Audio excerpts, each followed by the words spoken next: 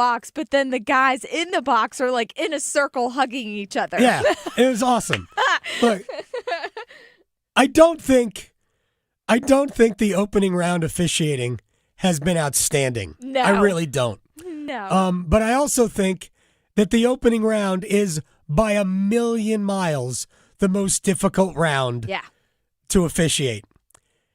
I think even though we probably could debate a call here or a call there, how did Jackson Blake get called for roughing when he basically just had his face mushed? Yeah. Whatever. There was face mushing last night, too.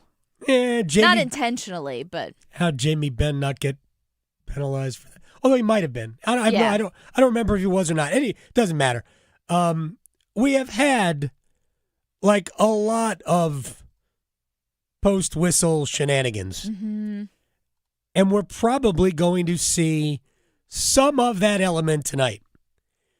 It will be, this is like my key to the game for Carolina. Don't get sucked in. Do not. Ottawa is going to try to Florida tonight. Mm-hmm. Promise. Don't give into it. Play your game the way you're supposed to. That's not to say allow Ottawa to do what they want and just turn the other cheek. No. But don't allow yourself to get dragged into the muck. Yeah, don't fall for it. So, I am looking forward to tonight. It is going to be super high energy tonight. We also have an NFL draft. I don't know if you're aware of this. It's going to happen at the same time. All right, I was trying to think of a poll question for this. We're going to start the show in a second. Who's coming up? Joe Person's going to join us. Covers the Panthers for The Athletic, bottom of the hour. Will Brinson's going to join us next hour. EJ Raddick, NHL Network. Who knows what else is going to happen today. But I was trying to come up with a poll question for the Panthers and the draft. But it's kind of, it would be too broad. Mm-hmm. Like, we talked all for like 2 months about what the Panthers did in free agency or needed to do in free agency, and they addressed through free agency almost every significant need. Almost. I've been saying for a long time, I don't think they're as far along as some other people do. Just because they won the division and made the playoffs and played much better in the second half of the year. Just because that happened last year doesn't mean this is a franchise that has taken like huge steps forward. I think the biggest step forward that happened last year wasn't in the record. It was the fact that they put themselves in position to gain experience. I don't know how much better they really are. I really don't. I don't know how much better Bryce Young is than he was a year ago. I don't. That's half the problem. Well, and yes, that is half the problem, right? Jalen Coker, he had injuries to start the season, and he had some great moments at the end. Mm-hmm. But is he a 2? Right. Or is he a 3 or a 4? What's Xavier Leggett going to be? I think we know what Xavier Leggett is. I think so too. And that's not good. Nope. Right? We know what Teteroa McMillan is. And even McMillan showed, okay, the great catchability isn't always there. Mm-hmm. But I'm going to allow that McMillan is the truth, is a bona fide one, and will take the next step to being, top 15 wide receiver in the league this upcoming year. So I'll put that as a given. I'll give the benefit of the doubt there because there's so much to the good. Running back? Yeah. Chuba Hubbard now, what, is this year 5? Yeah. Right? And he's a very good running back. He is. But is he a legit feature running back? What else do you need? The offensive line, certainly better than it was 3 years ago. I don't know. Yeah. I don't know. So there are still so many elements of this team that need to improve for them to become a true contending team. And it isn't about winning the division. It's about getting into the playoffs and making a mark, an impact in the playoffs. And 8-9, even if you took another step, and remember, schedule's going to get tougher. So you could be better. Totally different element, but when we had Chip Patterson on yesterday, Chip talked about Carolina. He said they'll be a touchdown better than they were a year ago. It's a significant increase. It's not earth-shattering, but it's an increase. He goes, problem is, they're not playing last year's schedule. Yeah. So you could be better, and the record could be the same, and it'll be looked at as treading water. It's going to be how good your football team can be. And I think the Panthers are, I don't think they're quite there at contender status yet. No. And again, they could win the division because the division is the NFC South. Well, we'll feel better about calling them contenders when there's another C word. Consistency. Yeah. I mean, we have none of that. We talked with, I'm trying to remember when we were talking about Bryce Young. I guess it was Travis. Probably. On Tuesday. And has Bryce Young thrown for more than 250 yards in a game in consecutive weeks? And that's not only about Bryce. That's about how you tailor your offense in a game. It's about whether the head coach, play caller, trusts the quarterback, right? And I'm sure he has, but the fact that we don't definitively know that, or maybe that's just me, that I don't definitively know that, is kind of alarming. Like, we need to see Carolina's offense look legit dangerous and not be, like, managed to the point where it's efficient.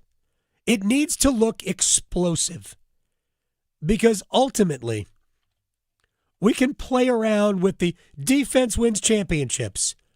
It doesn't. Defense gives you a chance. Offense wins championships. Yeah. I will argue this all day long. Yeah, well, look at the teams who are successful. Buffalo Bills, the Kansas City Chiefs. They're the ones without any defense, but they can score. You need a great defense. Right. Nobody is arguing that. Right. But you better have a great offense. Exactly. And it's even the teams that were built on their defense have the ability to be explosive. And the Panthers really haven't been that over the last few years. They are getting better. We're not there yet. And I think that this is an important draft to address a need. So it gets me back to where I was going before, was trying to come together and figure out a poll question heading into the draft. Now, if I were the Panthers, I said this all day yesterday when we were talking about it, Kenyon Sadiq, the tight end from Oregon, would be my dream scenario, that he is sitting there at 19. And I would take him so fast that the ink would still be wet. Yeah. And they don't even use ink anymore. No. That's the guy I would take more than anybody. And I would consider, I'll say it this way, because I did yesterday.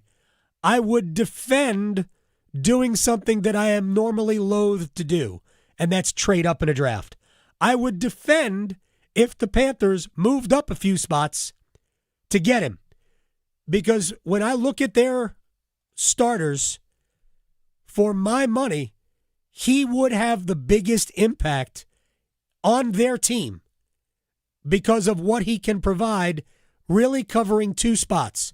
A second receiving target, on top of the fact that he would automatically be a dynamic tight end, the likes of which they have not had since Greg Olsen / Jeremy Shockey. And that's what this offense desperately is screaming for. Another weapon.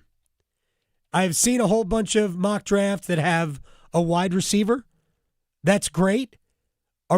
Is this team really going to take wide receivers in 3 consecutive first rounds? Really? Yeah. And the conversation with Mike Felder yesterday, which it was cool because I have such great respect for Mike's knowledge of the game. It was cool to hear somebody say what I had been saying for a long time. It's not that wide receivers aren't super important. They are. It's just that every year the draft is loaded with wide receiving prospects. Loaded. So I would not rush to draft a wide receiver unless I think he's a freaking unicorn. Yeah. I mean, I could have argued last year, not even a draft Tedero and McMillan. I'm not doing that now, by the way. But that there are so many wide receivers that you can draft. I mean, you go down the list.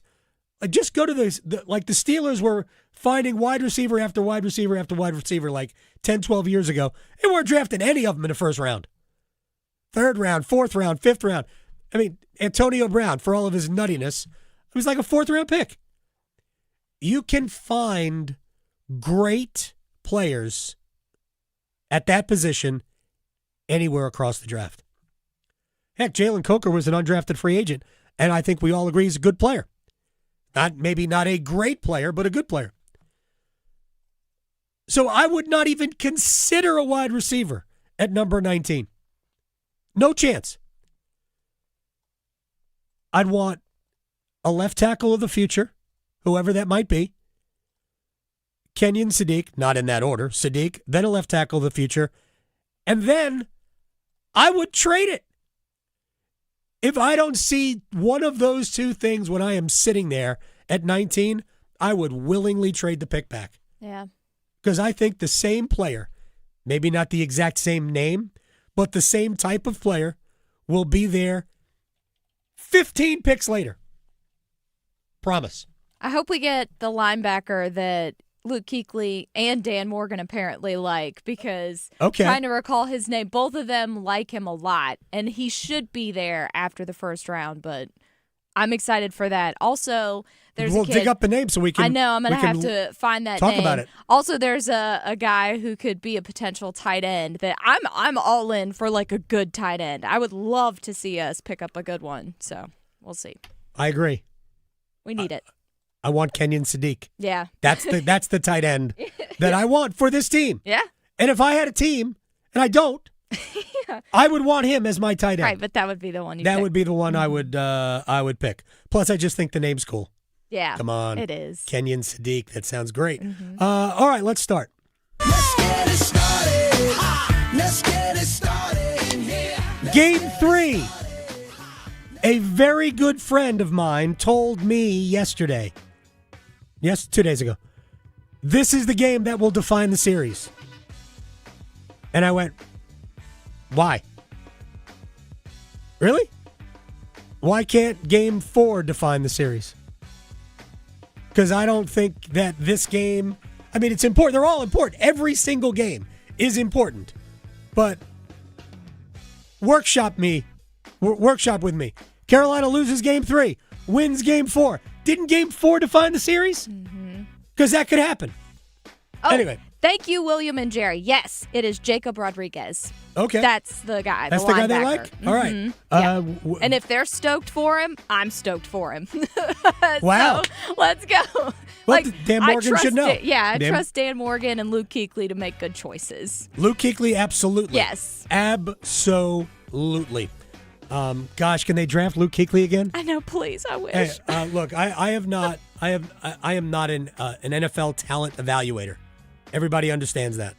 But there are 2 drafts for the Panthers where I have correctly predicted A, their pick, and B, how great these players were going to be.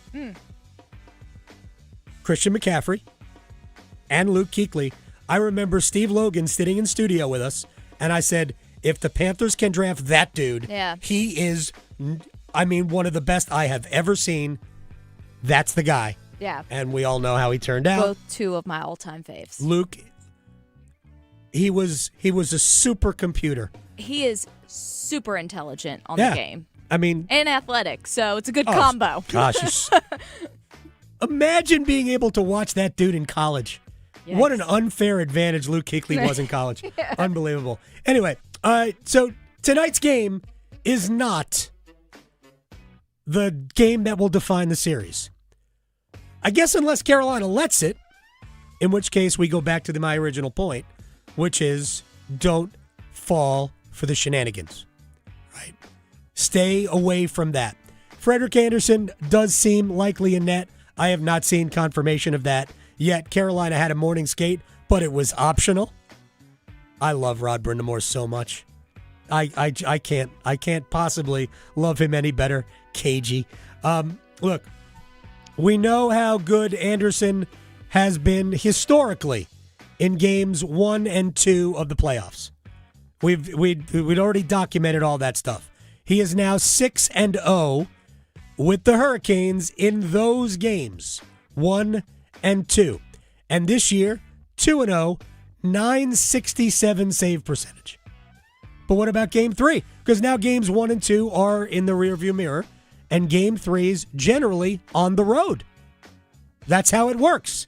Games 1 and 2 at home, games 3 and 4 on the road.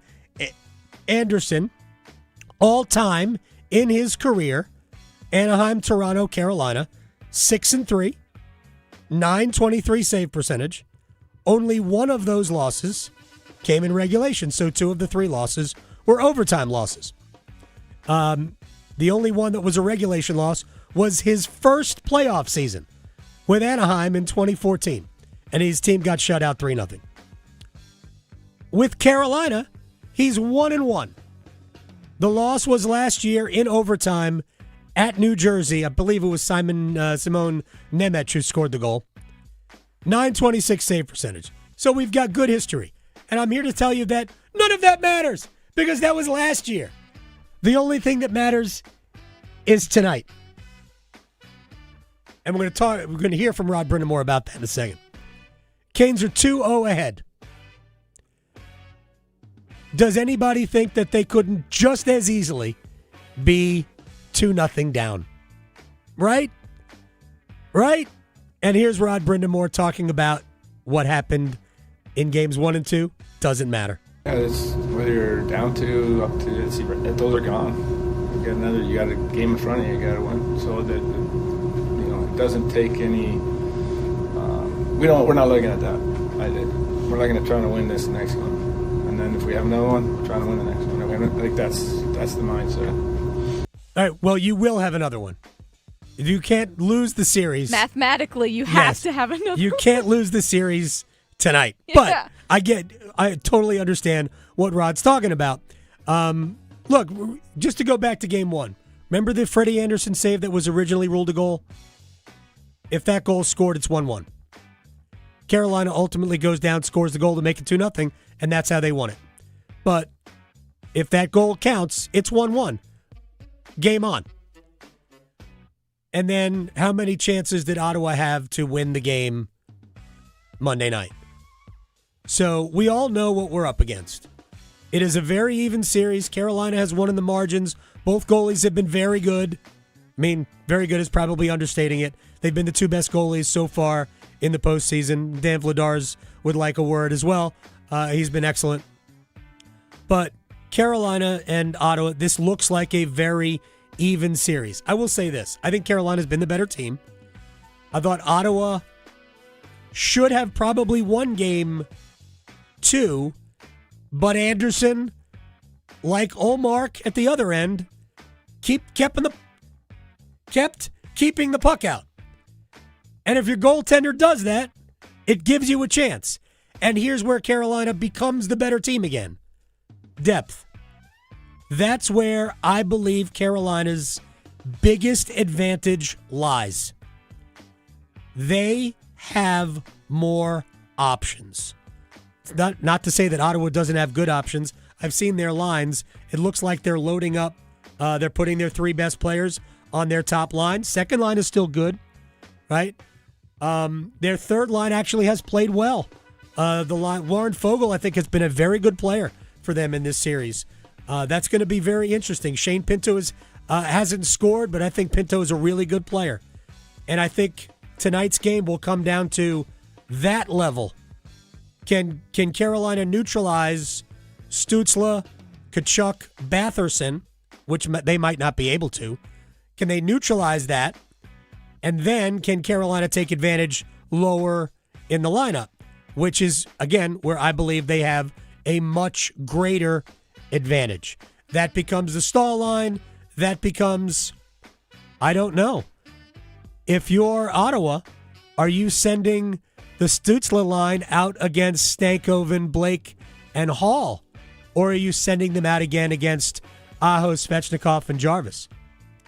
I hope they go best on best, because I am ready for the Seth Jarvis experience tonight.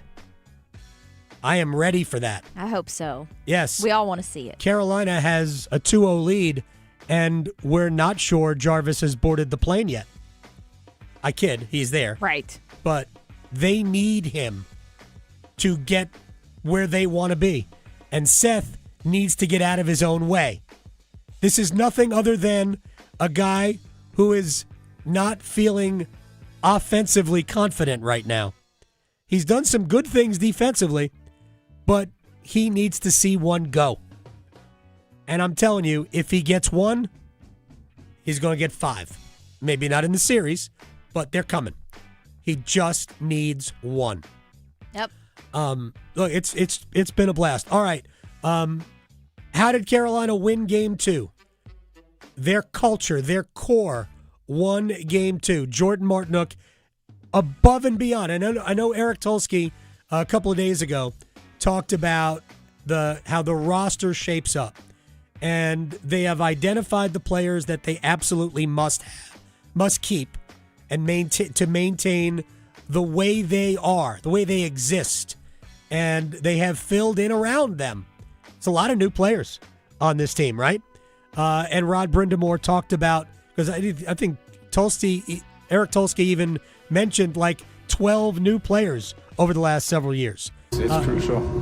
You know, I didn't want the 12 to get swapped out, but it's you know, it's the nature of the game, and your leadership group, the guys that have, you know, been through it together is so vital to understanding this time of year and what it takes, and then pushing that message down. So yeah, you have to, you know, you young guys are going to come in and new guys are going to come in, but that just to keep that message going and what you build here, you got to keep those guys around. And when you have good ones, you don't want to let them walk away. And I know it's easier said than done, but we've done a good job with, I think, that part of it. I talked about Jordan Martinook a lot. Martinook has signed 2 multi-year contracts with Carolina. And I'm not sure there is anybody who would have expected Martinook to sign 2 deals with the Hurricanes anywhere. Martinook's type of player are the players that get cycled around the league. But this is the best thing. There's a lot of best things about the way Rod Brindamore coaches this team, this organization, is that they have identified players whose intangibles might exceed their production. And Jordan Martinook is the living embodiment of that. So the $3 million they're paying him to, produce 25 points a season, which you should be theoretically get from somebody making a half that, is a bargain because of what he provides in other ways. There was a great breakdown of the game-winning goal and how many plays Martinook made that led to the goal that most people don't see. Plays in both ends of the rink, defensively to prevent, a shot, to prevent a dump in and a line change, to keep the puck in the zone, then to get to a soft area, and how easily it is to lose your man. This is not about Martinook, because frankly, Jordan's not a player that, oh my gosh, I got to get to him, except that you got to treat everybody like that. And he was left alone. And Carolina's done that too. It's not like it's Carolina doesn't make these mistakes. Every team does. There were so many good plays made in one shift. 5 elite plays made in one shift that led to the goal.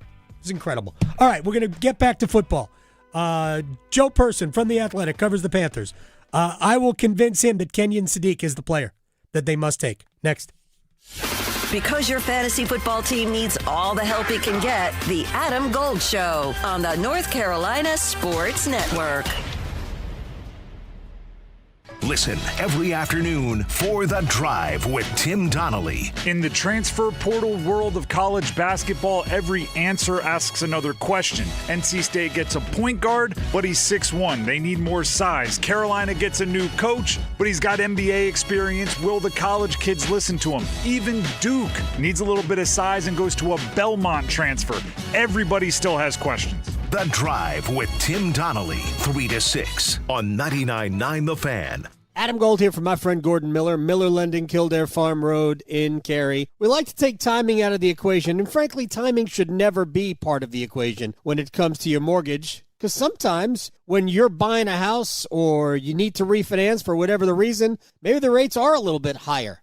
They're not now. They're lower now than they were, say, 6-8 months ago, but you never know. So why even bother with timing being part of the equation? So we get rid of that. We don't pay closing costs ever at Miller Lending, so we're saving thousands of dollars right away. And this also gives you the freedom, really the peace of mind, to refinance free of charge when the rates drop. So if you got your mortgage a year ago and you want to refinance now, if you paid closing costs a year ago, that's wasted money because you can lower your monthly payment for free every time if you always use Miller Lending. Miller Lending. On Kildare Farm Road in Cary, an equal housing lender, NMLS ID 250-2146. It's bow time. Sometimes the craving for Bojangles Supremes is so strong you just gotta have them. Even when your gas tank is on empty and Bojangles is still 10 miles down the highway. Nothing beats the flavor of Bojangles' juicy golden Supremes, especially when they're part of a perfect combo with 4 boldly seasoned chicken Supremes, a made-from-scratch biscuit, fixin', and some legendary iced tea. The only thing that can satisfy your hunger is that delicious southern flavor. So when the craving is supreme, put the pedal to the metal. It's bow time. There's no time like bow time. Time to stop whatever you're doing for some of that one-of-a-kind Bojangles flavor. Satisfy your craving for flavor and your passion for boneless chicken with Bojangles 4-piece Supremes Dinner. 4 perfectly seasoned, Cajun-fried, whole breast tenderloin fillets, choice of fixin', a made-from-scratch buttermilk biscuit, and Bojangles' legendary iced tea. When you're hungry for flavor and value, it's bow time. How do you know your home? At Habitat for Humanity, we believe it's when you find peace, stability, and safety. But 1 in 3 people on Earth woke up today without a good home. Not because of chance, but because of high costs and other very real barriers. A housing crisis this big needs all of us. So let's open the door to opportunity and build a tomorrow where home is possible for everyone. Visit Habitat.org to learn more. Again, that's Habitat.org. Habitat for Humanity. Let's open the door. Make the most of this beautiful spring Saturday morning by coming out for the Pan-Can Purple Stride Walk to support the Pancreatic Cancer Action Network. This Saturday on NC State Centennial Campus, Raleigh, we'll be celebrating survivors, honoring those we've lost, and raising funds for life-changing programs and services. Your participation helps support folks dealing with the world's toughest cancer. Learn more about the effort and how to support the Pan-Can Purple Stride Walk at purplestride.org/Raleigh. The NBA playoffs are right around the corner, and now you can trade every game on Kalshi. You can also trade on who wins each series, the conference finals, and the championship. On Kalshi, you're trading against other people in a live market. No house, no odds makers. And as odds move, you can buy in or out anytime throughout the postseason. For a limited time, download the Kalshi app and use code PASS to get $10 when you trade $10. KALSHI. Kalshi. Trade on anything.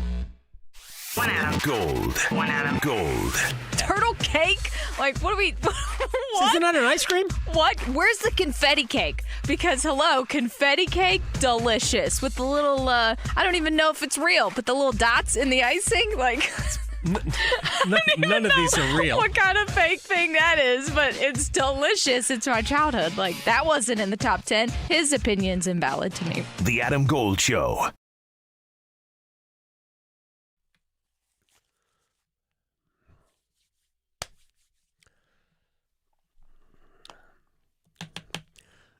What an exciting day.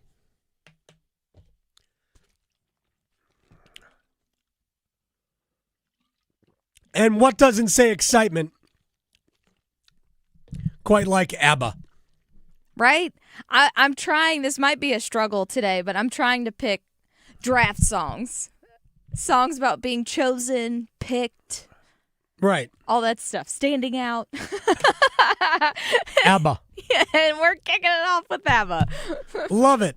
I'm sure this is this blasted on Joe Person's personal playlist in route to draft day.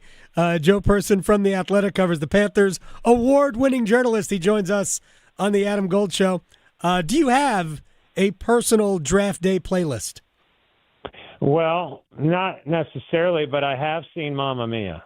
All right, good. And I might lose my man card for that admission. No. But it was a wonderful, wonderful production. We did not see it on Broadway. I think this was years ago when we were still living in Columbia, South Carolina. And I'm dating myself and the Mamma Mia production all in one swoop here, my friend. I love that. Only on this show could this stuff come up. All right, I was glancing at the beat reporter mock draft, and you, because the player that I have probably an unhealthy infatuation with. Kenyon Sadiq was already gone. You went with Casey Concepcion.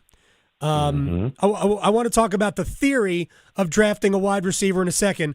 But why did you settle on him for your selection?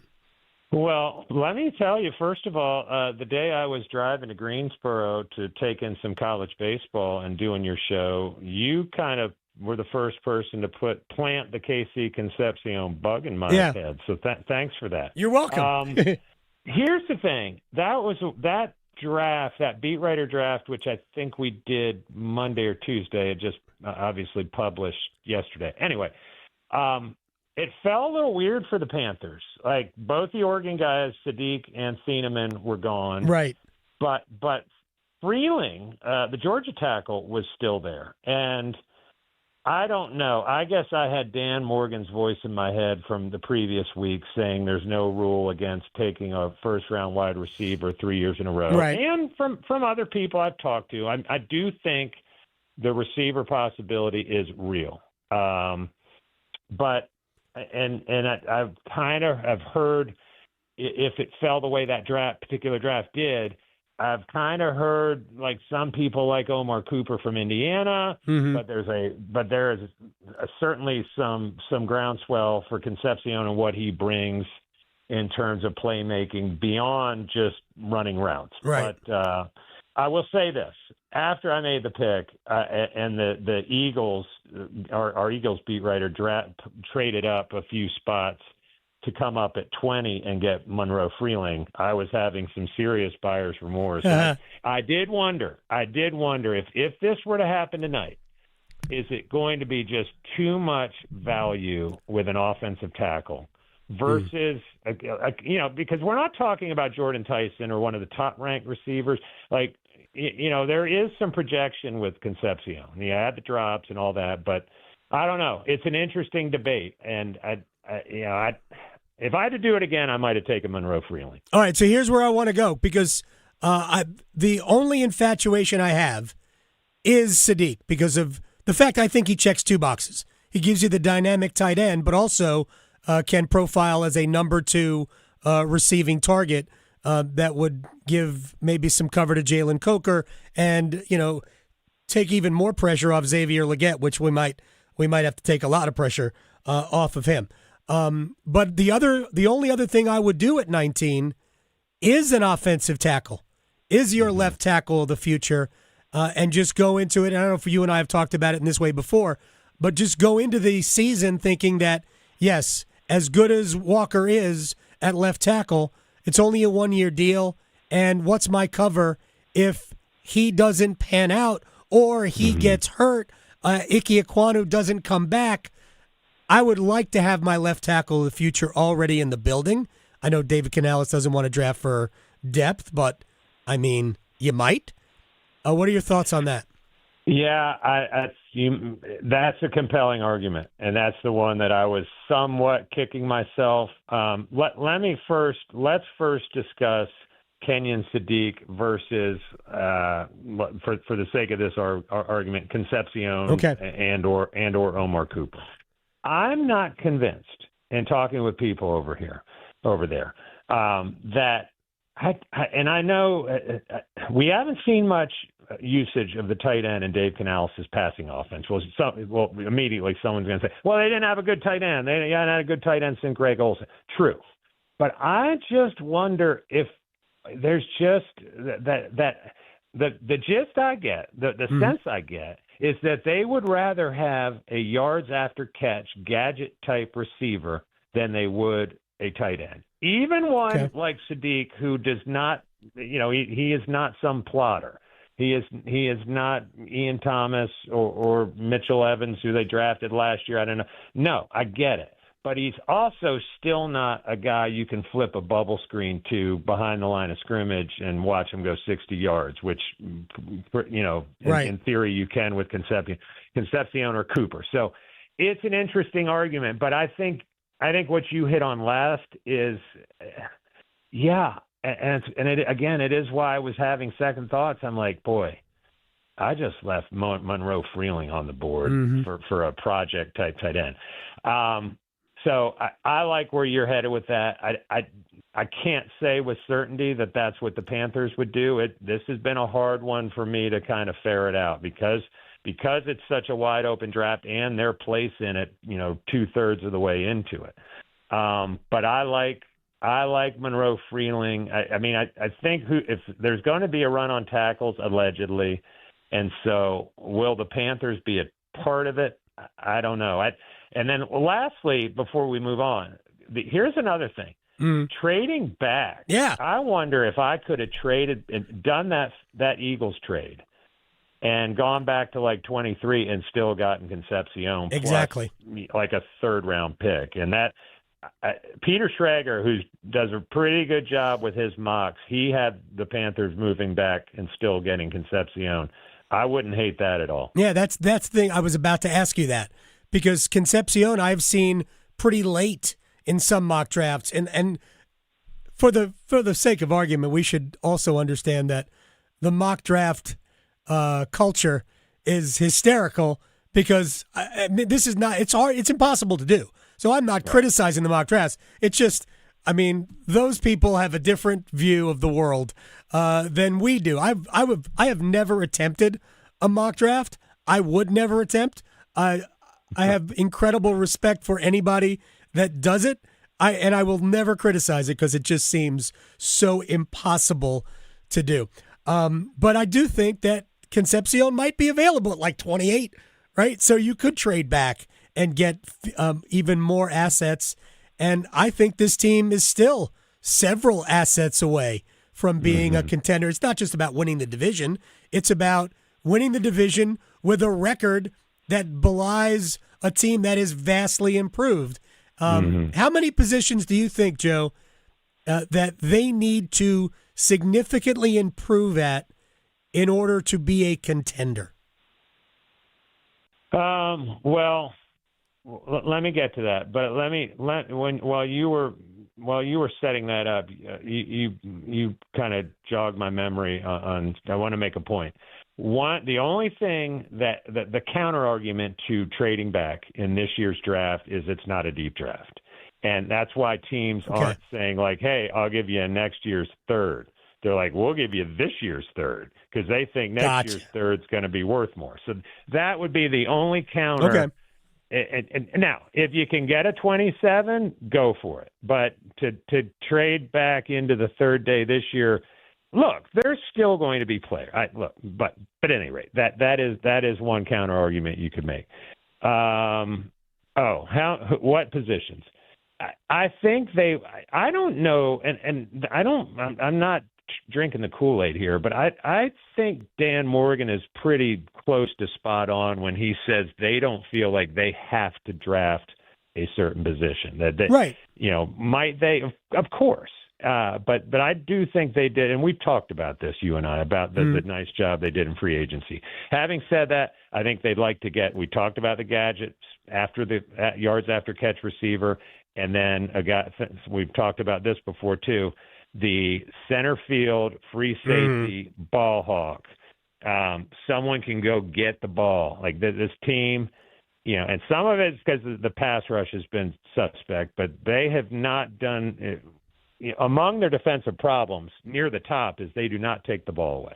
Right. And I think they feel like with what they've done with Jalen Phillips and Devin Lloyd and the two edge rushers they drafted last year, that that the pass rush is going to be vastly improved. And so what can they do to capitalize on that? Go get a Dylan Thieneman. Right. And you like him because I think you had him in your own personal mock draft, right? I did. Yeah. I did. I don't think he's going to be there. The Vikings, and this happened in the beat writer mock, at the risk of really confusing your listeners, he went at 18 to Minnesota, which makes a ton of sense as the Vikings look like they're going to need a Harrison Smith successor who finally looks like he might retire after a hell of a NFL career. Wow. So I like Thieneman. And then it's like, well, what about the Toledo safety? At some point, I do think it's like, I don't know if we want to take the third best safety in the first round. Like, Gotcha. There is a positional value equation to consider. And I don't know. Thieneman, he checks a lot of boxes for me, the speed, the size, and the ball hawking. Not as much his lone season at Oregon, but 6 interceptions at Purdue as a freshman, and he's interesting. I think that's going to be an inflection point of the draft, like 17 to 19, specifically kind of with him at the point of it. Final thing, any chance they go defensive tackle or even corner at 19 or trade back for that position specifically? Or Jacob Rodriguez, the linebacker from Texas. You're speaking of Victoria here. She's Jacob Rodriguez supporter. Huge Jacob Rodriguez fan. He's terrific. There was a report, I think it was Jeremy Fowler, that said the Panthers and Bills have done extensive work on him. Obviously, I think the Bills are at 26. 19 feels high, 19, especially at a position. And here, I was saying they weren't going to look for certain positions, and I don't think they are.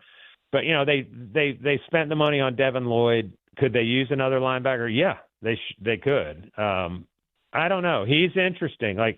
There's always a guy or two, right? There's guys that fall, but there's also guys that are like, wow, everyone thought he was a second rounder, and Panthers just took him at 19. So I would think Rodriguez or someone like him more so than defensive tackle. It's a bad defensive tackle class.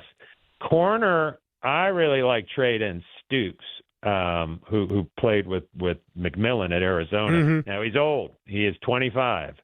And Dan Morgan has it's only 2-year sample, but they have stayed away from these guys who spent 6 years in college and, are going to be close to 30 at their second contract. So, man, when you called somebody who's 25 old, I just got a twinge. But relatively, I will survive. Joe Person, you are the best, my man. Enjoy the draft tonight, and I will check in with you again soon. I'm going to need to hear what the rest of this playlist is. So y'all shoot me a text later. You got it. Thanks, Joe. Joe Person from The Athletic. Oh, that's fair. Old at 25? I know. My gosh. All right.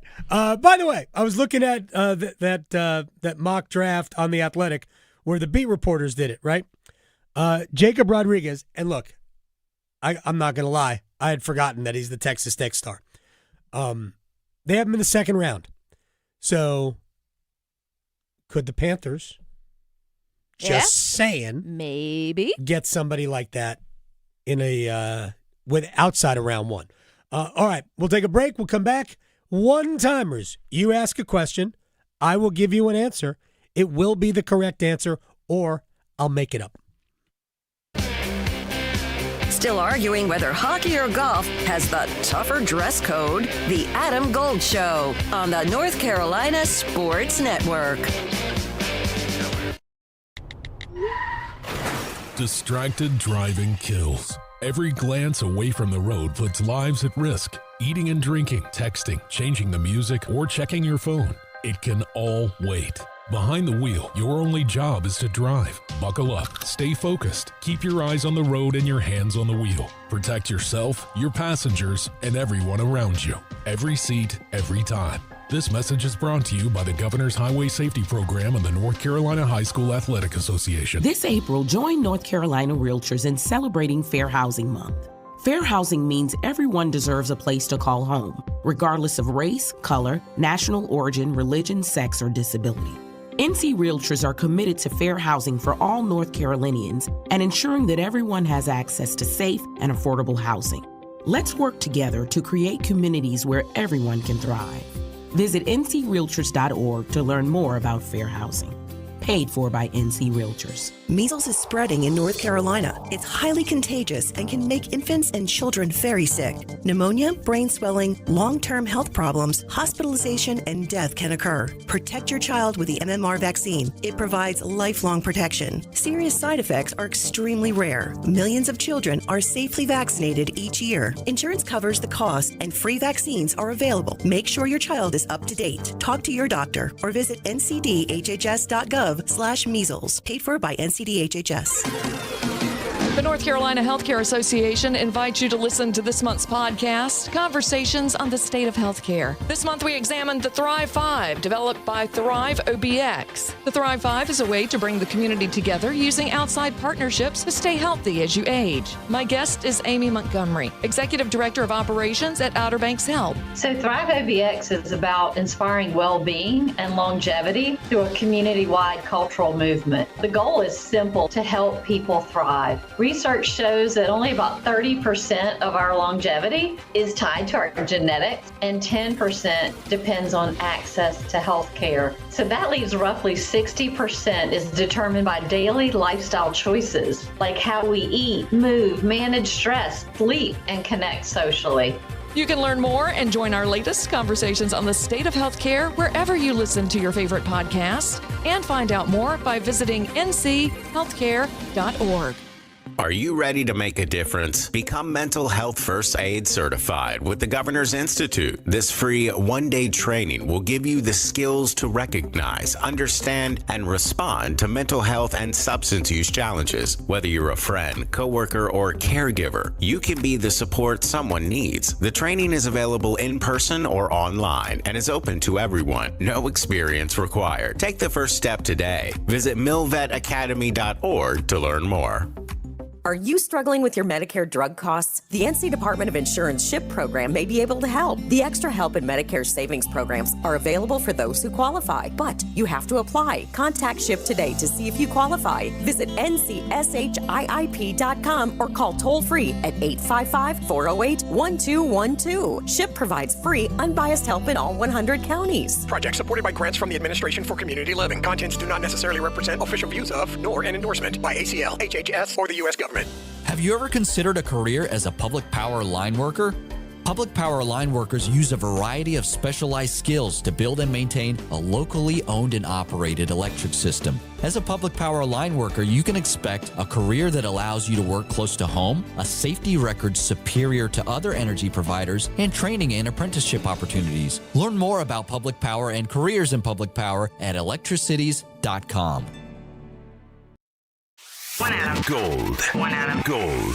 I told Jack in the car, you know what the word of the year is? He goes, what? I said it's 6-7. He just laughed. I know. It just means nothing. And that's fantastic that it's now the word of the year. What a country. Can we bring back cool story, bro? That way, us millennials can be like, yeah, cool story, bro. I would love The Adam Gold Show.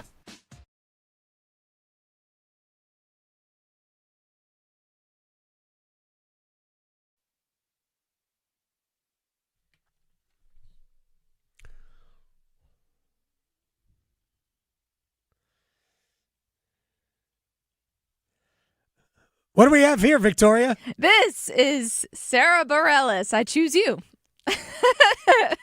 All right. So there you go. Makes sense. Okay, it's fine. Hey, forward that to Joe Person. All of these draft songs aren't going to be bangers, so they're going to be relevant. Hey, you know what? Not every pick works out. Exactly. It's just the reality of And it. that may be the topic of future questions. Yeah, maybe we should have traded back. All right, this is the Adam Gold Show. It is time for one-timers. Okay, so funny. I like to pizzazz the day up. First up from Boris on YouTube. Will Nick Delorier be slotted into the fourth line for enforcement duties tonight? No. That was an easy one. Same lineup. You're not changing the lineup. Carolina doesn't need some. They don't need that. Let me throw one in here because I got one. Yes. Because I don't know how many people know this, but Mike Vrabel, the head coach of the Patriots, right, has announced that he will be skipping day 3 of the draft to enter counseling. Yeah. I have a question. Why day 3? Yeah. If you need counseling, no time like the present, Mike. Yeah. And he announced this yesterday. So why not day 0 if you need counseling? Yeah. We all know what's going on. Apparently, the New York Post has uncovered photographs of Vrabel and Diana Rossini in a romantic embrace with maybe lips touching in 6 years ago. Right. So, okay, you had an affair with Diana Rossini. You're paying the piper to your wife. I get it, right? I mean, I'm not going to cast any aspersions. A lot of people I know have stepped out on their significant other. I have never done that, but I don't care. If you need counseling, get it. Yeah. Clearly, you don't think you do. Yeah. So don't lie to us. He's checking a box. What a fraud. I like Mike Vrabel, but that's fraud. Yeah. All right, moving on. Next up, from William, what does Jarvie need to do to get going? Score a goal. Needs a slump buster. Yeah. Got to break the seal. Candy. Yeah. Yeah. Get him a bag of Cheez-Its. He needs Cheez-Its. I don't look at him as a Cheez-Its guy. I look at him as like a like sour worms. Oh, for sure. Get him a whole bag. Like they go through the airport. You can get a whole bag of sour worms. Or Warheads. He's probably one of those psychos that likes Warheads. Yeah, nerds. He would eat those. Yeah, get a whole bag of those, Seth. Go nuts. Exactly. Next up from Rush Garris, how do you think the Flyers scale up to the Sens / your predictions for that series? What, Flyers against Carolina? It says Flyers scale up to the Senators. Oh, just comparing those two teams? I hadn't really thought about Philadelphia versus how they compare to Ottawa. It's not the same team. I think Philly's very good. I like Carolina in that series. Questioning goalie interference calls since day one. The Adam Gold Show on the North Carolina Sports Network.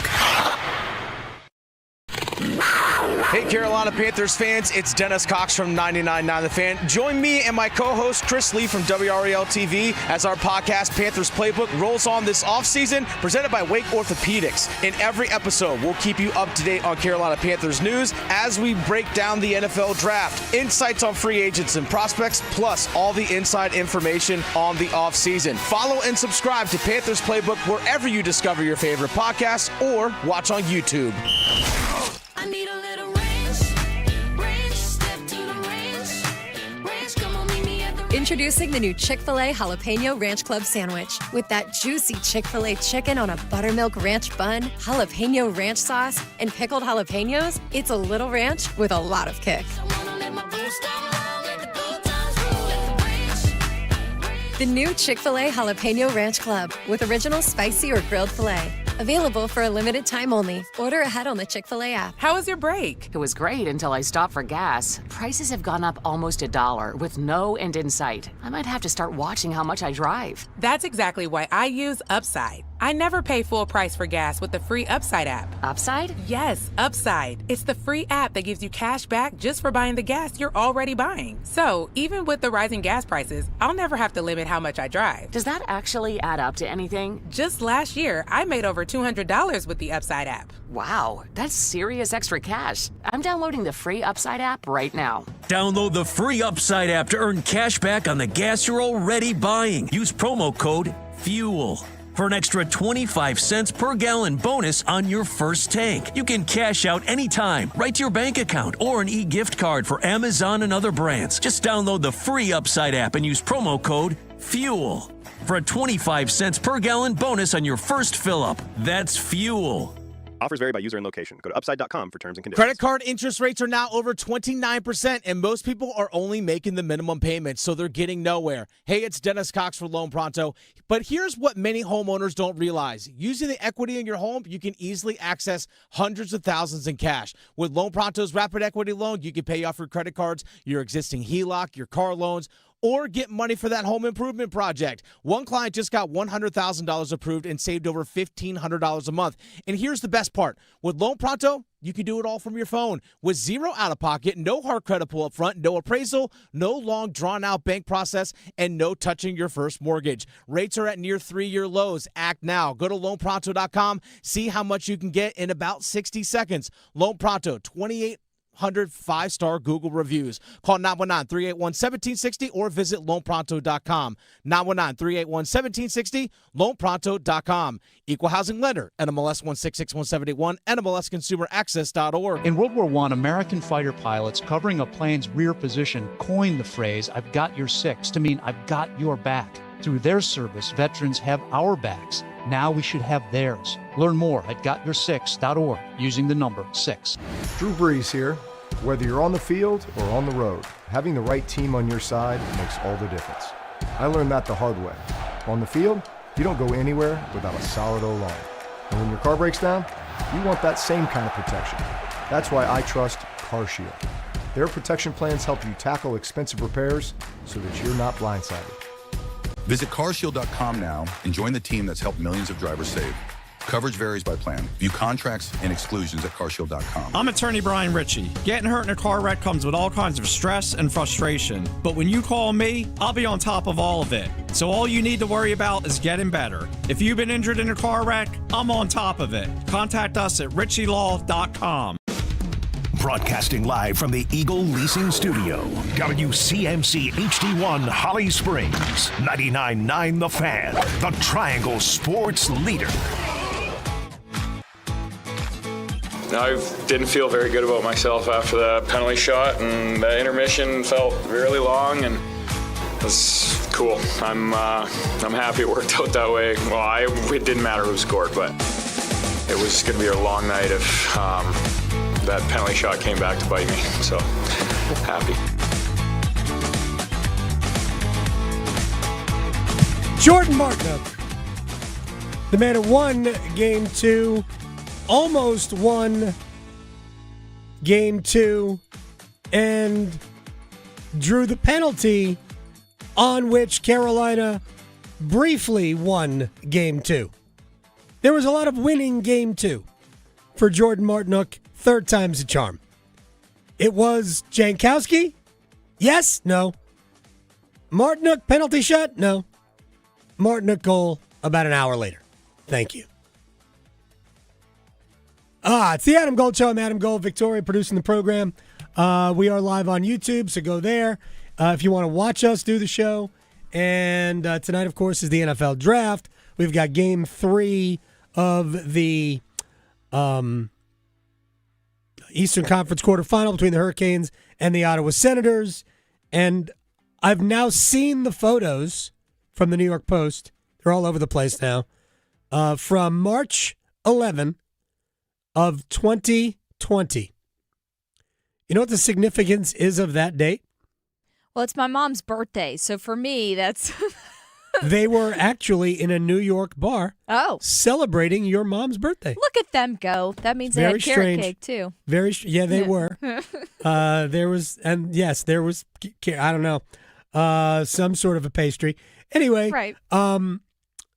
that's the day the NBA shut down.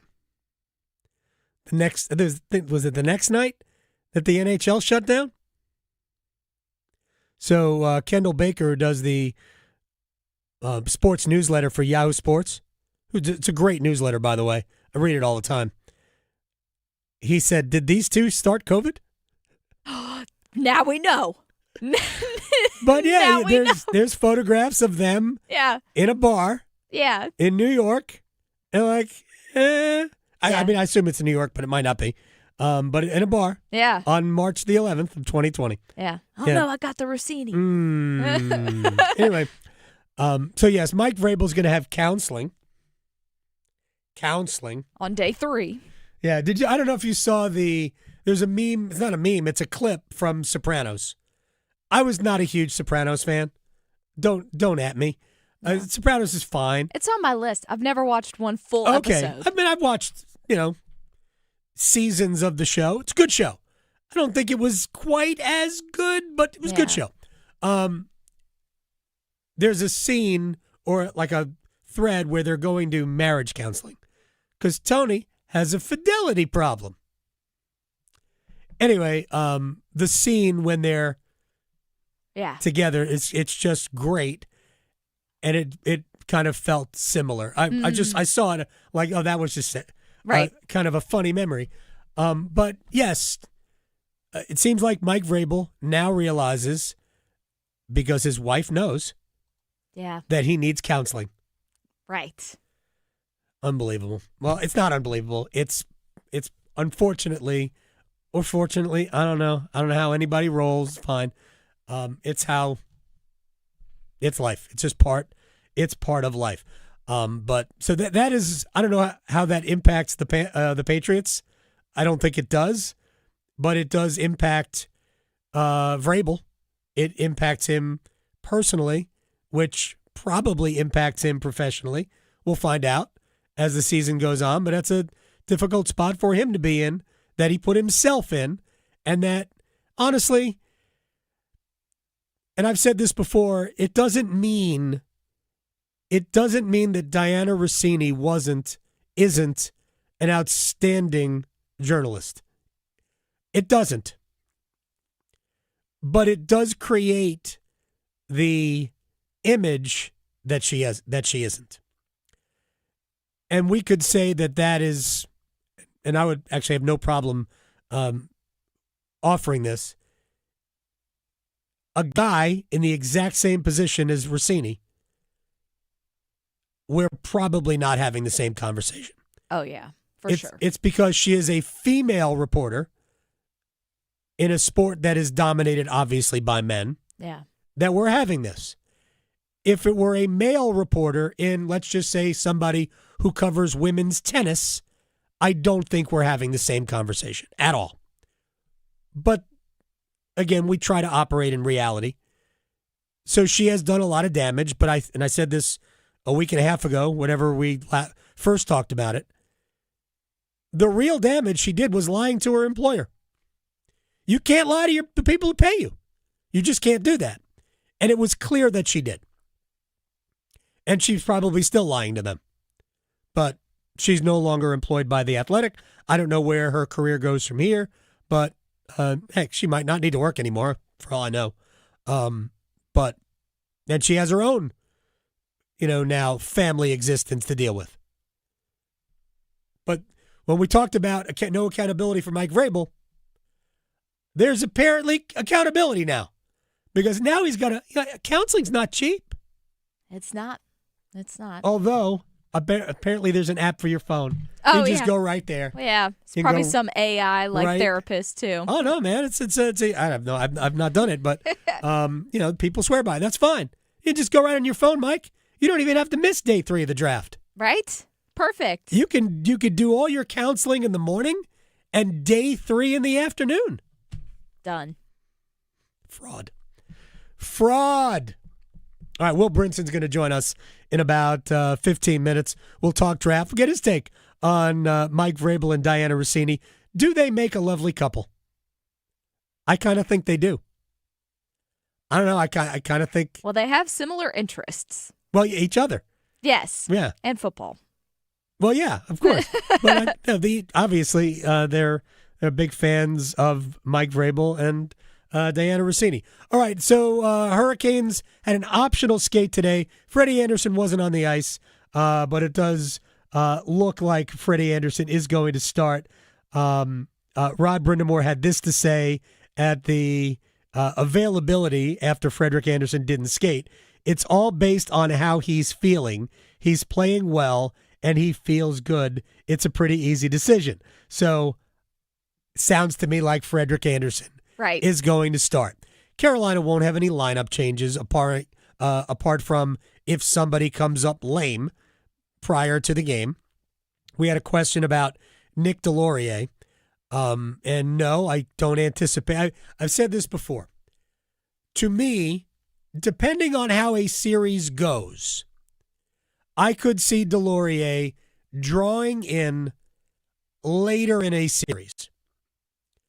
We are not at the later in a series stage at this point, and we have also not really had a situation where we would go, because if you're Ottawa, I'm not saying fighting is a terrible idea if you're Ottawa, but I don't think it's your best idea. I don't. I mean, if you want to go that way and risk putting one of the best power plays in the sport on the ice, that's a choice. Carolina's power play went 0 for 5 in Game 1, but looked pretty good in going 0 for 5. And they had one opportunity in Game 2 and cashed. I'm not a genius, and people are nodding their heads in agreement in the cars. I get it. But that is not what I would do if I were Ottawa. I would not say, hey, let me put that power play on the ice. And frankly, if you've been paying attention, I'm not sure I'd want my own power play on the ice. Not that Ottawa's they have a good power play. But I know Sebastian Aho's goal came after the power play expired. Yeah. Whoo, boy. Mm-hmm. That was pretty much a shorthanded goal. Yeah. And there were other chances too that Carolina had down a man. Their special teams have been spectacular. You go back to really, I would say the middle of January, and Carolina's special teams have just been awesome. Awesome. If you're Ottawa, and they're going to load up their top line again, also Tyler Clevin, who is a very good defenseman who has had a broken jaw. He looks like he's going to play tonight. So Ottawa's getting healthier on the blue line. That's the other thing. Ottawa's playing with guys that probably shouldn't be in the lineup in games 1 and 2. I don't know about Artem Zub if he's going to come back in tonight or not. I have no idea. I'll try to do a little bit more research in the next commercial break. But Ottawa's going to be closer to being healthy on the blue line. And Clevin is a very good player. So they're getting healthier. Carolina is at full strength at this point, apart from any player who is dealing with something. But they are at full strength. They've had their full lineup. It doesn't always happen. So Carolina's been kind of fortunate right now. We'll see how long that lasts. But you're going to see a better version of Ottawa tonight. But I think we would all agree that there is still a better version of Carolina to come out. There is a version of Carolina that has a more dynamic Aho line, that has contributions from Seth Jarvis apart from blocked shots at the end of a game, which he did in Game 1. He was a big part defensively of holding the 2-0 lead. Let's not overlook it. But when you're a 30-goal scorer for, third year running, we need goals from Seth. We need danger, and that's the thing. He hasn't been. He hasn't been dangerous. You could argue that Andrei Svechnikov has been dangerous, just doesn't have a goal. Aho has the goal, hasn't been super dangerous, but has produced a goal. And Carolina does need more danger from players not named Stankov and Blake and Hall. So the Hurricanes have 5 goals in the series. 3 of them have come from that line. 1 from Aho, basically shorthanded. The other, the game winner from Martinook. So we haven't seen the best of the Hurricanes yet. And I don't think we've seen the best of Ottawa yet. What we have seen is, I think, 2 incredible games. Fun, crazy, and we haven't been dragged into the silliness that we have seen in other series. A Pittsburgh Philly last night, they're missing calls left and right. You know, they miss a Travis Konechny elbows Brian Rust. Rust throws a fit, which I don't blame him because he got elbowed in the head. And they end up giving Rust the extra penalty, which led to the power play goal that tied the game yesterday. Oh, yeah. Philly was playing dirty. Yeah. And that's what they do. If you can get away with it, that's playoff hockey, right? Dallas was doing the same thing. Oh, big time. Jamie Benn, clearly Jamie Benn's Matt Boldy in the back of the head. Oh, yeah, there was no doubt. Get out of here. I was watching the TNT conversation about it, and Anson Carter is going, well, he's clearly not doing anything. And Henrik Lundqvist went, clearly? Yeah. Really?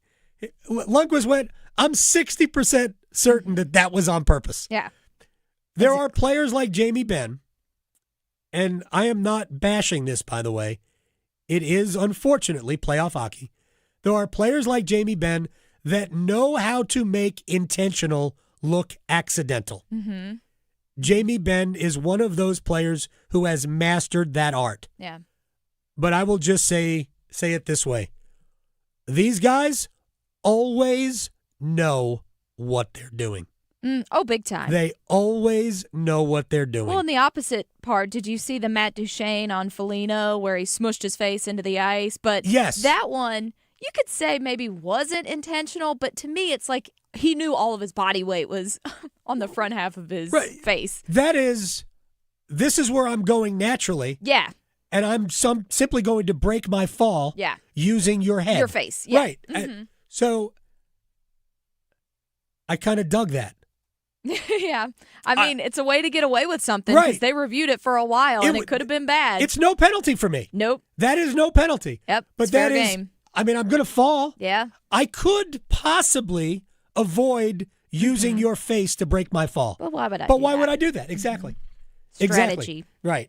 See, I wonder if people can sense the difference between those two because that, in a nutshell, is playoff hockey. Yes. That's why we love it. Yes. That's why it's the best. So, got to stay away from it. Got to stay away from the shenanigans. If you're the Hurricanes, don't fall for it. Ottawa's going to try to drag you into a Florida-ish game. Just remember this. Ottawa, and again, Carolina could easily be 0-2 down in the series. This is the 2 teams are very, very close. I think Carolina's better. I think they will win the series. But if Ottawa wants to drag you into a Florida-ish series, A, don't do it, and B, you dare Ottawa to try to be nearly as good at it as Florida is. There's a lot of pieces that Ottawa doesn't have that Florida does, which enables them to get away with it. Mm-hmm. Ain't no Barkov, no Reinhart, no Verhaeghe, no Lundell, no Marchand. There are, next-level players on that team. And then you get into the depth guys, the A.J. Greers of the world. It's a different animal what Florida puts on the ice, at least last year and the year before. All right, let's take a break. We'll come back. Will Brinson's going to join us on the other side. We will talk NFL draft next. Still arguing whether hockey or golf has the tougher dress code? The Adam Gold Show on the North Carolina Sports Network. It's Hockey Night in Carolina Playoff Edition. It's Game 3 with Ottawa. They score! Sebastian Aho! Storm watch at 6:30. Puck drop at 7:30. He scores! This one counts! Jordan Martinook wins it in overtime! On your official audio home of Hurricanes hockey, 99.9 The Fan. Here I am. Charlie died after taking a single pill that turned out to be counterfeit. He was having back issues, and it was a counterfeit poisonous pill. Websites and social media selling fake medicines may look legitimate, but they're not. Drugs from these rogue pharmacies could have fillers like sawdust or deadly fentanyl. He died in less than 15 minutes after taking the pill. Now there's a free tool that can give you peace of mind. At safe.pharmacy, enter the pharmacy web address, and you'll know if the site you're using is safe. If you're not getting your prescriptions from a legitimate source, that next dose you take could be your last. We just don't want other people to go through what we're going through. It's just horrific. Go to safe.pharmacy. Find out about fake medicine on social media and if the site you're buying from is safe. It's bow time. There's something special about the first bite of a Bojangles Cajun Filet biscuit. Like an edible alarm clock that slaps you awake with bold Cajun flavor. The moment you sink your teeth into that soft, fluffy, made-from-scratch biscuit, then strike gold with a juicy piece of fried chicken, you'll know. Nothing beats the first bite. Except the second first bite. Get a Cajun Filet biscuit combo today at Bojangles. It's bow time. It's bow time. Time to satisfy your craving for Cajun with a Bojangles Cajun Filet biscuit. Enjoy a Cajun fried filet tucked inside a hot made-from-scratch buttermilk biscuit. Make it a combo and add your choice of fixin' and legendary sweet tea. And remember, Bojangles Cajun Filet biscuits are served all day, every day. Bojangles Cajun Filet biscuit. When you're hungry for flavor and value, it's bow time. Hi, I'm news correspondent Bob Woodruff. In 2006, a roadside bomb struck the armored vehicle I was riding in while reporting from Iraq. I sustained a life-threatening traumatic brain injury. The military term "got your six" means I have your back, and that day, our service members had mine. During my recovery, I learned firsthand the challenges facing our service members who return home with injuries. While serving, their fellow service members always had their six. Now that they're home, it is our turn. We started the Bob Woodruff Foundation to make sure that the camaraderie and support they relied on in the military carries on, and we need you. Please join us as part of the Got Your Six initiative and help us be there for impacted veteran service members and their families. They've had our backs. It's time we have theirs. Learn more at gotyoursix.org. That's gotyoursix.org. Using the number 6. To 15-year-old Harper, buying an $80 vintage rock t-shirt is a great investment. To Harper's mom, this logic has a few holes in it. So she helped Harper open a Wells Fargo Clear Access banking account. With no overdraft fees and tools to track spending, Harper's learning, one heavy metal tee at a time. However you make money work, Wells Fargo can work with that. Terms apply. Visit wellsfargo.com/deposit disclosures for fees and details. This is Adam Gold. So Mike Vrabel, the coach of the New England Patriots, they asked him about birthday cake, and he said there was only one cake qualified for his birthday cake. Oh. Yes. Okay. You want to guess what that is? Is it vanilla? No. Oh. Carrot. I love him even more. The Adam Gold Show.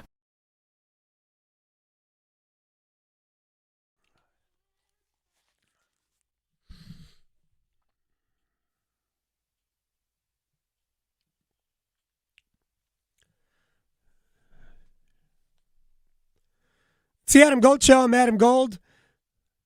Victoria producing the program. EJ Raddick, NHL Network.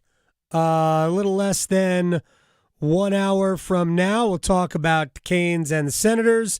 The rest of the East, Buffalo, Boston is an interest. By the way, Game 3 of that series is tonight. It actually starts a half hour before the Hurricanes do. Canes are a 7:30 game tonight. Buffalo, Boston is at 7. So we'll talk about that. We'll talk about what's going on with Pittsburgh, Philly. Real quick about the Pittsburgh, Philly thing. Somebody asked earlier about my view of the Flyers, I guess, in comparison to Ottawa. I think they're different. I think Flyers might be a little bit more skilled than Ottawa is. I think the Flyers have better goaltending. I'm not sure the Flyers are, I don't think they're as good on the back end. I think Carolina will score, have more opportunity to score. Ottawa's a better defensive team that I've seen. But Dan Vladar has been awesome. Absolutely awesome for a while now. So maybe that's the equalizer. And all 4 games between the Hurricanes and the Flyers this year went overtime. All of them. 3 of them ended in a shootout. Carolina won the other one in 3-on-3. We're obviously not going to have 3-on-3. What is it? Porter Martone, the kid who was in college a month ago, has been phenomenal. Has just lengthened their lineup. They're very good. And then obviously we know how good Trevor Zegras is and Matvei Mishkov. I mean, they're really, really good. So it'll be a fun series if that's where we're headed. I think real quick about Pittsburgh, we are finding out Pittsburgh had an incredible year. It's why I believe Dan Muse is the coach of the year. I've said this before. I think he's the coach of the year. At least the way we do it, the way we choose coach of the year. Dan Muse is the coach of the year. There is only one team in the NHL this year that actively, from the start, like in the offseason, that actively tried to not win, and that's Pittsburgh. And they did. They were the 2nd seed in the Metropolitan Division. They got great contributions from young players. They had injuries he had to deal with. Crosby missed a month. Malkin missed time. Chris Letang is done. Goaltending was what? And they still made the playoffs. They got tons of contributions from young players, unproven players. Muse did an amazing job. I think Rob Brindamore's best coach in the league. I don't even care. If you want to say he's biased, I agree, but I'm also right. But Dan Muse should win Coach of the Year. I know. Lindy Ruff, Buffalo hadn't been in the playoffs forever. That roster should have been in the playoffs before. And Lindy Ruff was the coach of that roster for the first half of the season, too. Come on. Like, you're going to give him credit for the end. Why don't we you got to, like, hang some of the beginning on him? Like, what are we doing here? What are we doing here? They had a great year. But this was a team that should have been better than what they have been over the last several years. Anyway, we don't have to get into that silly debate, Coach of the Year. But I think we're just finding out now that Pittsburgh, okay, yeah, this was the team that tried to not win. They're just not as good as Philadelphia. Just not. Carolina had the much tougher draw with Ottawa as the 4 seed than Philadelphia, the 3, did with the 2. But that's the way the playoffs fall. We can make this argument, and I can make an argument about all sports. Qualification should be enough when we get to the playoffs. And I'll explain it this way. Let's take the NHL out of it. Let's go to the NFL. When the Panthers won the division, they ended up hosting a playoff game. What was the Rams' record? Were they 14-3? Were they 13-4? One of the two, right? Yeah. The Panthers were 8-9. Yep. On what planet should that team host the other team? Right. Makes no None. Sense. None. And look, I'm glad the Panthers got a home playoff game. And they nearly made that work. But that is the flaw in all of the playoff systems. You should qualify, and then we should go through seeding. Because the Panthers should have been the lowest seed. We should get in, and then we go by record. So whoever won which was Seattle, Carolina would have been at Seattle. The whole goal should be to reward the best teams. And you reward the best teams with the opponent and home field. That's the way it should be. And we should do that in every sport. If you have a division, there's got to be a reason to have it. So if you win it, you get in. But once you are in, now we seed you accordingly. I don't know why that's so difficult, but apparently it is. Because we have it in the NFL, we have it in the NHL. I don't get it, but we do. Maybe we shouldn't even have playoffs. I kid. We love playoffs. We should always. They're the best. Always have playoffs. Mm-hmm. I'm not even like others. I'm a big European soccer fan, and they don't have playoffs. They actually do at certain levels, but it's very different. Anyway, it would have been better in the NHL if Dallas and Minnesota, the second and third best teams in the West, didn't play in the first round. Would have been better. Colorado plays whoever the 8th seed is. Dallas, the 2, plays whoever the 7th seed is. Yeah. Minnesota, the 3, plays whoever the 6th seed is. I mean, that would have been much better. But nope, we're going to eliminate one of the best 5 teams in hockey, guaranteed in round 1. Guaranteed. And that just makes no fundamental sense to me. But, shoulder shrug emoji. Shoulder shrug. And you could see that emoji on our YouTube stream. Oh, you could see the shoulder shrug emoji? Mm-hmm. How did it look? That was great. You nailed it. All right, I got one more thing, and then we have a bunch of other things I want to talk about the NFL draft and some draft theories that I've got. Alabama signed Kalen DeBoer to a $12.5 million a year contract extension, which, hey, you do what you do. That's fine. They haven't won a lot, well, relative to expectations in his 2 years at Alabama. They missed the playoffs 1 year, got into the playoffs, didn't go well in year 2. But he still got a 7-year extension at like $100 million total. And we keep hearing from administrators that the system is unsustainable. Pardon me while I laugh at you for saying that, because there is zero indication that the system of simply pouring money into college football and college basketball is unsustainable. When it slows down, talk to me. It's not slowing down. It isn't going to slow down. So why do you keep it's the thing from Princess Bride. Inconceivable. You keep using that word. I do not think it means what you think it means. I was a poor Inigo Montoya. Just blame it on the cold. It was a poor Inigo Montoya impression, I admit. But it's clear that the people who say that it's unsustainable clearly haven't thought this through. Because winning, which is the biggest drug ever, will not allow it to be unsustainable.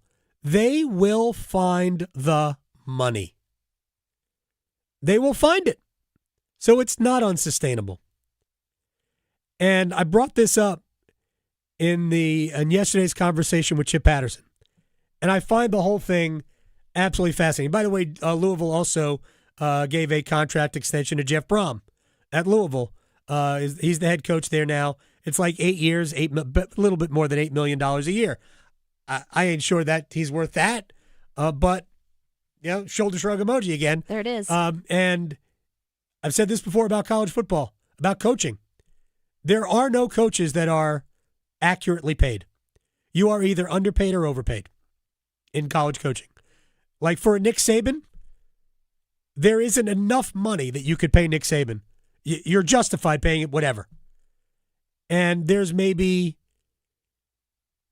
1% of coaches that fall into that category. Every other coach, no matter how good you think you are, is in the overpaid category. Because if we're not going to get everything out of it, championships, more money, then your Kalen DeBoer $12.5 million salary is a waste. We could get that, for half that. And that's money that should be put elsewhere. Like to the product, to the players, which is what's going to happen as well. Again, unsustainable. It ain't unsustainable. It's incredibly sustainable. And always remember this when it comes to college sports. Just when you think they have run out of money, they'll either play more games, which is coming, and this is not even an or, and private equity is also on the way. They will get more money.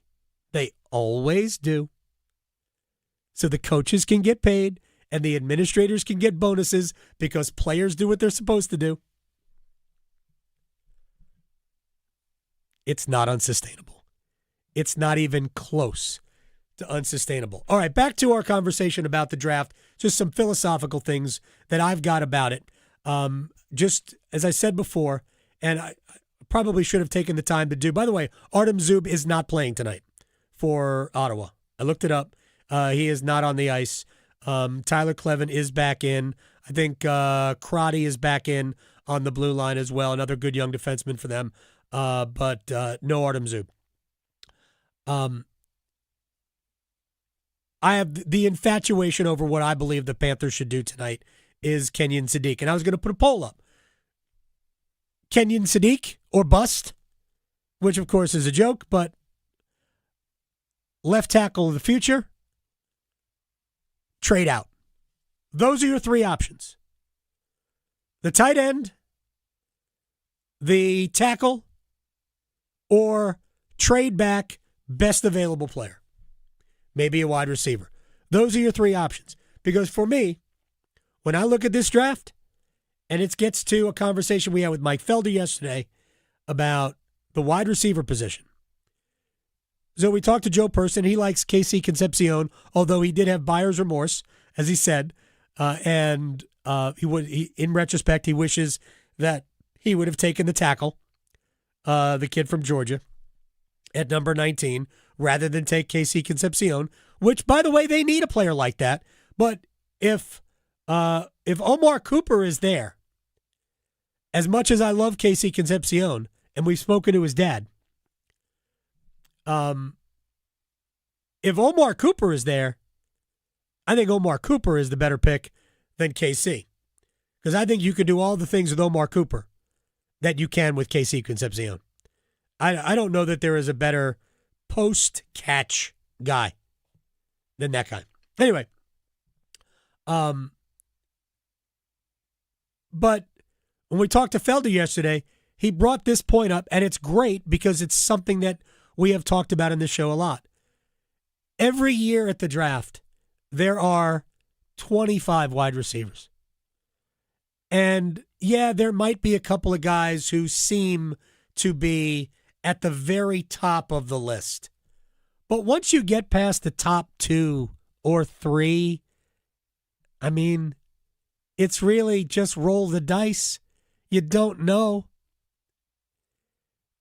The Panthers thought they were getting the guy with Xavier Leggett. I know. Look how that turned out. Traded first pick in the second round up into the first round because, oh, no, now we get him for an extra year. Mm-hmm. You think they resent that now? We don't need that extra year. Right? So it happens. That's not being critical. It's more being critical of the idea. Not of, you did it for the wrong guy. Look, the Bills wanted, I forget the guy's name from Florida State, another receiver, and they were wrong too. They were like, yeah, that's the guy we really want. And he's okay. So it's hard. Unless you're talking about a can't-miss guy, a Garrett Wilson, a Jackson Smith and Jigba, a Mike Evans, right? And there's other Tedero McMillan, who I think is a can't miss guy. Unless we're talking about one of those, I mean, who's left? Like, seriously, who's the next guy? Right. So if I'm at 19 and there's not a tackle I want, or if my tight end, my infatuation with Kenyon Sadiq, if he's not there, if my next option is get a wide receiver, I am putting a for sale sign on the 19th pick.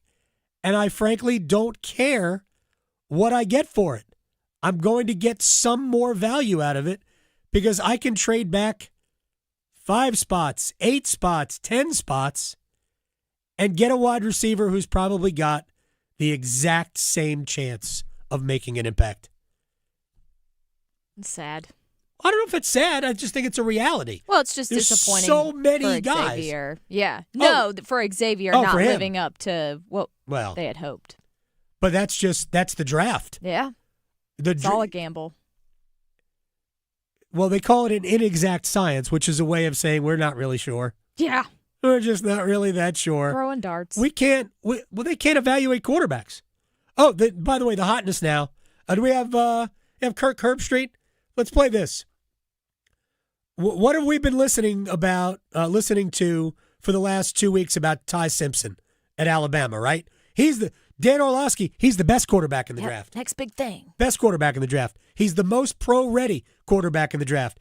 Kirk Herbstreit went on with Sean Salisbury on a podcast, former NFL quarterback, former ESPNer, and he was talking about quarterbacks. Of all the guys in this draft, he needs to go somewhere and get behind a proven starter and not be asked to play. 15 starts. This is Ty Simpson. I was shocked that he came out. The two things that shocked me last year, Dante Moore staying and then Ty Simpson leaving. I would have thought after watching them play, it would have been maybe the opposite. I really think Ty Simpson needed another year of college football. And they look at Carson Beck, won a ton of games, played in a lot of tough environments, but he had a turnover problem in about 4 or 5 games. He turned the ball over. But if you look at him, and he's 6'5", 233 pounds, moves around, pretty athletic. I love when they've had adversity and a bunch of crap that they've had to overcome in college. There's really nothing he's going to see in the NFL as far as his pride being affected or being humiliated or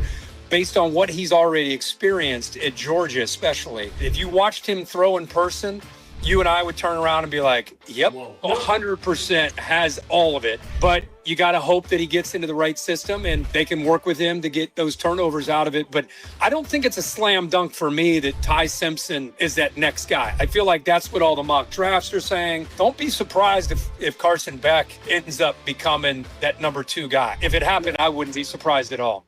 All right. So this is not an endorsement of Carson Beck or a criticism of Ty Simpson. But this is the draft in a nutshell. We have way too much time on our hands. And so we got to find something else to talk about. And part of that, which is rooted in absolute truth, is that if you go back 2 years, Carson Beck was the first pick in the draft. He was going to be the first pick in the draft. I mean, that's just what it looked like he was headed towards. And then injury, personal idiotness, attitude ruined him. And in some ways, and I don't know this because I don't know him, but having read enough about it, it seems like he has made a lot of inroads in rehabilitating his personality and maybe because he was told he had to, maybe not because he wanted to, like counseling. Like Mike Vrabel is going to counseling. Exactly. Not because he wants it or needs it, thinks he needs it, but because, right, exactly. I have to check this box. Yep. Anger management. Yeah, they really don't want to go. So, gosh. But Beck might be the second best quarterback in the draft. I don't know. None of these people really do. And they're better at it than we are. So, all right, we'll take a break. We'll come back. We'll stretch. We will place bets next. Because your fantasy football team needs all the help it can get, The Adam Gold Show on the North Carolina Sports Network.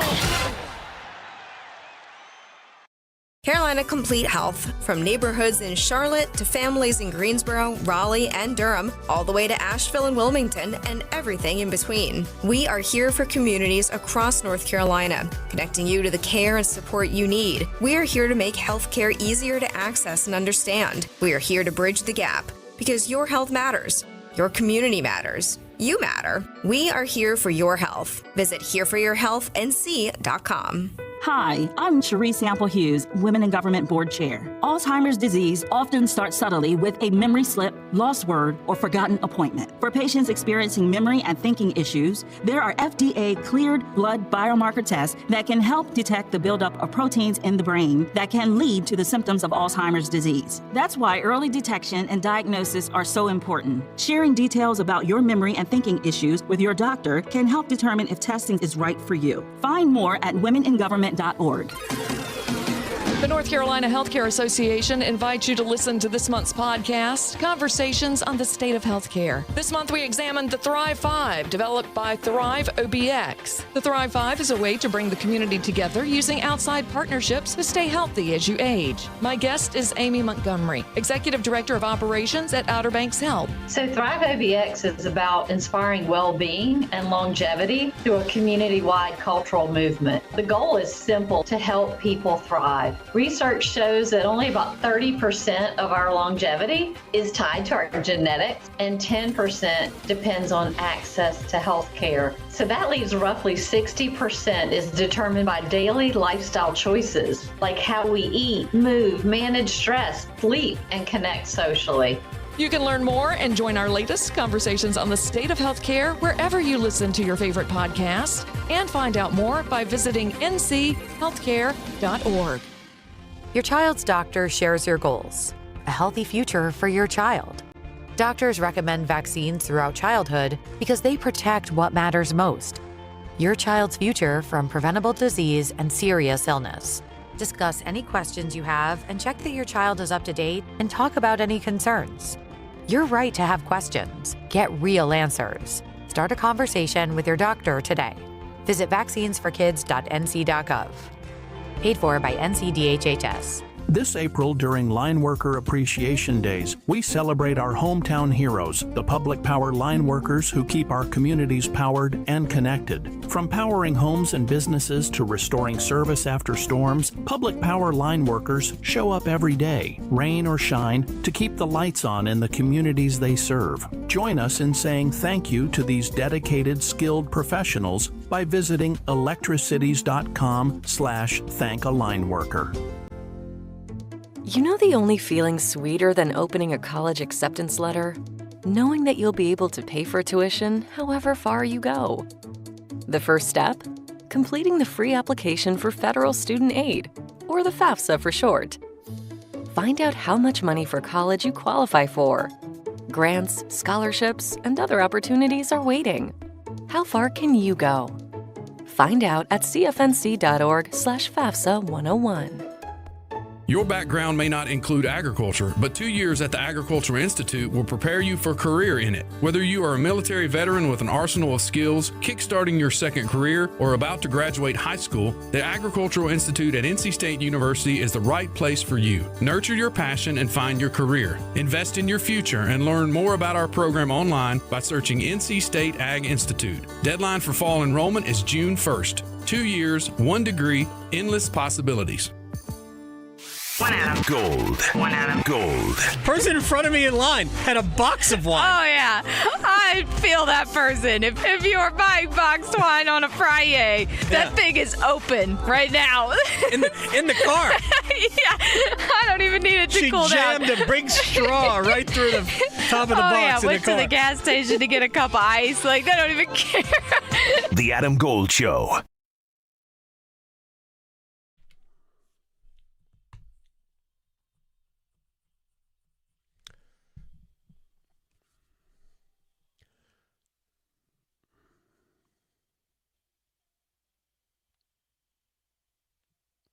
All right. What?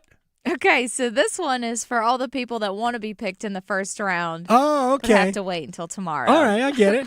There's always somebody in the green room. Yeah. Oh man, let's Will Levis. Terrible look for him. Yeah, that's right. Oh man, no bananas. No. In the no mayonnaise by the coffee. You want to get picked first. Don't eat banana peels or put mayonnaise in your coffee. Any of that. So gross. All right, let's we'll stretch. Thankfully, they don't put mayonnaise. I mean, I guess you could if you really wanted to, but at Dunkin', they are not doing that. Dunkin' mayonnaise in there. So, but what they are doing is throwing some shade at the Boston Celtics. Because, Whoa. Yeah. Dunkin' has beef with the Celtics? Yes. Well, at least in They're Philadelphia. like a huge sponsor? Oh. I know. So, here's the deal. Right, I'm confused by all of it. They are temporarily renaming their Boston Cream Donut to support the 76ers. Oh, I see. Yes. Because Boston and Philly are playing in the playoffs. Yes. And Philadelphia area Dunkin's. Dunkin' is a Massachusetts company. It is. And they're huge supporters of the Celtics and the Bruins and everybody up there. Yes. And Ben Affleck. That too, yes. Yeah. They specifically in Philly, though, are calling it the Philly Cream at select locations around. That's fine.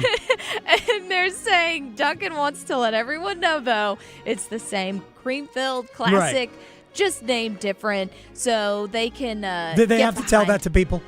Probably. I mean, that is... Probably. I know. Contents of this coffee might be hot. Exactly. Yeah. So you would think, no, put two to, oh, they're being silly. No. Okay. I 100% think that they have to classify that. But yeah, so you can only tastes like a cheesesteak. Yeah. Why are there peppers in this? This is weird. So yeah, they're doing it just for the NBA playoffs. So, and the 76ers are going to play the Celtics tomorrow in Game 3 of their Eastern Conference series, and they're currently tied 1 game apiece. So, you know, if they really wanted to take it next level, Dunkin' could, instead of the Boston cream, just put Cheese Whiz inside of the donut. But that would be something you would never in your life get. Ever. Yeah. Ever. I was going to say that you would run so far from that idea. That stuff is gross. No, it doesn't seem like an Adam thing. But I don't know if this would be an Adam thing. So I know a lot of kids, it's like prom season. Were there negative connotations to an Adam thing? No, you just have You hesitated. You just hesitated. You have cheese preference. I do. Preferences. I do. So I can't hate on all no the such cheese. thing as Velveeta's not a cheese. Hey, I'll eat Rotel dip all day. Okay. When it's melted, it's a thing. Yeah. Go to a Super Bowl party. But also, speaking of snacks, not really snacks, prom is going on these days. A lot of people are posting their little prom pictures. My of son their went little kiddos. this past Saturday. Exactly. Well, some high schoolers, they got to roll up with the Wienermobile. What? Because in Kansas, there are one of 6 Wienermobiles was in Kansas, and they stopped at, I don't know, some gas station, I guess, before a NASCAR pre-race celebration, and some students at a high school spotted them at a Sonic. Right. How appropriate. They were at a Sonic, and one of the kids decided to ask, hey, could you maybe allow us to rent the Wienermobile Nice. and take it to prom? And the Wienermobile person, who I guess they call them the brand ambassador, she was like, yeah, let me check my schedule and see what I could do. So she did. She also checked with her bosses, and the bosses gave a thumbs up. Let them do it for free. So those kids got to roll up in prom with the Wienermobile. I wonder if they all had the little whistles, too. Just took that into prom like, yeah, it's Wienermobile. So, yeah, how cool. I mean, very cool. It was nice when, like, I went to prom. I can't say that I rolled up in that. It was a stretch Hummer back in the day. But really? Yeah. Group activity, though. There were a lot of us. All right, we don't need to know everything. But there were a lot of us that chipped into that because those things are expensive. But yeah. We rented, me and my best friend and our dates We went in a, it was yellow, but it was like a really cool Lincoln Continental. Okay. Like an old school. Ah, yes. Big Lincoln Continental. It was awesome. Oh, nice. Well, you know what else is awesome? Making real good bets. Place your bets. Here. I bet you slice into the woods $100. Gambling is illegal at Bushwood, sir, and I never slide. Okay, you can owe me. I owe you nothing. It's a canary yellow. Oh, Lincoln okay. Continental. It's phenomenal. There you go. That's a very specific it was. Name of a color. Like, I know exactly what you're talking about when you say canary yellow. But let's see. These teams, they have yellow, but I don't know if I would call it canary. The Buffalo Sabres and the Boston Bruins, or maybe I should say the not Boston Cream Bruins. They, tonight, I don't know. Look, Buffalo's got to get it together. So I feel like maybe I'll go with Buffalo so it doesn't get crazy. Nope, never mind. I'm not. I think the Bruins are going to win. Give me the Bruins in the over 6.5. Yeah, I know.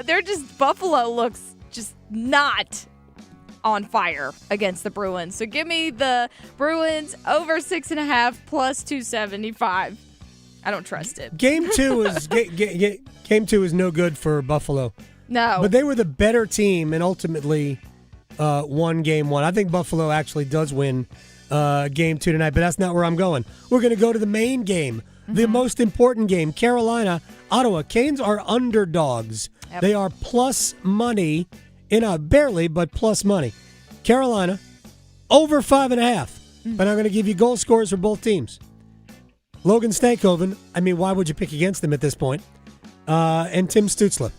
Stankoven's plus 290. Stützle's plus 2 plus 200.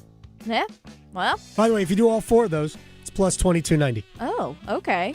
I think, let me go with an anytime goal scorer for that game. I mean, until he doesn't, I'm going to have to go with Stankoven. Obviously, he's plus 290, so give me Logan to be an anytime goal scorer at plus 290. At this point, he might score every game. Yeah. All right. Guess what happened yesterday? What's that? The Mets won a game. Oh, look at that. Every 2 weeks like clockwork. My Cubbies are on fire. Are they? Yes. All right. Well, the Mets won. I don't care about Cubs. Mets are going to make 2 in a row today. Okay. Yes. And Bo Bichette, anytime home run, plus 710. Oh, okay. We'll see. Man, I should do a Cubby bet because they play in like 30 minutes. But I'm not. The Avs versus the Kings. Oh, man. Are the Kings going to win any game? Give me the Kings to be at-home underdogs plus 135. Maybe. That's it? Yeah, we'll see. Just straight up. All right. No, it's Colorado night. Not only is it Colorado night, but we're going, let's see. We'll go Martin Necas, 2 or more points. Why can't I find the whole group there? Yeah. Who is this again? This is Wilson Phillips. Wilson Phillips? Mm-hmm. Nathan McKinnon's going to score twice tonight. 2 goals from Nathan McKinnon, plus 600. That is your pick. McKinnon hasn't scored a goal yet. He gets 2 tonight. Colorado runs away. And then sweeps the LA Kings tomorrow. His Zamboni is bigger than yours. The Adam Gold Show on the North Carolina Sports Network. I don't care what you got, just give me that. 1 goal. Nikishin, Ehlers, scores on the power play. Verdeen wide open, rebound, and what a save by Anderson. Hoist Lord Stanley's Cup. Sebastian Aho in, short hit back in, scores! Oh, talk to me, shorty! Carolina! The Triangle's official home for the Carolina Hurricanes. 99.9 The Fan, the Triangle Sports Leader. Step between the lines when you download the High School OT mobile app presented by State Employees Credit Union.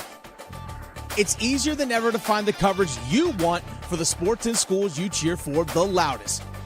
Receive up-to-minute alerts, scores, videos, insider content, and the latest high school sports news across the state of North Carolina.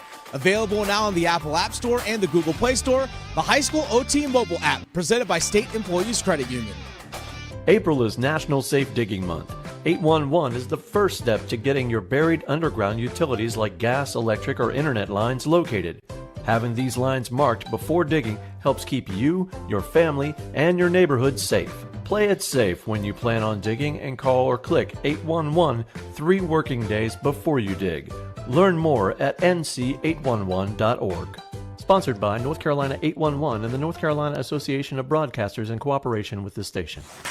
Canes fans, this is your playoff headquarters, the Dugout Tavern and Grill on Kelly Road in Apex. Catch every Carolina Hurricanes playoff game the way it's meant to be seen. An official member of the Canes Bar Network, the Dugout has the sound on for every game, a massive 16-foot video wall, and bucket specials, plus $4 Storm Surge drinks to keep the energy high all night long. So grab the gang, wear your red, and cheer loud. The Dugout Tavern and Grill in Apex, where Canes fans bring the storm. How do you know you're home? At Habitat for Humanity, we believe it's when you find peace, stability, and safety. But 1 in 3 people on Earth woke up today without a good home. Not because of chance, but because of high costs and other very real barriers. A housing crisis this big needs all of us. So let's open the door to opportunity and build a tomorrow where home is possible for everyone. Visit Habitat.org to learn more. Again, that's Habitat.org. Habitat for Humanity. Let's open the door. Make the most of this beautiful spring Saturday morning by coming out for the PanCan Purple Stride Walk to support the Pancreatic Cancer Action Network. This Saturday on NC State Centennial Campus, Raleigh, we'll be celebrating survivors, honoring those we've lost, and raising funds for life-changing programs and services. Your participation helps support folks dealing with the world's toughest cancer. Learn more about the effort and how to support the PanCan Purple Stride Walk at purplestride.org/Raleigh. Kids across America are going to school hungry every day. With help from caring people across America, No Kid Hungry is providing healthy meals and hope to hungry kids so they can build better futures. Learn more at helpnokidhungry.org. What is it, boy? Someone need help? Someone in trouble? Oh, okay. So you just want me to get Progressive Auto Insurance because their collision coverage covers up to $1,000 in vet bills if you're injured in an accident? That's it? Okay, calm down. Let's not resort to name calling. Progressive's collision coverage helps pay for care for your pet when they're in the car during an accident. No, you're right. Sorry, I shouldn't have said calm down. Progressive Casualty Insurance Company and Affiliates. Coverage included with purchase of collision coverage and subject to policy terms. This hour of the Triangle Sports Leader is powered by Ritchie Law Firm, injury lawyers. Ritchie Law is on top of it. Go to ritchielaw.com. That's ritchielaw.com. They score! Broadcasting live from the Eagle Leasing Studio. WCMC HD1 Holly Springs. 99.9 The Fan. The Triangle Sports Leader. Yeah, we can be frustrated for tonight, but when we wake up tomorrow, it's a new day. And, we're going back home playing in our building in front of our fans. And, we know we can beat this team. So, it stings right now, but, just got to have short memory.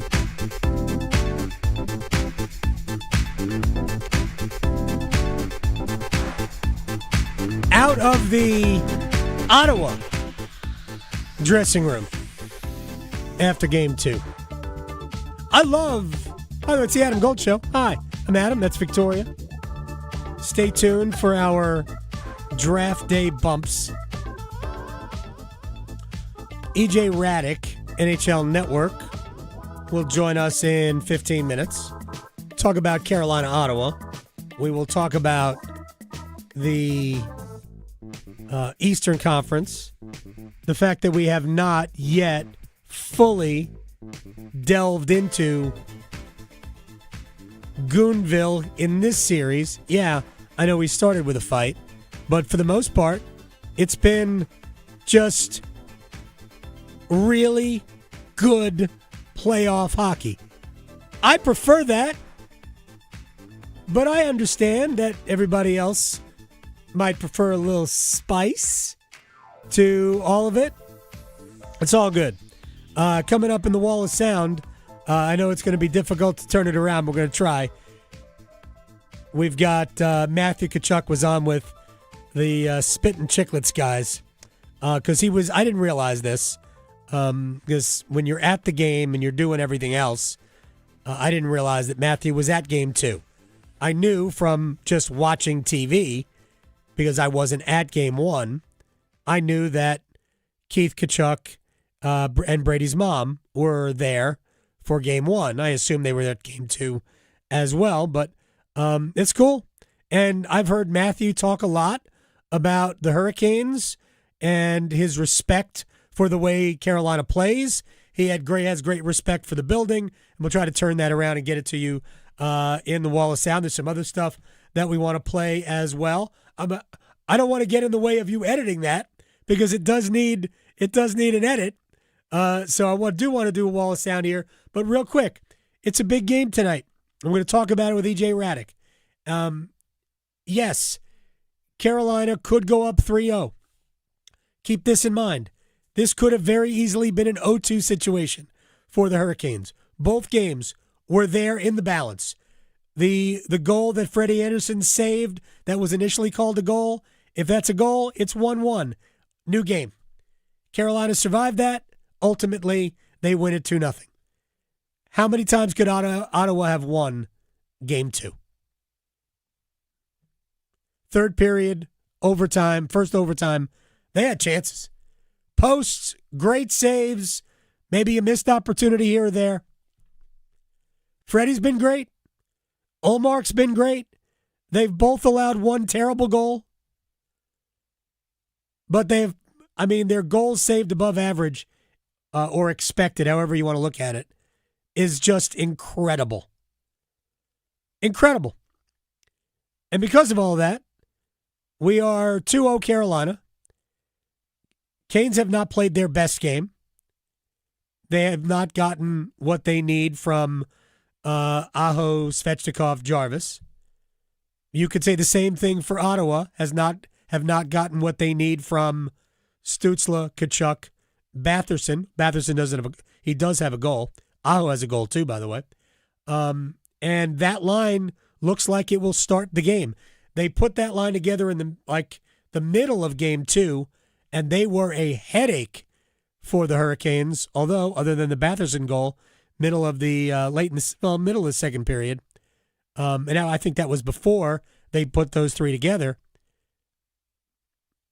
All right, so to me, that's going to. We'll find out how Carolina plays that. How Ottawa tries to set that line up. Do they match it up with the Aho line? Maybe. Do they match it up with the Stankoven line? Maybe. Fascinating. All right, Wall of Sound. The Wall of Sound is a function of this studio. There's no doubt about it. All right, let's start with everybody loves wide receivers, right? Adam Schefter, because Jordan Tyson is one of the best, maybe the best wide receiver in the draft. I don't know. They're all the same to me. Adam Schefter, Jordan Tyson might not make it out of the top 10. If you like Jordan Tyson and you don't take him at 5, there's a possibility he's not going to make it to 10. And that is something the Giants have to wrestle with here, because there are any number of landing spots for Jordan Tyson. The New Orleans Saints at 8, the Kansas City Chiefs at number 9. A team like the Dallas Cowboys could potentially jump up ahead of the Giants. There are a lot of scenarios here for Jordan Tyson. If the Giants pass on Tyson at 5, there are no assurances he's going to be there for them at 10. All right, let me just say this. When Adam Schefter said the Dallas Cowboys, I went, wait a second. They've got CeeDee Lamb. Aren't they going to pay George Pickens? Right. And then they're going to draft this? Yeah, no. Seriously. No. But then it's the Cowboys. And they can do anything. And because Jerry might not be of full control of his faculties. All right, Chris Canty, unsportsmanlike, is predicting a big move early. I just think that there's going to be a lot of movement in this draft overall, because beauty is going to be in the eye of the beholder, more so than we've seen in drafts in the past. When it comes to the top-end talent in this draft, a lot of scouts, a lot of talent evaluators think that after the first dozen or so odd players, there's a fall-off. And I could see a world where somebody decides they're going to trade out of the top 5, and there's a team that's willing to go into the top 5 to target a specific player that fits a position of need. All right. I'm going to amend what he said there, because I believe we talked to Ryan Wilson on Monday. It was Monday. And it might have been Tuesday, whatever. And Wilson said that a lot of people think you should add 10 after Mendoza, who might not be first pick overall good, but he's clearly the best quarterback and he's going number 1 overall. But that if you simply added 10 to everybody's draft position, you would get a more accurate position on, look at where they should be drafted.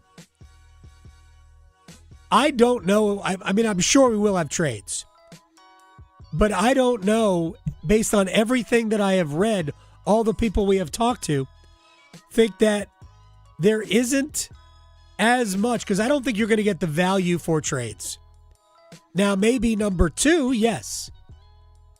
Maybe if you are picking very high, somebody will say, I need Everell Reese, or I need Sonny Styles, or somebody like that, and they will trade up to get that. But based on everything that we've, the people that we've talked to here, it doesn't seem like the players are, well, that guy can't miss. And I just don't think we have that many players like that in this draft. So if the draft next year is better, I just don't see the incentive to do it. And again, I've talked about this before. There are so many wide receivers. I'd love to, if I were the Panthers and you were going to take a wide receiver at 19, I'd just trade back, but you got to get somebody to trade up. You can say, just trade back. Somebody has to want to trade up. We'll see. Late first round, I think you'll see a bunch of moves. Late first round, where teams are going to try to trade in to get a specific player. I don't think you'll see it as much early in the draft, but what do I know about it? I ain't the draft expert. Are we good? All right. Matthew Tkachuk was on Spittin' Chicklets. He was in the building for Game 2. He talked about being here and now Game 3. You don't really realize when you're watching it from not being a player how loud that building gets. Probably that building and Edmonton Game 6 2 years ago, and then Colorado playoff series, like my second or third year, the loudest buildings other than Florida, or Calgary, being an away building for a playoff game. So really, really cool. Goal disallowed was weird. We got right up, we had some people waiting for us to bring us down to see Brady. So we got out of the elevator downstairs. We're waiting in that long hallway in Carolina. And I look at the ice and I see some of the players on Carolina haven't left the bench yet. So I go and I look. And they're showing stuff from the Jumbotron. I got no idea what's going on. All of a sudden they come out, disallowed goal. And Ottawa's management and their eye in the sky, and everybody walked by us already. So they came down from the press box to go into the locker room. So they're all walking by us. Everyone's in a not a great mood.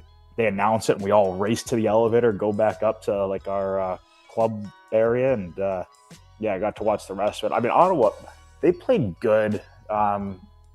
Carolina's just stingy. They play really, really solid. I think that it'll help Ottawa going back home, because I do think Carolina is a little bit of a different team on road versus home with the starts and the energy they come out of the gate at home. You got to just hold on, it seems like, at the start. Going back home, it'll be good. I think everybody knows it doesn't matter what you do in playoffs until you lose a game at home, then you're screwed. So, I mean, this thing can still go the distance here. I mean, Carolina did win 24 games on the road this year. They were one of the best road teams in the league. Buffalo, Tampa, Montreal all won 24 times away. So did Carolina. Colorado won 25. Dallas won 24. So Hurricanes basically were the second best road team in the league. They can win away. The game travels. I mean, it's really about how Freddie Anderson holds up in net tonight. If Freddie plays a good game, Carolina will have a chance to win. And that's all you can ask. All right. All right, we're going to break. We're going to come back. EJ Radick, NHL Network, joins us next. Questioning goalie interference calls since day one. The Adam Gold Show on the North Carolina Sports Network. It's Hockey Night in Carolina Playoff Edition. It's Game 3 with Ottawa. They score! Sebastian Aho! Storm watch at 6:30. Puck drop at 7:30. This one counts! Jordan wins it in overtime! On your official audio home of Hurricanes hockey, 99.9 The Fan. This is the sound of Jack, buzz cutting his way to a small fortune. To Jack, every time he cuts his own hair, that's $50 right in his pocket. If Jack sees DIY buzz cuts as a saving strategy, Wells Fargo is right behind him. And with their mobile app, tracking his savings is easy. Oh, ouch. However you make money work, we can work with that. Mobile carriers' message and data rates may apply. Wells Fargo Bank, N.A., member FDIC. How is your drive to school? Let me tell you, I had to get my iced coffee first. I just can't seem to put it down. My favorite rapper just announced a tour. My phone was buzzing like crazy. I'm so excited. I had to text all my friends right then to talk about it. Then, someone started calling me and... Let's try that again. I turned my phone off right away. I never drive distracted. Visit StopTextStopWrecks.org. A message brought to you by the National Highway Traffic Safety Administration, Project Yellow Light, and the Ad Council. For 20 years, the North Carolina Education Lottery has been creating winning moments where dreams become a reality and where hundreds of winners are made every day. Moments that add up to billions of dollars in wins. And we're nowhere near finished. Seize your winning moment with the new 20th Anniversary Scratch-Off and Digital Instance game. Must be 18 to play. Approximate overall odds of winning on the Scratch-Off are 1 in 3.45. Approximate overall odds of winning a prize in the Digital Instance game are 1 in 3.75. Problem Gambling Helpline 877-718-5543. It's bow time. Sometimes the craving for Bojangles Supremes is so strong you've just gotta have them. Even when your gas tank is on empty and Bojangles is still 10 miles down the highway. Nothing beats the flavor of Bojangles' juicy golden Supremes, especially when they're part of a perfect combo with 4 boldly seasoned chicken Supremes, a made-from-scratch biscuit, fixin', and some legendary iced tea. The only thing that can satisfy your hunger is that delicious southern flavor. So when the craving is supreme, put the pedal to the metal. It's bow time. There's no time like bow time. Time to stop whatever you're doing for some of that one-of-a-kind Bojangles flavor. Satisfy your craving for flavor and your passion for boneless chicken with Bojangles 4-piece Supremes Dinner. 4 perfectly seasoned, Cajun-fried, whole breast tenderloin fillets. Choice of fixin', a made-from-scratch buttermilk biscuit, and Bojangles' legendary iced tea. When you're hungry for flavor and value, it's bow time. A multi-billion-dollar settlement is paying claims for up to 21 years. If you were exposed to weed killers at work or at home, your rights are affected. If you or your family has or had non-Hodgkin lymphoma, you could receive $6,000 to $165,000 or more. This settlement impacts you even if you're not sick because this blood cancer can take 10 to 15 years to appear. If you stay in the settlement, you give up your right to sue. Learn more at weedkillerclass.com or call 888-403-8201. Paid for by the Roundup Settlement. The NBA playoffs are right around the corner, and now you can trade every game on Kalshi. You can also trade on who wins each series, the conference finals, and the championship. On Kalshi, you're trading against other people in a live market. No house, no odds makers. And as odds move, you can buy in or out anytime throughout the postseason. For a limited time, download the Kalshi app and use code PASS to get $10 when you trade $10. Kalshi. Kalshi. Trade on anything.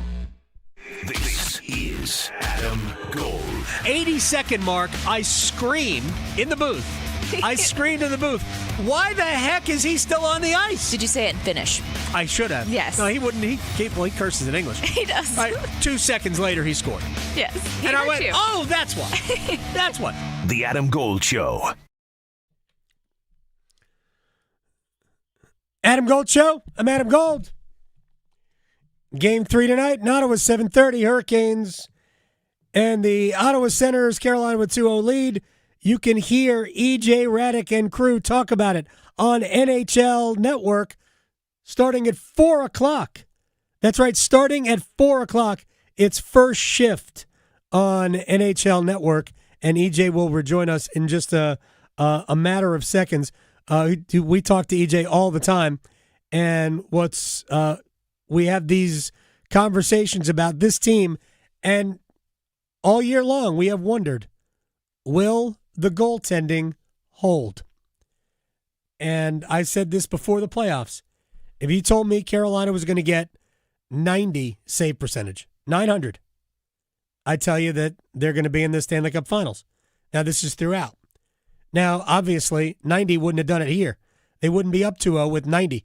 Frederik Andersen is at 967 through 2 games. Yeah, 967 through 2 games. Linus Ullmark has allowed 5 goals combined in 2 games. His goals against average is under 2. Freddie's is .78. And here's where we are. The Hurricanes have needed Andersen to be great in order to pull this off, in order to be up 2-0. They have needed the very best version of Frederik Andersen to pull all of this off. So far, they're getting it. It will be Andersen tonight. There will be no other lineup changes. The couple of things notable for Ottawa, Tyler Clevin has Tyler Clevin is going to play tonight. He's one of their better young defensemen, and it looks like Artem Zub will not play tonight, which is, I guess, an issue for them. Artem Zub's a dynamite player.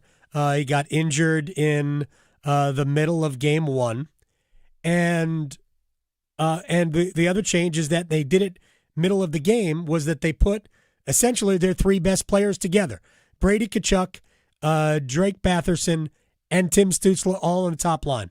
And Carolina had to deal with that. That line was awesome, but it didn't score. Awesome, again, but it didn't score. All right, we're going to get a break. We're going to come back. We'll try to find EJ Raddick. Also, we're going to talk NFL draft with Joe Person next. Because your fantasy football team needs all the help it can get, the Adam Gold Show on the North Carolina Sports Network. As the health director in Haywood County and a nurse here in North Carolina, I can tell you that the 988 Suicide and Crisis Lifeline saves lives. No matter your struggle, you are not alone. The 988 Suicide and Crisis Lifeline is free, private, and always available. 988 Lifeline counselors are ready 24/7 to speak with you, help you cope, and get you connected to the support that is right for you. 988, the National Suicide and Crisis Lifeline. Call, text, or chat 988 24/7. Brought to you by the North Carolina Department of Health and Human Services. Merlefest 2026, presented by Winter World, delivers music, moments, and memories each year. Hear Allison Krauss and Union Station featuring Jerry Douglas, Old Crow Medicine Show, Charles Wesley Godwin, Blackberry Smoke, Molly Tuttle, Railroad Earth, the infamous String Dusters, Joy Coon, Maggie Rose, Sam Bush, Peter Rowan, Steep Canyon Rangers, the Costellos, the Creekers, and more. Join us April 23rd through 26th in Wilkesboro, North Carolina. For the full lineup and tickets, visit merlefest.org. It's the first day of the first grade, and she found a new best friend. It's a laid-back Sunday afternoon you wish would never end. The homemade taste of Bluebell and good friends gathered round. The good old days are being made right now. Introducing Bluebell Pro, a dessert with up to 12 grams of protein and 110 calories or less per serving. Low fat, no added sugars, and gluten-free. Dig into a pint. It's more than just protein. It's Bluebell Pro. Never has high protein tasted so good. The good old days are being made right now. The good old days are being made right now.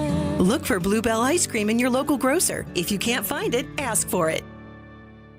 You know the only feeling sweeter than opening a college acceptance letter? Knowing that you'll be able to pay for tuition however far you go.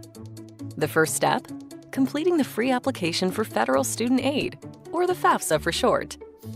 Find out how much money for college you qualify for. Grants, scholarships, and other opportunities are waiting. How far can you go? Find out at cfnc.org/FAFSA 101. Have you ever considered a career as a public power line worker?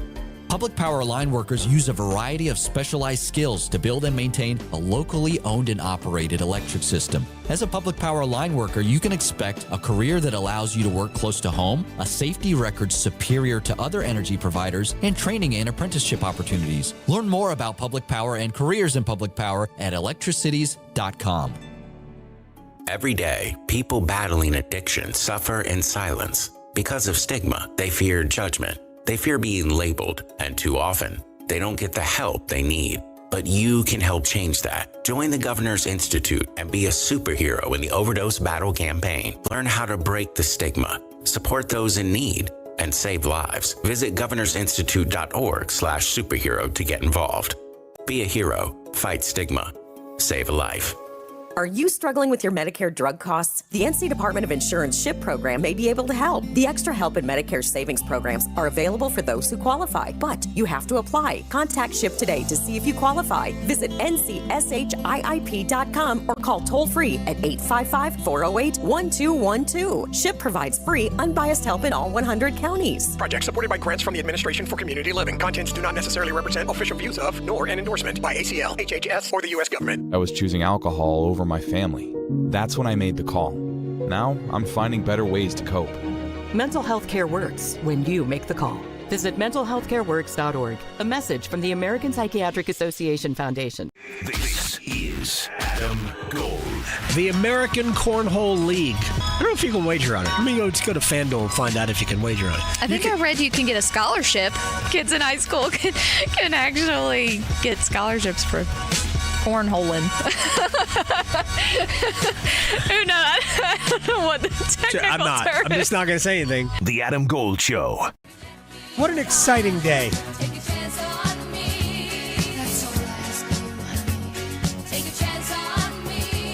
And what doesn't say excitement quite like ABBA? Right?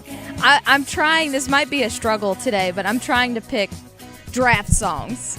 Songs about being chosen, picked. Right. All that stuff. Standing out.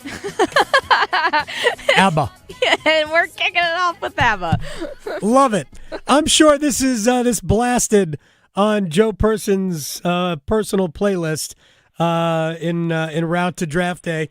Joe Person from The Athletic covers the Panthers. Award-winning journalist. He joins us on the Adam Gold Show. Do you have a personal draft day playlist? Well, not necessarily, but I have seen Mamma Mia. All right, good. And I might lose my man card for that admission. No. But it was a wonderful, wonderful production. We did not see it on Broadway. I think this was years ago when we were still living in Columbia, South Carolina. And I'm dating myself and the Mamma Mia production all in one swoop here, my friend. I love that. Only on this show could this stuff come up. All right, I was glancing at the Beat Reporter mock draft, and you, because the player that I have probably an unhealthy infatuation with. Kenyon Sadiq was already gone. You went with KC Concepcion.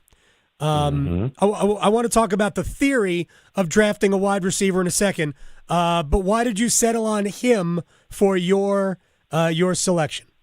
Well, let me tell you, first of all, the day I was driving to Greensboro to take in some college baseball and doing your show, you kind of were the first person to plant the KC Concepcion bug in my head. So thanks for that. You're welcome. Here's the thing. That draft, that beat writer draft, which I think we did Monday or Tuesday, it just obviously published yesterday. Anyway, it felt a little weird for the Panthers. Like, both the Oregon guys, Sadiq and Thieneman, were gone. Right.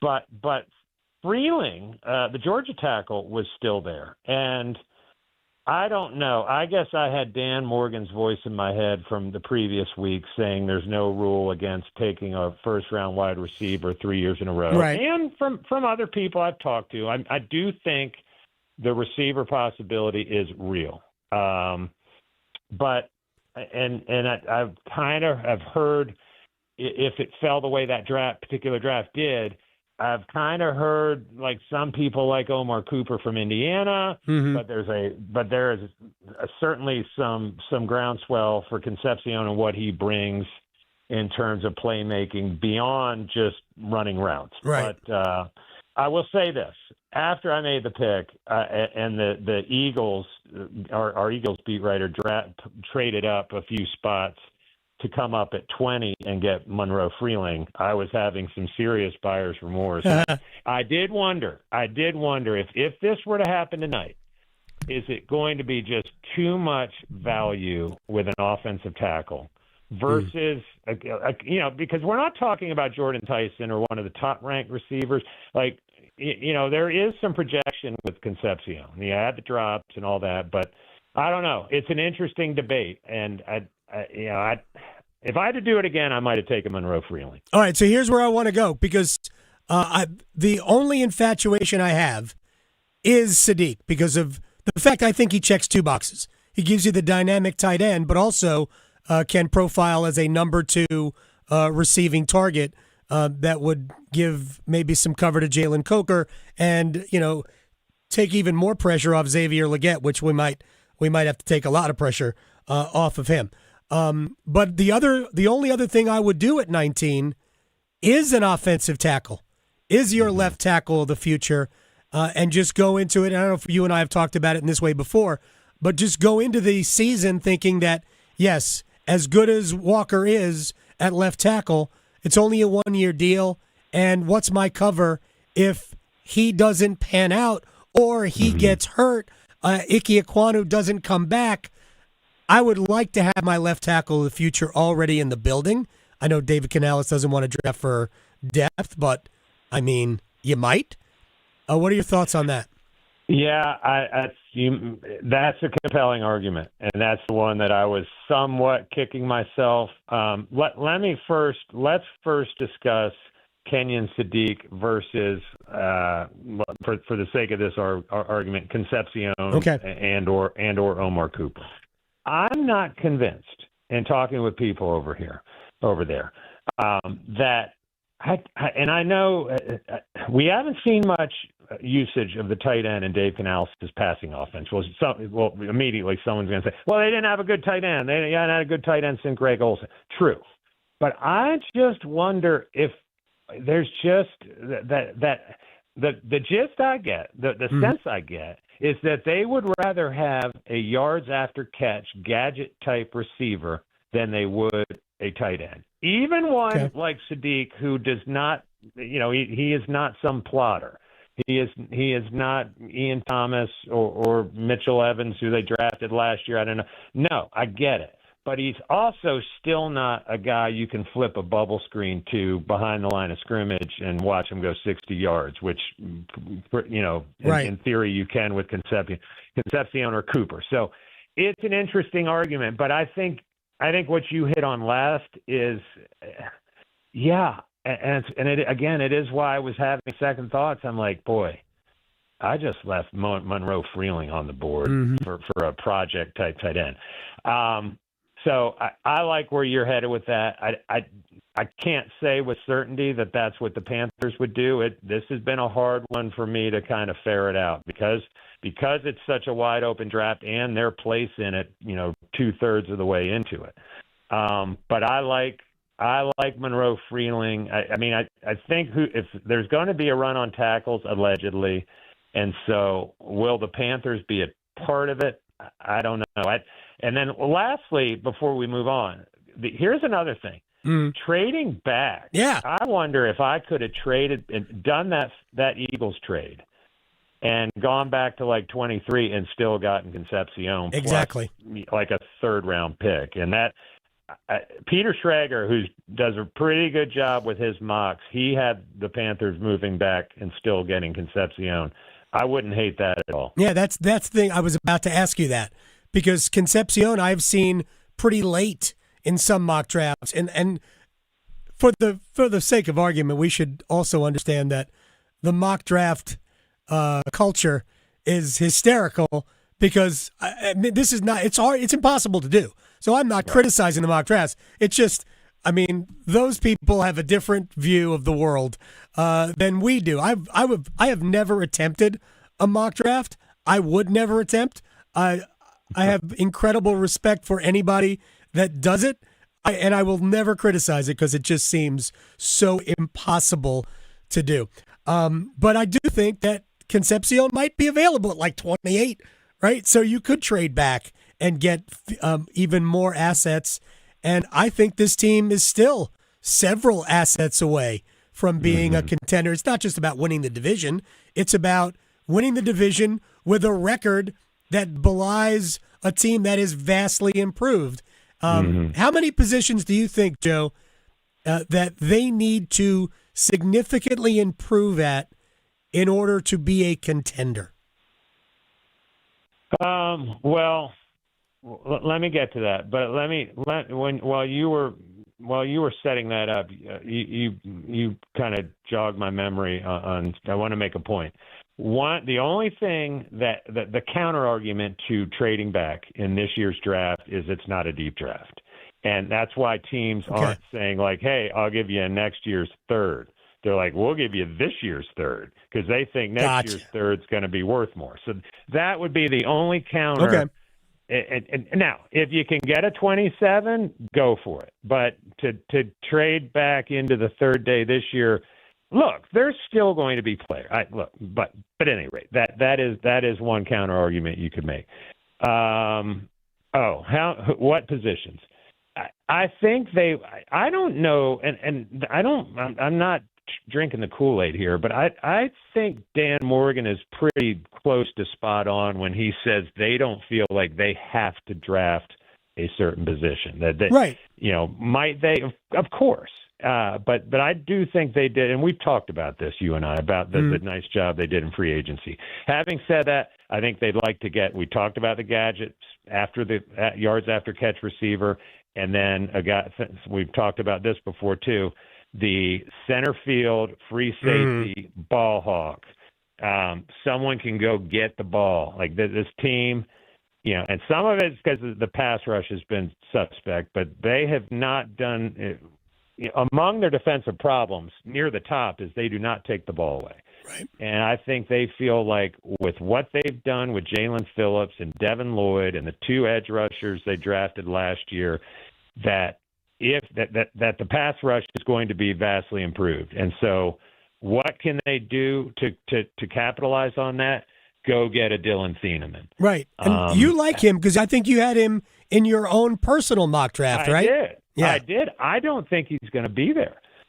The Vikings, and this happened in the beat writer mock, at the risk of really confusing your listeners, he went at 18 to Minnesota, which makes a ton of sense as the Vikings look like they're going to need a Harrison Smith successor who finally looks like he might retire after a hell of a NFL career. Wow. So I like Thieneman. And then it's like, well, what about the Toledo safety? At some point, I do think it's like, I don't know if we want to take the third best safety in the first round. Like, Gotcha. There is a positional value equation to consider. And I don't know. Thieneman, he checks a lot of boxes for me, the speed, the size, and the ball hawking. Not as much his lone season at Oregon, but 6 interceptions at Purdue as a freshman, and he's interesting. I think that's going to be an inflection point of the draft, like 17 to 19, specifically kind of with him at the point of it. Final thing, any chance they go defensive tackle or even corner at 19 or trade back for that position specifically? Or Jacob Rodriguez, the linebacker from Texas. You're Tech, speaking of Victoria here. She's Jacob Rodriguez supporter. Huge Jacob Rodriguez fan. He's terrific. He's terrific. There was a report, I think it was Jeremy Fowler, that said the Panthers and Bills have done extensive work on him. Obviously, I think the Bills are at 26. 19 feels high, 19, especially at a position. And here, I was saying they weren't going to look for certain positions, and I don't think they are. But they spent the money on Devin Lloyd. Could they use another linebacker? Yeah, they could. I don't know. He's interesting. There's always a guy or two, right? There's guys that fall, but there's also guys that are like, wow, everyone thought he was a second rounder, and Panthers just took him at 19. So I would think Rodriguez or someone like him more so than defensive tackle. It's a bad defensive tackle class. Corner, I really like Trayden Stukes. Who played with McMillan at Arizona. Mm-hmm. Now, he's old. He is 25. And Dan Morgan has it's only 2-year sample, but they have stayed away from these guys who spent 6 years in college and, are going to be close to 30 at their second contract. So, man, when you called somebody who's 25 old, I just got a twinge. But relatively, I will survive. Joe Person, you are the best, my man. I enjoyed the draft tonight, and I will check in with you again soon. I'm going to need to hear what the rest of this playlist is. So y'all shoot me a text later. You got it. Thanks, Joe. Joe Person from The Athletic. Oh, it's been old at 25. I know. My gosh. All right, so you have to send him the playlist now. I know. Well, I haven't played the final song yet, so when we go out, there's one more. We got one more. I've been saving it for the end. It must be a doozy. Must be an absolute doozy. By the way, Hurricanes fans are having to go through mental gymnastics right now. Yeah. Because Matthew Tkachuk, who was in the building for Game 2 at Lenovo Center, had nothing but great things to say about the building. Yeah. And on top of that, has been, I think, very respectful and praiseworthy of the team. Look, when you're playing against guys like this and his brother Brady, I've had conversations about Brady, with people who cover the league. You hate playing against these guys. You hate playing against Brad Marchand. But I remember before Four Nations, they asked Marchand who he was really excited to play with. Do you remember the answer? Oh, I do. Oh, it's right there. Is it Jarvis? Yeah, that's right. He was excited to play with Jarvis. Yes. So, and I've talked to Seth about that. You have to adjust your wait a second, I'm supposed to hate you, but you're a teammate. How do I do that? I may not look, Matthew Tkachuk's a great player. Brady Tkachuk is a great player. They do things I don't like. They do things that I would absolutely tolerate if they were on this team. If Brady Tkachuk ever was a Hurricane, I would tolerate some of the stupidness. And we do that in some ways. I think it's more innocent silliness with Andre. And that was a terrible penalty. We call it out, right? But we don't see a lot of, well, that was stupid, just unnecessary. In terms of goonishness. But we also recognize that it's a part of why Florida's been successful. It's a part of why a lot of teams in the past have been successful. I think you're seeing Ottawa maybe try to do it. Heck, Dallas did it last night.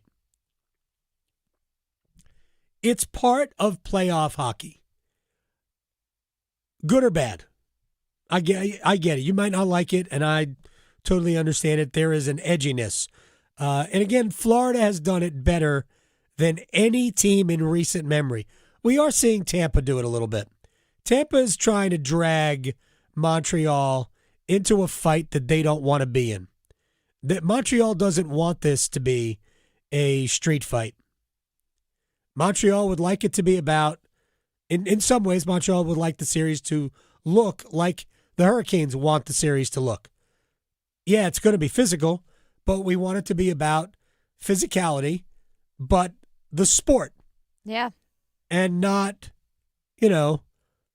putting on brass knuckles and really duking it out. And I think if I'm Tampa, I don't have that level that Montreal's got. So I need to slow it down a little bit, and I need to drag it into the sand a bit.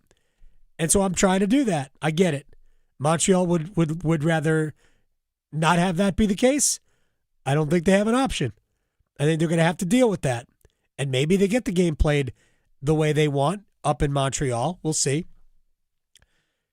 And I think Ottawa will try tonight to drag Carolina into a game they don't want to play.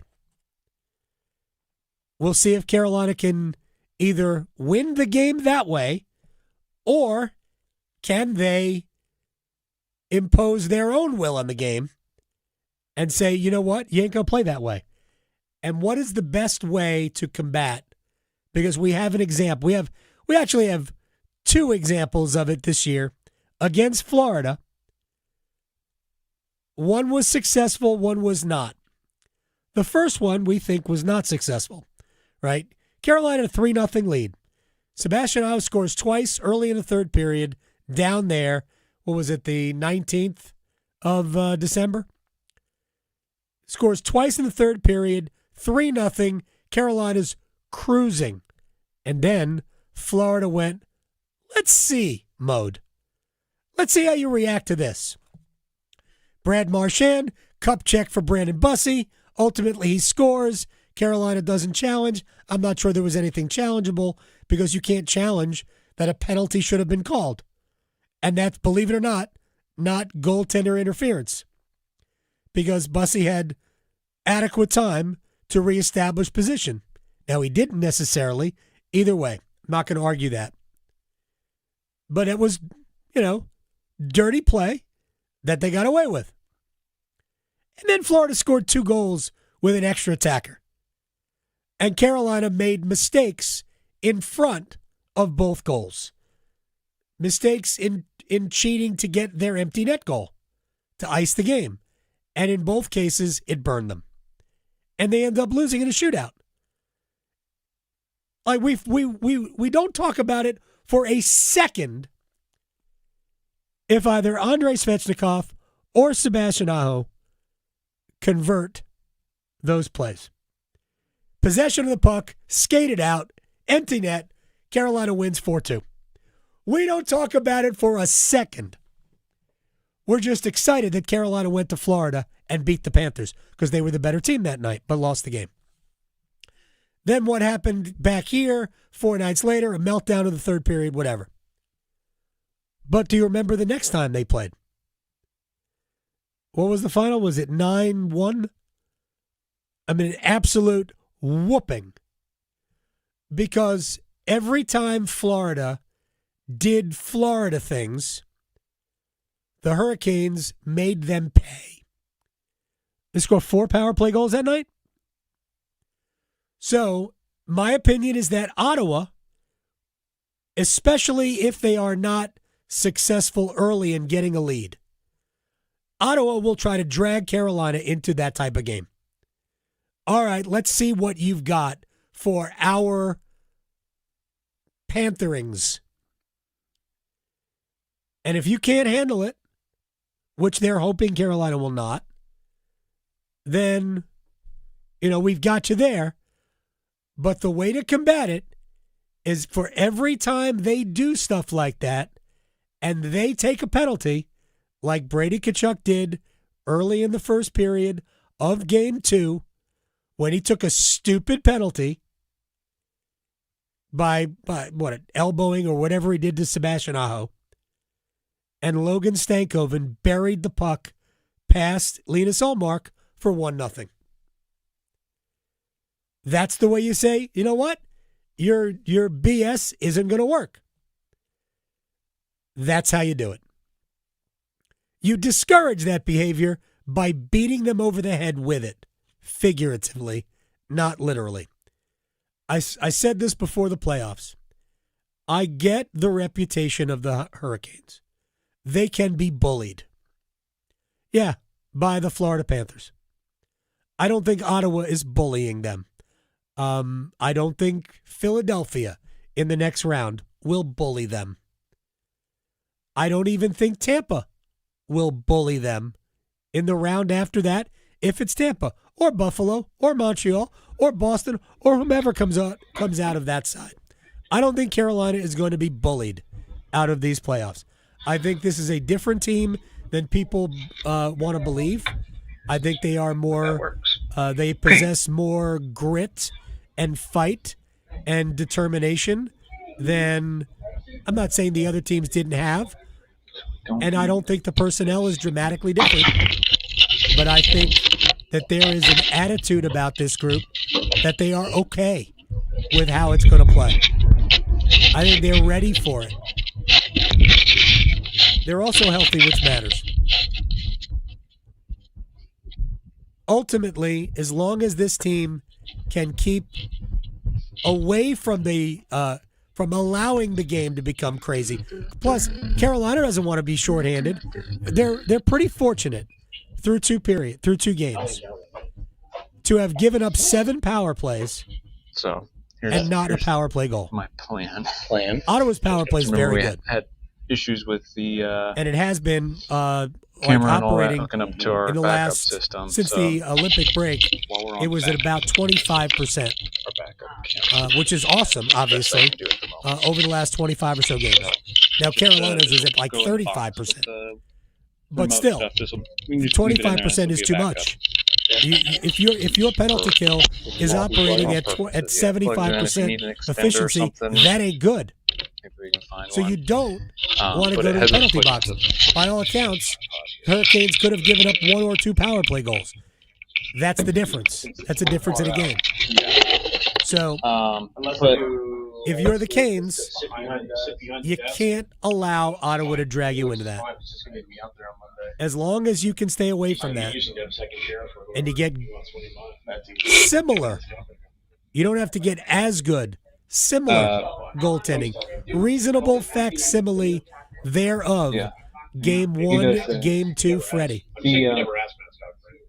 I fancy Carolina's chances. You don't need to do the NDI stuff if tonight. we're doing this. Remember, Ottawa's goaltending is in the exact same camera's spot called Huddle as Cam Carolina. or something. Let me Same show thing. you what it looks like on here. They're not 100% sure where they're going to get either. Huddle Cam. And I like Carolina's depth.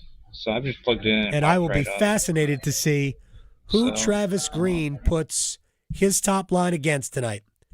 Is he going to say, all right, I want my best to go after Aho, Svechnikov, and Jarvis? Because I hope so. Because I think that Aho, Jarvis, and Svechnikov can neutralize Stützle, Tkachuk, and Backes. Yeah, it's a good camera. And if they do that, actually, like, I love Carolina's chances to be 3-0. Oh, really? When it's all said and done tonight. All right, let me get to a couple of other things. Kirk Herbstreit.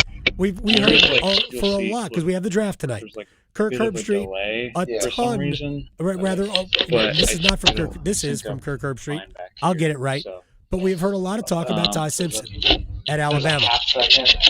And I can where Dan adjust Orlovsky the too, so made Ty Simpson somehow the best quarterback in the draft.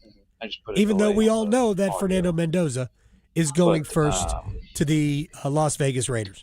I think I did that already. And I don't even know if Ty Simpson is going to ultimately be a first-round draft pick. He might, probably will, because the NFL draft isn't. So anyways, that's what it'll look like on site. But Herbstreit was on with Sean Salisbury on a podcast. Salisbury, of course, former ESPNer, former USC quarterback, played in the NFL for a long time. And they were talking about Simpson, who, according to Herbstreit, probably shouldn't have even come out. Of all the guys in this draft, he needs to go somewhere and get behind a proven starter and not be asked to play. 15 starts. I was shocked that he came out. The two things that shocked me last year, Dante Moore staying and then Ty Simpson leaving. I would have thought after watching them play, it would have been maybe the opposite. I really think Ty Simpson needed another year of college football. And then you look at Carson Beck, won a ton of games, played in a lot of tough environments, but he had a turnover problem in about 4 or 5 games, he turned the ball over. But if you look at him, and he's 6'5", 233 pounds, moves around, pretty athletic. I love when they've had adversity and a bunch of crap that they've had to overcome in college. There's really nothing he's going to see in the NFL as far as his pride being affected or being humiliated or based on what he's already experienced at Georgia especially. If you watched him throw in person, you and I would turn around and be like, yep, 100% has all of it. But you got to hope that he gets into the right system and they can work with him to get those turnovers out of it. But I don't think it's a slam dunk for me that Ty Simpson is that next guy. I feel like that's what all the mock drafts are saying. Don't be surprised if Carson Beck ends up becoming that number 2 guy. If it happened, I wouldn't be surprised at all. I mean, I think it's got like real glass. The argument for it is that Carson Beck has played in and succeeded in bigger moments. All right. Well, that's what that'll and look maybe like. profiles physically better than Ty Simpson. I think there's a lot of people that like Ty Simpson. I really do. Mike Miller from ESPN probably falls more in line with Kirk Herbstreit. We're all assuming that the Arizona Cardinals will trade back into the draft tonight to take him. If the entire world knows that the Cardinals are going to trade back into the first round to take him and no one else is going to, if you're Arizona, do you really have to jump back in tonight to get him unless you just want to lock up that 5th-year option? So he is, outside of Love, I think probably the most fascinating player tonight just because of, I think, where expectations are versus the reality. I haven't talked to a single team that says, yeah, he's our guy. We love him. We'd take him in the first round. Instead, when you talk to teams, they tell you, we think the Cardinals will probably take him. So no one's willing to claim Ty Simpson as their guy this year. It's so interesting. I wouldn't be surprised if Pittsburgh ends up trading back into the first round. I don't think they'll take him at, 21, I think, is Pittsburgh's. I think they have 2 first-round picks, but I could see Pittsburgh taking him late because they have to have some sort of a quarterback plan beyond this year.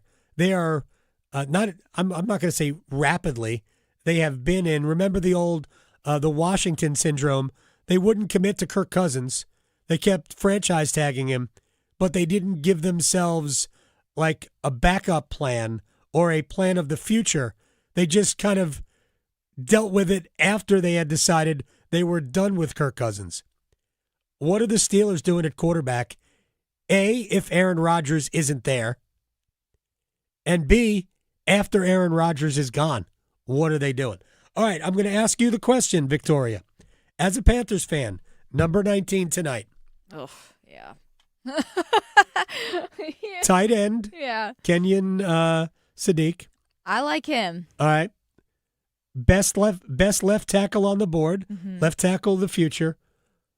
Or trade the pick. I would love to have a good tight end for the team. So if Sadiq is available, him. If he's not, trade back. Trade back. So even if there is a left tackle, trade back. Yeah. Okay. All right. I think that if they can come out of the first round with the tight end, I've said this before, I am screaming to the podium for that because that guy satisfies 2 areas of need. It satisfies the second dynamic receiver option, and it automatically gives you an upgraded tight end, which I think they have needed for a long time. And, the benefits to give your quarterback that kind of a security blanket. And he's a blocker. He will also block. He's not a mammoth human being. Oh, my gosh. Really? Yep. I'm doing it. You're the one that I want. I now have no train of thought at the end of the show. All right. Enjoy the draft tonight. Enjoy Game 3 tonight. And we'll be back tomorrow to talk about Game 3 and Game 4 and Victoria. Thank you. Good night. Asheville to Wilmington, Boone to Durham, The Adam Gold Show on the North Carolina Sports Network.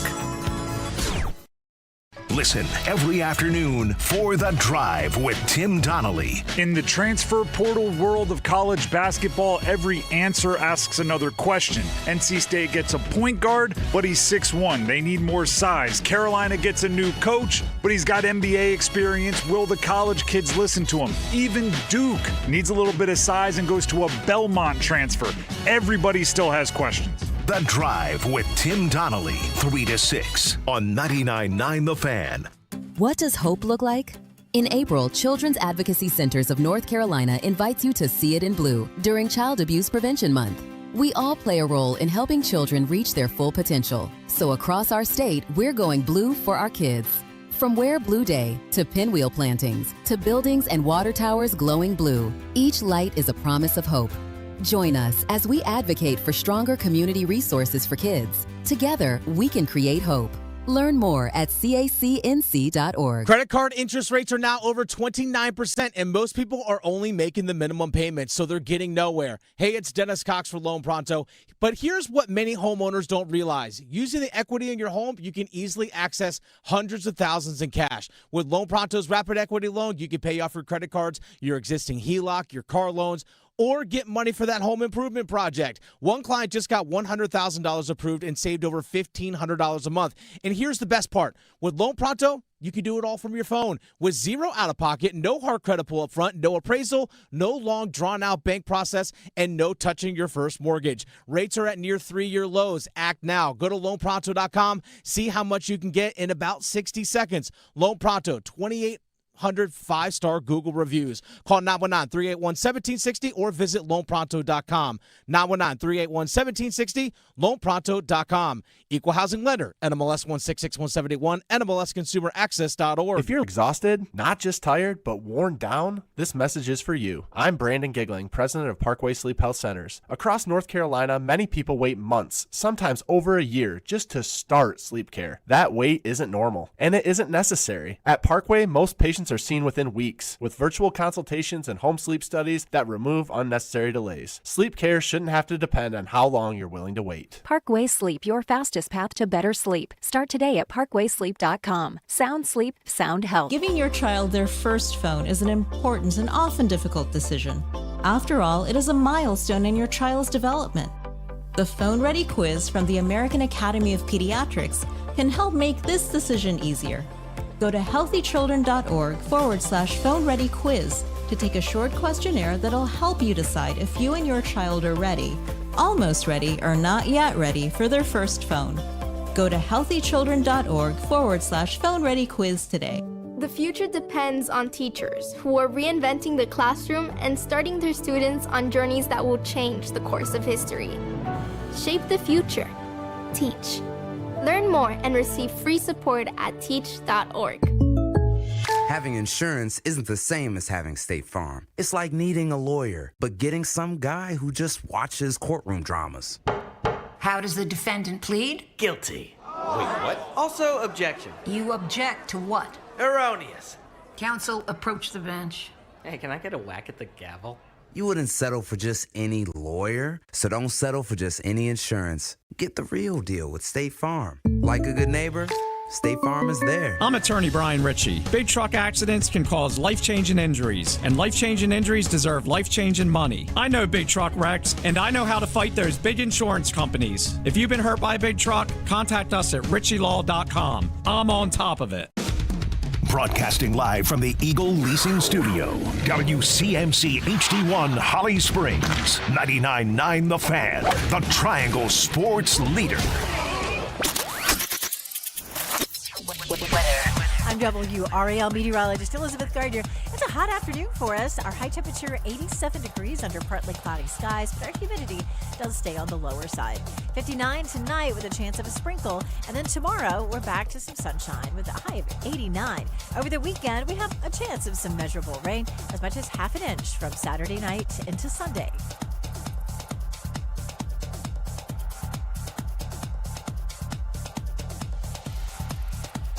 Three o'clock check of your money. Dow Jones down 256 points to 49,233. Shot right out by Spence, and it'll trickle back, and saving a goal is Logan Stankoven. That's a low centerman for you. Make a play with Hall out in front. Stahl, 2-on-1. Stahl waits, delivers the pass. They score! He gets this one. Evers Martin. He scores! This one counts. Jordan Martin wins it in overtime. The Drive with Tim Donnelly on 99.9 The Fan. The Drive with Tim Donnelly here on 99.9 The Fan. Happy Thursday. Happy Draft Day. Happy Game 3 Day. Oh, happy day. I'm Tim Donnelly. Dennis Cox producing the show. These are the days that sports fans dream of, everybody. It's going to be quite the night. Isn't it great when you know you're in the glory days while you're in the glory days?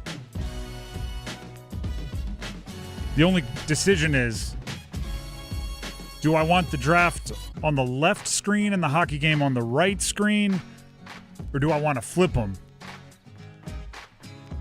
Decisions. I have hours. I have hours to figure this out. You do. I'll make a pros and cons list. Maybe you'll figure it out in the moment.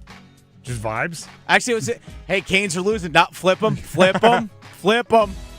Flip them. Speaking of respecting people's superstitions, the only thing that I'm even kind of superstitious on is where my sunglasses are when I play golf. That's fair. If I have a bad shot, they're on my hat. I need to wear them. Another bad shot, I need to put them in the cup holder. Now they're going in the bag. It's the only thing I do. I'll move the screens if I like or don't like the way the hockey game's going. Speaking of the hockey game, I have a feeling that's likely going to be where we start the Big 3 at 3, presented by Manor Service Company.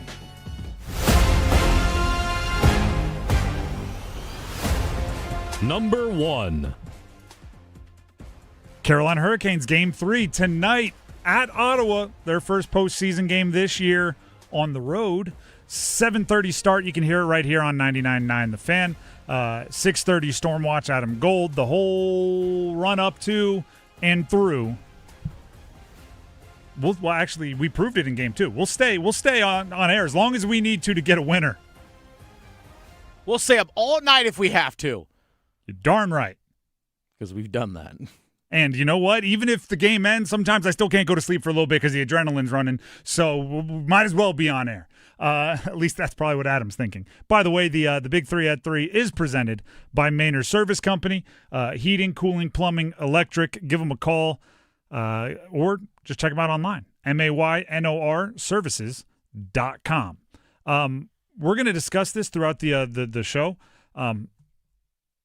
Actually, you know what? I'm going to use this is going to be a tease. So later this hour at about 3:45, we talked with earlier today Manny Diaz, the head coach of Duke football. Right, has some players getting ready for the draft. Just signed a contract extension. Some noteworthy things. So earlier today we chatted with Manny Diaz. We recorded it. You're going to hear it at about 3:45. Something he mentions, and I thought it was really interesting because he's talking about one specific player on his team that had a lot of success this past year. In his exit interview with the player, and you'll have to tune in at 3:45 to figure out which one, he said, we had a long conversation because if you struggled this year, if you had some adversity, if you had a big problem, a big mistake, I could give you 1,000 different books written by motivational speakers about how to overcome that adversity, about how to stick to the grind, about how to keep it rolling, how to get it back on track, pick yourself up by the bootstraps. He goes, but if you need a book about how to pick yourself up after everything kind of goes right, not a lot of books about that. You got to figure that one out on your own, right? How to deal with it, right? Because this player had made some really big plays in some really big games and became kind of a celebrity. Well, guess what? Ottawa, they got a lot of books they could read. Right? You're down 0-2. Your back's against the wall. You need to get back to the basics. You need to rely on what you do well. You need to bind yourselves together in that locker room, and it's you against the world. What about the team that's up 2-0? No books written for the team that's up 2-0. Maybe the tortoise and the hare. Maybe you should read the tortoise and the hare, right? Don't start relaxing because you think you're ahead, right? The tortoise might catch you. We got to go that old school for the Canes. Might have to. How funny would that be? Rod Brindamore. All right, fellas, gather around. Crisscross applesauce. Here we go. There once, everybody have their snack? Okay, good. There once was a rabbit. I don't think that's the way he's going to go. But the lesson is there, right? The lesson is there. Ottawa is only going to get more and more and more desperate with every game that you win. You have to match that desperation while understanding you have a safety net of if you lose a game, you're still ahead, right? You have to match that desperation as if you don't have the safety net. Canes, Ottawa tonight, 7:30. It'll be the most intense game in that series yet, which is saying something after those first two games. That is saying something. That is number one. Let's get to number two. Number two. NFL draft tonight, everybody. NFL draft tonight. I thought this was interesting. And I think it goes to show how this year, more than most, there is truly unknowns. Heading into this NFL draft, there have been 23 trades since the start of the league year, including a couple big ones, right? Dexter Lawrence, that's a big boy. That's a big trade. Yeah, 10th overall pick to Cincinnati. That's big in many ways. Yeah, exactly. Literally, figuratively, and spiritually. And topically, locally, because he's a Wake Forest high school guy. From the start of the league year until night one of the draft last year, there were 15 trades. So they've already had 8 more, and there's still a handful of hours left if they can go ahead and get any more completed under the wire before the draft. So teams are seeing this one differently, right? One team saw this draft as strong enough into the double-digit picks that they would give up the 10th overall pick in order to bring in a player like Dexter Lawrence, that they're going to have to pay a bunch of money. And by the way, it's not like Cincinnati, who traded the pick for Dexter Lawrence, has like the cleanest cap sheet in the world. No. They're paying some dudes a lot of money, and they're going to have to pay Dexter a lot of money. But they looked at the draft and said, 10th pick? And who's even going to be there? But then the Giants, they look at this draft and see it is so strong all the way to the 10th pick that they were willing to give up, I'm not even going to, this is not an exaggeration, their best player over the last 5 years. Dexter Lawrence has been great. They gave him up for the 10th pick. So this draft is being seen very differently.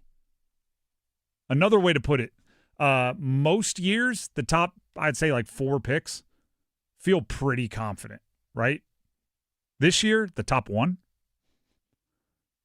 Where does the draft really start is always one of those questions, right? Where does the draft really start? And it's 5 is the real wild card. This year, David Bailey, Arvell Reese, every insider is going back and forth every day with who's going to be the 2nd overall pick. The 3rd could be a running back, could also be anything but a running back with the Cardinals. It is a truly, stick around to find out style draft. And we are only a handful of hours away from finally finding out. And then another handful of hours away from the Panthers getting to react to all of that with the 19th overall pick. And as of right now, they do still have the 19th overall pick. I would not be surprised if they move back a little bit. A little bit.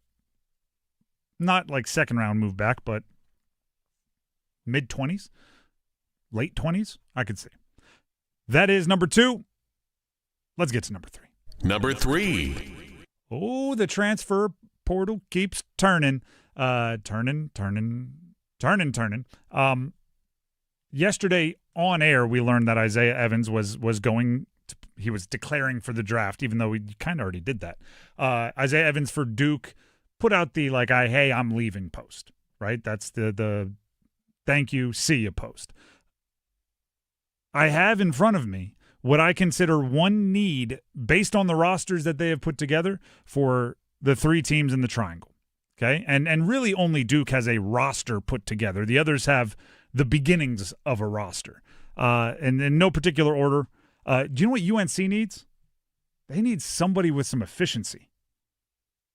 Individually, I like and we'll go Maxime Logie.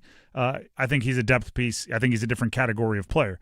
But the 3 big names they've signed, each time they signed him, I went, ooh, that's a good player. I like all 3 of them. But when you put them together, do you know what you notice? Avdalis from Virginia Tech is shooting 38.6% from the field this past year, 31.4% from three. Terrence Brown, 45.3% from the field, 32.7% from three. And Matt Abel from NC State, 41.6% from the field, 35.5% from three. All of those guys are pretty inefficient scorers. No one's sniffing 50% from the field, and no one is sniffing 40% from three. And I'm not talking about you had to be above those thresholds, but they're not even close. They need to bring somebody in that can get their buckets without getting a ton of shots. Or those three are just going to be much more efficient because, you can't have all high-volume shooters. Duke, they need, ready for this, Dennis, a lanky lockdown defender. Oh. A.K.A. Dame Sarr if he elects to return. There's that. Or a Malik Brown type. Right now, the way their roster is situated, I would guess the starters would be John Blackwell, point guard, 6'4". Senior, by the way, a senior, John Blackwell. Senior guard, Caleb Foster, listed at 6'5". Sophomore guard, Caden Boozer, 6'4". And then the two big guys I have is Cameron Williams, the freshman, 6'11", and Patrick Gungba, the junior, 6'11". None of those guards have that lanky, wingspan-y archetype that they've had a ton of success with, and their defenses have been suffocating with recently. Right? Malik Brown both years. The Cooper Flagg defense the year before, that's another wingspan-y guy. Dame Sarr, Malik Brown, when they were on the floor together last year, it was really tough. They don't have as much of that right now, unless Dame Sarr is the latest to say, I'm back, and then I'll forget that I mentioned this. NC State, they need forward size and post size, more of it. I did some research on the smaller players that were on good teams this past year. This is what I've kind of come up with as a rule. If you're going to have one small starter, you need to counter that with three tall guys. Like one guy that's a good amount short for his position. You need three that are a good amount tall for their position. UVA was a good example. Chance Mallory played for them last year, a North Carolina guy, listed at 5'10". Again, but they had two 7-footers. One of them was almost always on the floor. DeRitter was 6'9". Sam Lewis was 6'6" as a combo guard. Like you need guys that can make up for it and help and still get their hands in the passing lanes and everything. So with NC State bringing in Preston Edmeade, who's listed at 6'1", and again, not sure if he gets there. Kyle Evans is one big guy. I think you need more length. You need more length. You need more length. Height, length, width, wingspan, those things. We'll see. Portal's still wide open. And, by the way, all of those teams, by average recruit, in the top 28 in the transfer portal. Duke, very, very high. The Drive with Tim Donnelly, 99.9 The Fan. That is the Big 3 at 3, presented by Maynard Service Company. Tonight, it may not be the Big 3 at 3. It's the big Game 3 at 7:30. Canes, Ottawa, Game 3. Three things the Canes need to do better if they want to win Game 3. Stick around. Download to see if you qualify. Not all customers will qualify. Transfer fees may apply. No Albert subscription required. Albert is not a bank. Albert Instant Loans are issued by FinWise Bank, member FDIC. Not an actual client. Terms apply. Kylie, what's wrong? I just got hit with a car repair bill. I'm behind on rent, and I feel like I can never save any money. Have you tried the Albert app? Albert is your financial assistant, helping you find ways to save and create custom budgets to actually grow your money. Plus, you can get up to $10,000 for big expenses or advance up to $1,000 fast when you need cash right away. Albert can get me up to $10,000? Exactly. Albert spots you in a pinch and helps you grow your money in the long run. I'm downloading Albert right now. Download the Albert app and use promo code VALUE to borrow up to $10,000 for whatever you need. The Albert app helps you budget better and save more money so you reach your financial goals faster. Download the Albert app right now and use promo code VALUE to borrow up to $10,000. Use code VALUE to borrow up to $10,000. Adam Gold in studio with my friend Patrick Day from the Aluminum Company of North Carolina. A lot of people have work to do on their homes. They need a roof. They want windows, siding. You guys do everything. But people are also, I'm not sure I can afford it. The Aluminum Company is a great place to go. Tell us why. Well, tons of times I'll go out to people's houses and they're thinking about doing a bunch of home improvements at once. Siding, roofing, windows are a big package, right? And the first thing they think of is, well, I'm going to need to go get an equity line or a second mortgage. One of the things we have is tons of financing options where you don't even need to go to your bank. We can do that in-house for you and run payment options for you. And lots of times the financing that we offer is a better percentage rating than you can get from your bank, and you don't have to go through all that mess to get to it. I like that. Also, is there 12 months, 0 interest? 12 months, 0 interest, 0 payments for 12 months. 0 payments and 0 interest at the same time for 12 months. That is correct. That is a double header right there. Aluminum Company of North Carolina, online, aluminumcompany.com. Well, you got to get to your game. If you play your best game, you have a chance. If you don't have a chance. So you better get to it somehow. And you're going to have ebbs and flows, and they're going to get to theirs, and it's going to feel a little different at times, but it's just understanding that's how it's going to go, and be okay with it. But if you think anything but your best is going to get it done, then don't come, don't go out there, because the only way you win is to bring your best. The Drive with Tim Donnelly, 99.9 The Fan. Yesterday was all Earth, Wind, and Fire for Earth Day. Today, Wheezy. How you like me now? Tomorrow, Arbor Day. We'll probably get back into something nice and sweet. But might actually. On game day, Wheezy. Brings me right back to the locker room. You want to throw some Kanye on there, and that's basically our entire game day play. Jeezy, basically our entire game day playlist. The Drive with Tim Donnelly, 99.9 The Fan. The Carolina Hurricanes, they're all much younger than I am, so they probably have different pregame playlists, but they might be listening to a pregame playlist right now because, well, they got a game to play. And I shouldn't say they're all much younger than me. There's still Jordan Stahl out there showing us that mid-30s are the new mid-20s. By the way, we will have first goal scorer predictions at 4:33. So if you haven't done so already, start thinking about who will score the next goal for the Canes, the first goal for the Canes, and in what period you think they will open the scoring. That's what we're looking for, and that'll be at 4:33.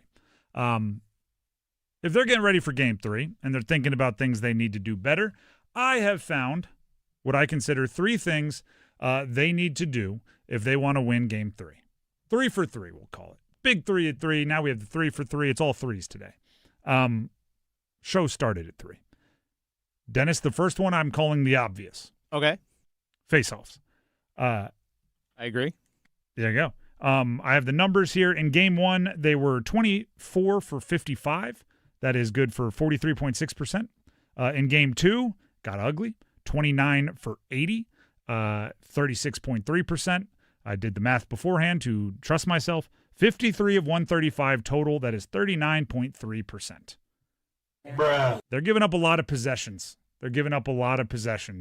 To Ottawa. Hasn't bit them yet, but that's one of those things that you're flirting with it, right? You don't want to keep testing if you can overcome it. And I'm not even saying you got to Ottawa. That's one of their things, right? That's one of the things they do well. So I'm not asking for 60%. I'm not asking for 55. I'm asking for as close to 50 as you can give me, right? And it darn sure can't start with a 3. That's what I'm getting after. And while that's full team stats there, I think you gotta call on your dudes. It's got to be Stahl. It's got to be Aho, right? Like that's your role on this team. It's something you've been doing all year. You got to go find a way. Face-offs need to be better. 2. I'm calling this one you probably wouldn't think it, but maybe. I think they need to bring the fight to Ottawa again. The stat I used to show this, in Game 1, which, keep in mind, was a traditional 3-period game, Carolina had 57 hits. Ottawa had 39. That's bringing the fight to Ottawa. That's bringing the physicality to Ottawa. Game 2, keep in mind, this was essentially a game and a half, right, with the 2 overtime periods. Carolina had 43 hits. Ottawa had 52. So if you compare Carolina's hits in Game 2 to their own hits in Game 1, significantly less, And if you compare the difference in how many hits the Canes had compared to Ottawa in game one to the opposite, right? How many more Ottawa had than Carolina, significant difference. And again, I totaled them up. On the 2 games, Carolina has 100 hits, Ottawa has 91. But that doesn't tell the whole story unless you look at the differences. I think you got to make sure you bring the power, the fire, the hits, the physicality to Ottawa. That's how, especially on the road, you can, I don't want to say neutralize, but temper some of the things that Ottawa thinks they do well. And then lastly, got to get Seth Jarvis going. I have the stats here. 0 shots, 0 goals, 0 assists in game 1. 0 goals, 0 assists, 2 shots in game 2. You can do the math there. It's just 2 shots, nothing of the goals or assists overall. This year, he's averaged 0.45 goals, 0.48 assists, and 3.15 shots per game. He has a fraction of all 3 of those. Not even a fraction, zippy in 2 of those categories through 2 games. So, part of me is saying it's statistics, regression to the mean time, right? The way you get those averages isn't by doing it every game, and sometimes you do it way more and it averages out. I got you. I hear you. I think you need to get him going, right? Because I thought about get Seth Jarvis and Andrei Svechnikov going because neither of them have a point yet. But then I looked and Andrei Svechnikov had 13 shots through 2 games. And I'm going, no, actually, no. He's doing that's more, eventually that's going to work for you, right? That's how I think of it. Seth Jarvis with 2 shots through 2 games. It's like, well, it's, goals aren't just going to appear. Ready for this one? Michael Scott said it. Michael Jordan said it. Wayne Gretzky said it. And a million people have quoted it since. You're going to miss 100% of the shots you don't take. Right, so Svech, I am more looking at it like, it's just a matter of time. Some of these are going to fall. Seth, I think you need to get him going. I think it's a more of a conscious thing. You need to get him going because he's that important, he's that good, and he should never go 2 games with 2 shots. And Dennis, you've made the point a few times this weekend. It's a good one that Ottawa is using their shutdown players to try to bottle up that line. It's a good point. But part of being Seth Jarvis is you give me your best defense, I still come up with chances, right? And part of being that line is you can try to bottle us up, but you can only hope to contain us. You can't shut us out. You can only hope to contain us. That's what I'm looking for next. And I am speaking very back of the baseball card stats. I'm talking like home runs, RBIs. As Rod Brindamore will say here in this audio, he is still impacting the game. He's not like a complete negative out there. Nobody said he was. But here's Rod Brindamore on Seth Jarvis and how he's played through 2. That's how it has to be done if you want to win, if you want to go on. And so, especially to beat a team like this, you need everybody doing a little bit of everything. I don't know what it is. It might be chipping in on a goal, might be doing what you said. We got to find a way. And we've seen him enough and know him enough. He's willing to do whatever he's got to do, and obviously love to see him score. But if you're not, then you got to be doing other things. And I do want to be clear, some of those other things were gigantic, right? We've talked about a couple of the shots he's blocked. Yeah, he's made some plays. Don't get me wrong. Yeah, 2 big block shots late on a penalty kill, 6-on-4 in game 1. Yeah, he found a way. Hey, weren't contributing offensively. I'm going to keep the puck out of the net as best I can. Find a way to contribute. I think it's like get him going in a more obvious way would be how I would describe it. Not saying he isn't doing anything good, but get him going in a more obvious way. Since we have that Rod Brindamore audio, and I did bring up the fact that they're up 2-0 and there aren't a lot of books written about what to do when things are going your way. A lot of books about what to do when they aren't. Rod Brindamore was asked what's the approach while being 2-0 in the series. You're not up 2-0.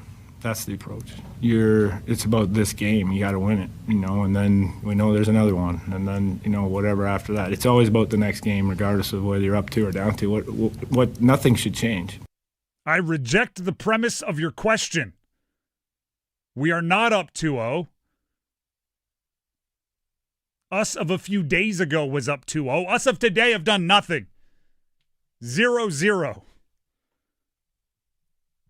Do you think you get that speech twice a game in hockey? I've never been in a hockey locker room during an intermission, but I know every single football locker room I've been at halftime, if you have a lead, there's some assistant coach running around yelling, 0-0, 0-0. Got to do it in the second, 0-0. Do you get that twice in a hockey locker room? Is that a every intermission thing? Like, what have you done for me lately? Coach, we're up 3-0. What have you done for me right now? No, it's 0-0. Next one, 0-0. I don't know. The message is go win the period. Yeah, exactly. That's it. Go win win the period. Go win the next shift. Over and over and over again. Journey of 1,000 miles begins with a single step. The Drive with Tim Donnelly here on 99.9 The Fan. Before we move on, Tim Donnelly here for Miller Lending. The journey of 1,000 miles begins with a simple single step. Well, the journey to your home ownership, I'll give you the first step. I will give you the first step right now. Calling Miller Lending. Not looking for homes, not trying to figure out your budget. Call Miller Lending. Let them work with you. They'll help you get pre-approved. They'll help you set up what you're comfortable with the budget, and they can explain what a no closing cost loan is, a no-cost loan, something they have offered for decades and decades that will make it even more financially doable for you to get into something that you would consider a dream home. So if that is the goal, right? If that is the ideal, if that is the North Star, the journey begins with the simple step of calling Miller Lending. Here's the phone number. I guess the real first thing would be dialing 9, because that's how it's going to start, and then we go from there. 919-447-3377. That is the number for Miller Lending, 919-447-3377. 77, or visit them online at millerlending.com. Once again, that is millerlending.com. Miller Lending is an equal housing lender, and MLS number 250-2146. We'll take a break. When we come back, it's time for the Dean's List here on The Drive. Don't go anywhere. It's bow time. There's something special about the first bite of a Bojangles Cajun filet biscuit, like an edible alarm clock that slaps you awake with bold Cajun flavor. The moment you sink your teeth into that soft, fluffy, made-from-scratch biscuit, then strike gold with a juicy piece of fried chicken, you'll know. Nothing beats the first bite, except the second first bite. Get a Cajun filet biscuit combo today at Bojangles. It's bow time. It's bow time. Time to satisfy your craving for Cajun with a Bojangles Cajun Filet Biscuit. Enjoy a Cajun fried filet tucked inside a hot made-from-scratch buttermilk biscuit. Make it a combo and add your choice of fixin' and legendary sweet tea. And remember, Bojangles Cajun Filet Biscuits are served all day, every day. Bojangles Cajun Filet Biscuit. When you're hungry for flavor and value, it's bow time. Spring cleaning isn't just for your house, it's for your life. If your job is getting old, it's time to clear the clutter and spring into IT. Go to My Computer Career. My Computer Career helped me get the skills and certifications I needed to start a new life as an IT professional in months, not years. Earn the certifications that top employers are looking for right now. Visit mycomputercareer.edu and take the free career evaluation to see if it's time to spring into IT.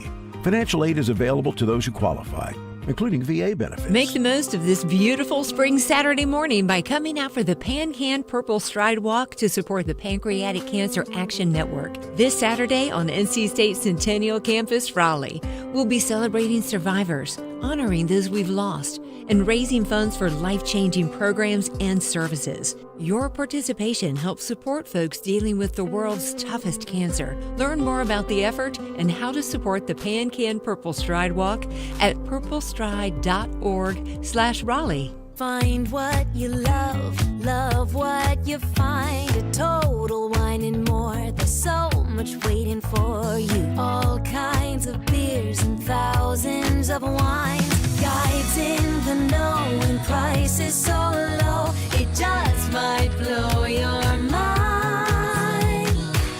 You're gonna find what you love and love what you find. With curbside pickup and delivery available, you'll always find what you love, only at Total Wine and More. Drink responsibly, B21.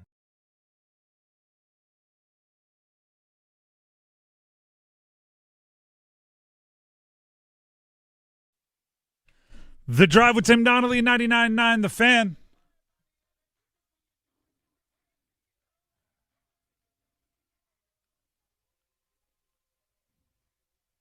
Nelly.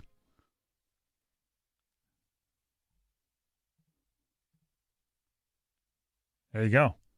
I just remember that music video. They had the green and yellow. It was like they played for a green and yellow sports team of some kind. They had the headbands, the wristbands. Bad Boys 2 soundtrack. Bad Boys 2, the soundtrack. I'm not going to keep going. The Drive with Tim Donnelly, 99.9 The Fan. I could have, but I'm not going to. Instead, because it is about 3:30, maybe a minute or two after, it is time for the Dean's List.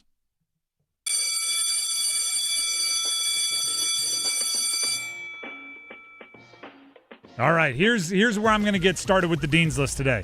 I'm putting ACC basketball money bags on the Dean's List. I'm talking about the people that support the program, not the money bags from pre-NIL, which would just appear on your doorstep in a duffel once you committed.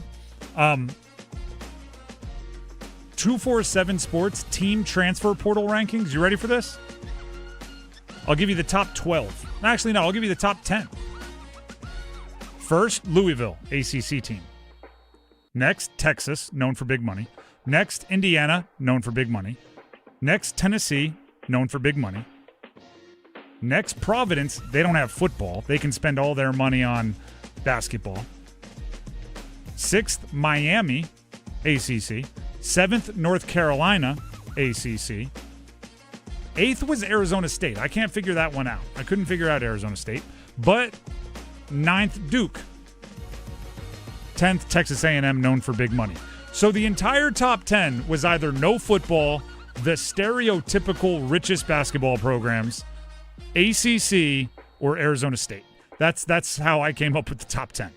So this is top 10 transfer portal team rankings. Okay, transfer portal team rankings. Okay, yeah. Well, Arizona State's got something else going for them. Yep, that is also true. There's that. If I was get them on campus for a visit, is what you're saying. 19 again. I'd want to stick around. But this gets more interesting. Ready? You can kind of game that system, and Providence kind of did this by just getting a lot of transfers, because you can have like the highest aggregate total of recruiting ranking. If you just have like 10 commitments, right? Providence has 7 commitments, so they're going to be higher. If you instead sort that exact same list by average score per recruit, Duke 1, Louisville 2, Texas 3, Miami 4. 3 of the top 4 would be in the ACC when it comes to the average level of player you are adding to your roster. UNC sneaks inside the top 15 at 13th, and NC State appears in 18th. So, little top heavy, but the ACC is out there getting transfers to commit, and the good ones too. If you go into the top 12 even, because the 11 and 12 in total rankings are Xavier and Villanova. That's, again, no football and no real football to talk about. You don't got to support those with the rev share so you can spend it all on basketball.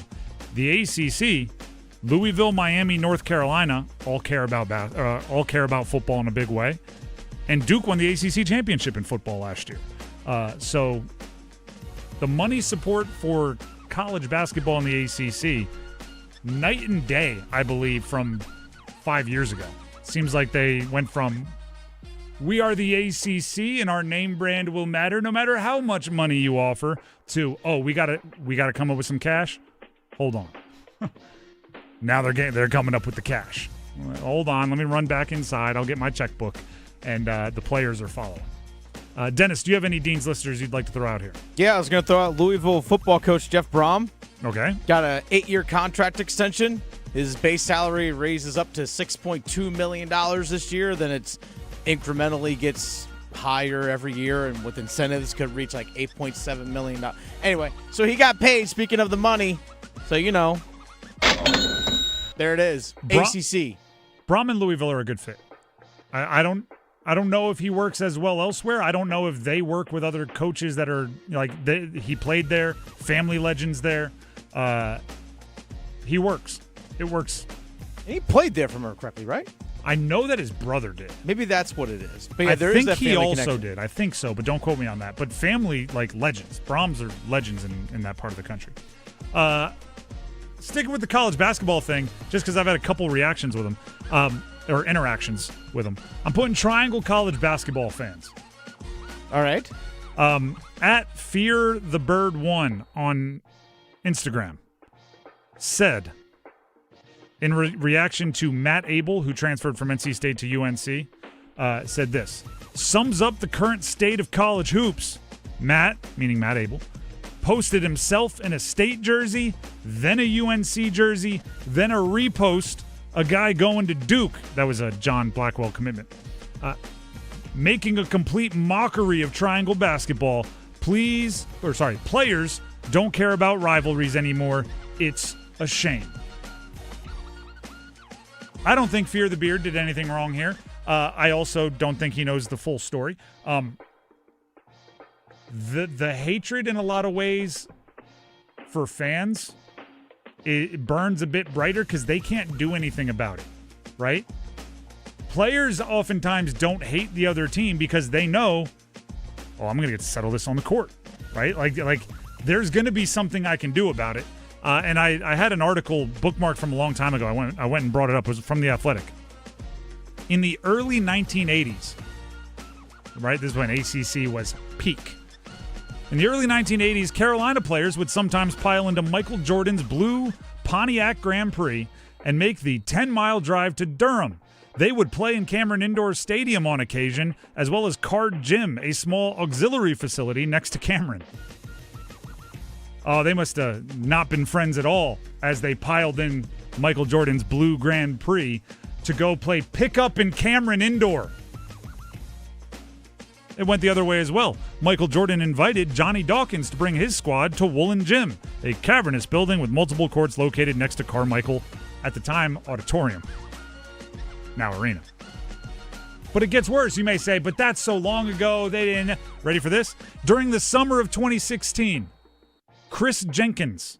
Remember Chris Jenkins? The guy that hit the game winner that ripped the hearts out of Carolina fans and players everywhere? Yeah, from Villanova. There you go. The summer of 2016, Chris Jenkins joined the Heels for pickup after beating them in the national title game with the last-second shot for Villanova. So he did that, and they still welcomed him in for pickup. And do you know why they did that, Dennis?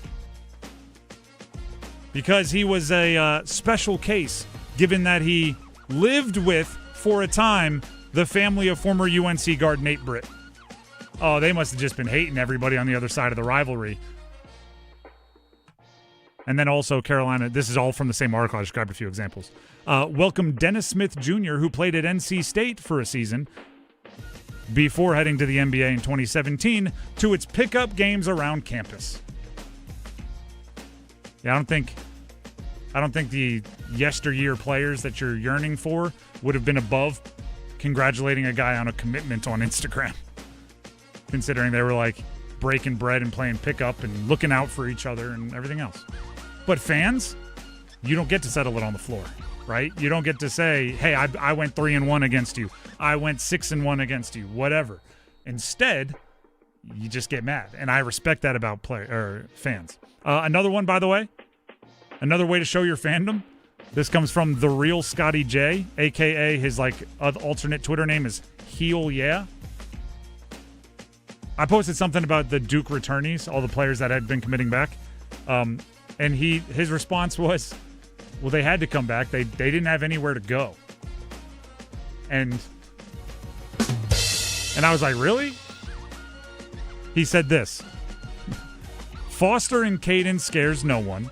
Sure, Pat, meaning Pat Gumba, had potential to go first round, but not guaranteed. Borderline at best. Again, nowhere else to go, really. I said, something about being a little quippy and going like, well, Matt Abel was a backup in the ACC, so I think backups in the ACC have markets because UNC just got a commitment from Matt Abel. His breakdown of Matt Abel was this. Severely misused by Will Wade. Couldn't figure out how to use him. True freshmen are almost always traffic cones on defense, but Will Wade had him guarding in the post since they switched everything. Malone won't make mistakes like that. That's great fandom. You look at every player on your roster and all the context in the world, all of the, oh yeah, buts and well actuallys. And then you look at players with very similar resumes or even maybe better resumes on the other side and go, they stink. No one would want them. That's why you have to put, as I always say, your biases on Front Street, which this person did by putting heel yeah in their name. As long as I know where you're coming from, I don't mind biased fans. I mind when they try to Trojan horse and say they're objective and non-biased and then are. But if you just put it in your name, yeah, go nuts. Say Matt Abel is way more attractive on the open market than Pat Gomba. Do what you want to do. I like it. Shout out to Scotty J. And that will do it for us here on the Dean's List.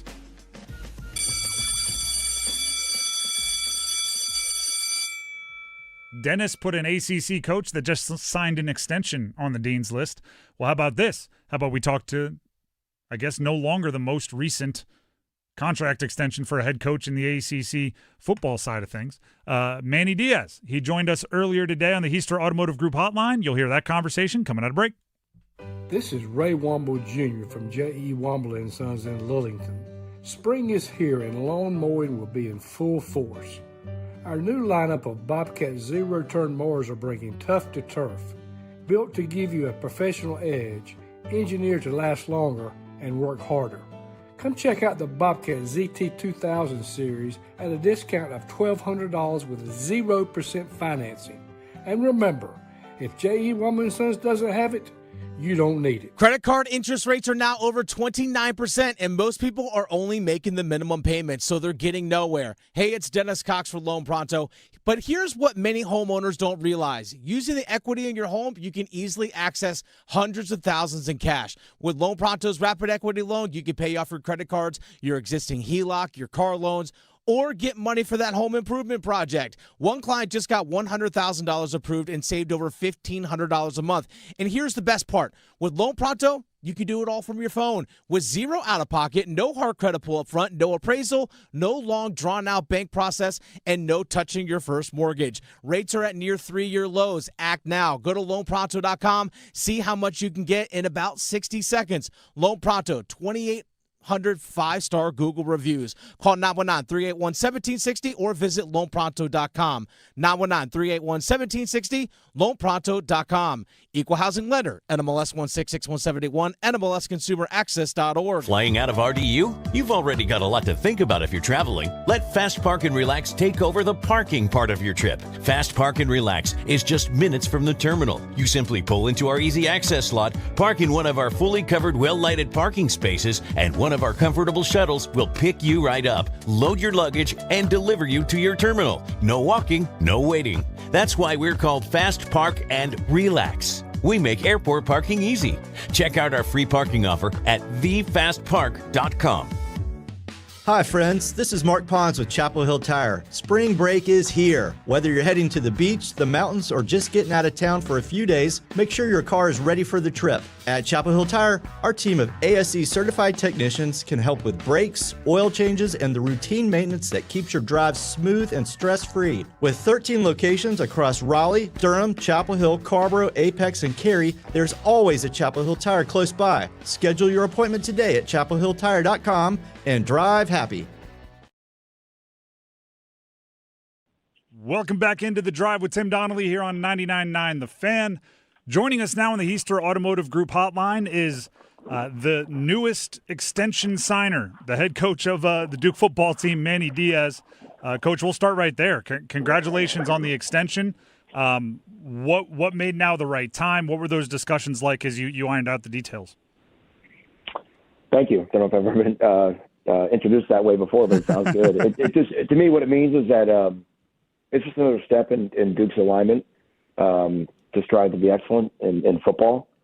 And I just felt like since I arrived, almost 2.5 years ago, that the university is committed to bring football to the highest level, which I think was rewarded with the ACC championship last year for the first time in my lifetime. And And now it's just, going forward. And the most important thing, we're a program that, with our players, that the most important thing is retention. We want to be a developmental program and keep our guys here. And the key to player retention is staff retention. And that's whether that's making sure that, everyone's talking about the head coach, but the people that do the real work are the assistant coaches. And to have as little turnover as we've had in the last 2 years at our coordinators and at our assistant coaches, I think is a big part of our success. And sort of make everybody feel that they're valued and that they can accomplish all their dreams here at Duke is a big part of the puzzle. So I just feel humbled that I get to continue to work amongst people who really believe in what we're doing here. So obviously the stability you just brought up with the staff is impressive.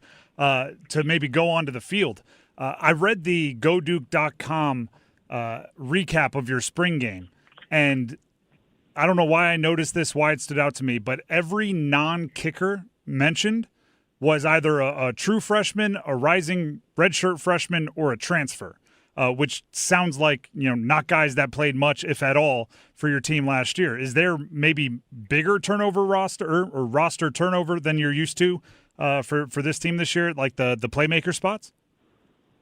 At those positions, I mean, everybody can see that, Samir Higgins was played really well for us here in a receiver that we developed, and Quayshawn Brown and Barkate transferred out. And, you have to live under a rock to not know the quarterback situation. So, so it's easy for that to be the headlines. Doesn't really tell the story of who is returning. And actually the story that we've been more concerned about here internally, which is it's not just the yards that graduated. To be honest, in some ways, those are the easiest things to replace. If you look at this offense historically through the years where it's been, we're going to throw for a lot of yards. We're going to catch a lot of touchdown passes. We've broken records both years we've been here with entirely different cast of wide receivers and entirely different cast of quarterbacks. The bigger thing that we were concerned about is just the culture that walked out. Our senior class last year walked out as the winningest class in Duke history, and part of their story was that a lot of them showed up when Duke was 3-9 in 2021, and so they saw it. They saw what the turnaround entailed and the hard work that it took to bring Duke from 3-9 to the ACC championship. And so what you're more concerned about is have the young guys. I mean, how many guys on our roster that are here that all they know is Duke winning?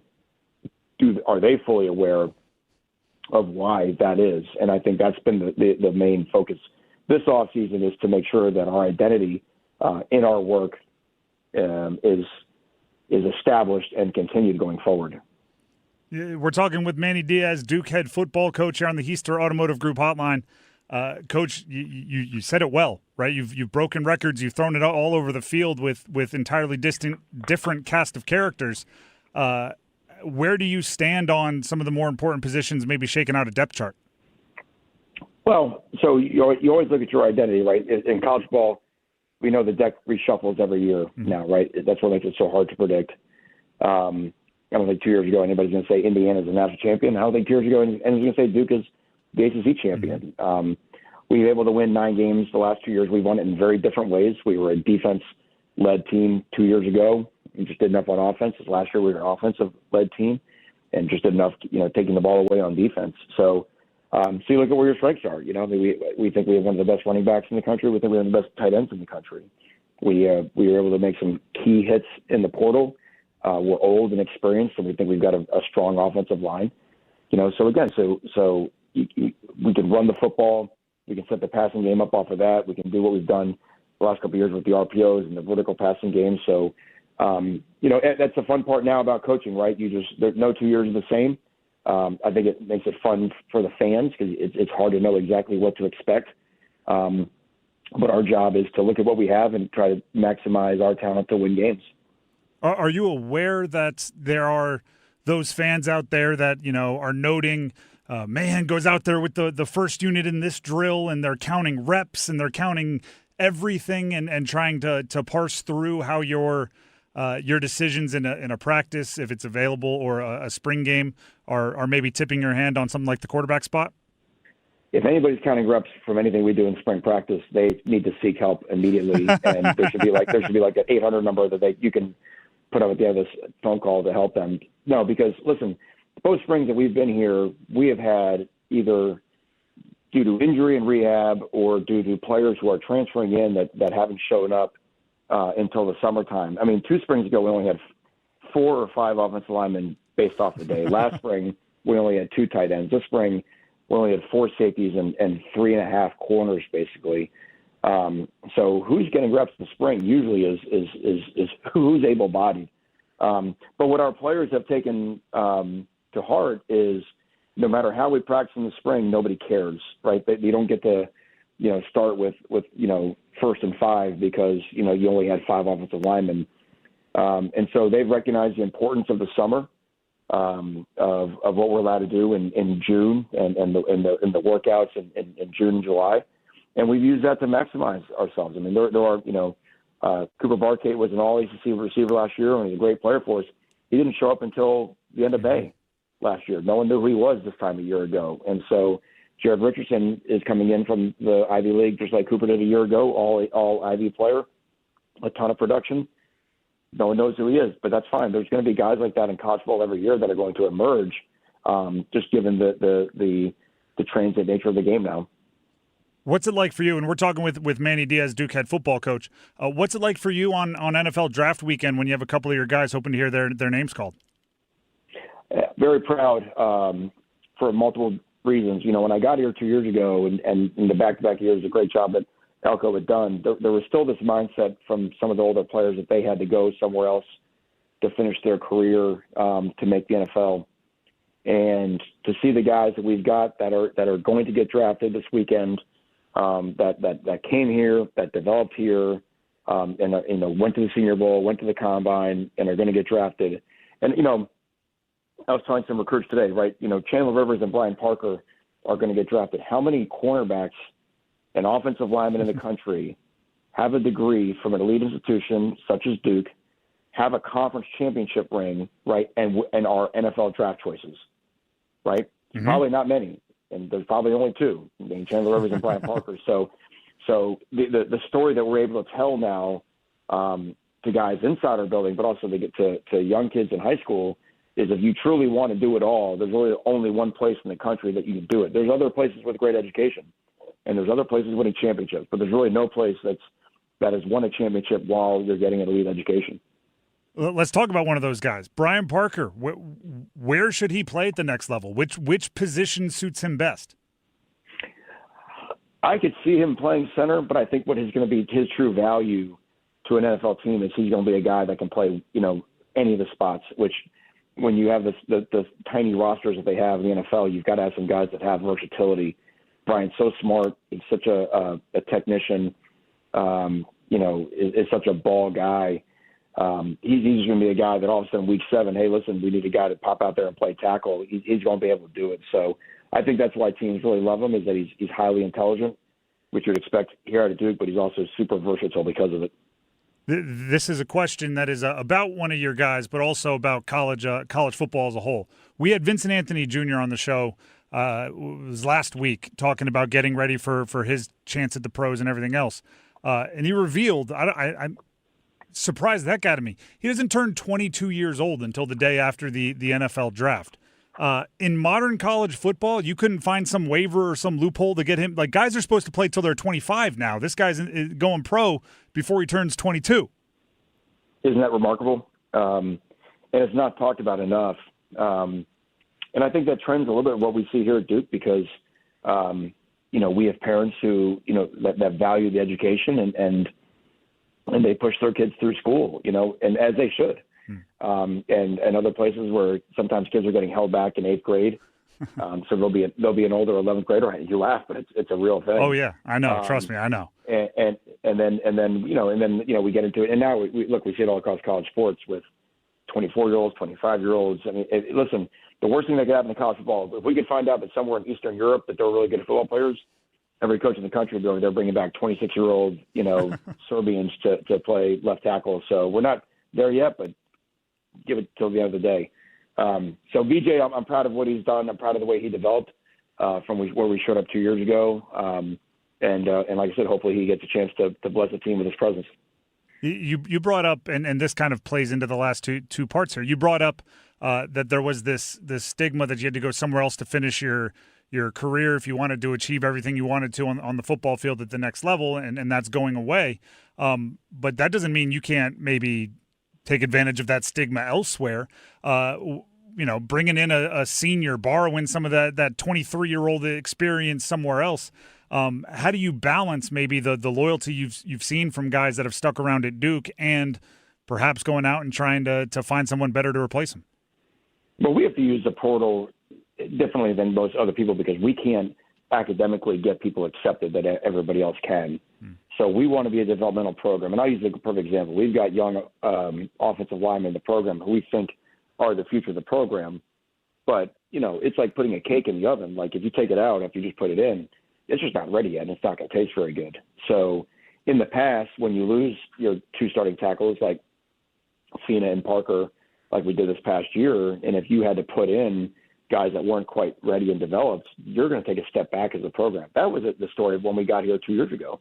I mean, everybody left that team after Elko's last year in 23, and we were left for dead. That's why I thought Dicker did a great job at Wake Forest a year ago, same type deal. So you have a chance now to not have to be so young and to not have to take a step back. So, we signed two tackles out of the portal, Braden Miller and Nick Del Grand, who we think are both outstanding players. We get Micah Sahakian in that starting battle as well, who we signed out of the portal 2 years ago to be a starting tackle for us, and he's battled some injuries, but he's finally back and healthy.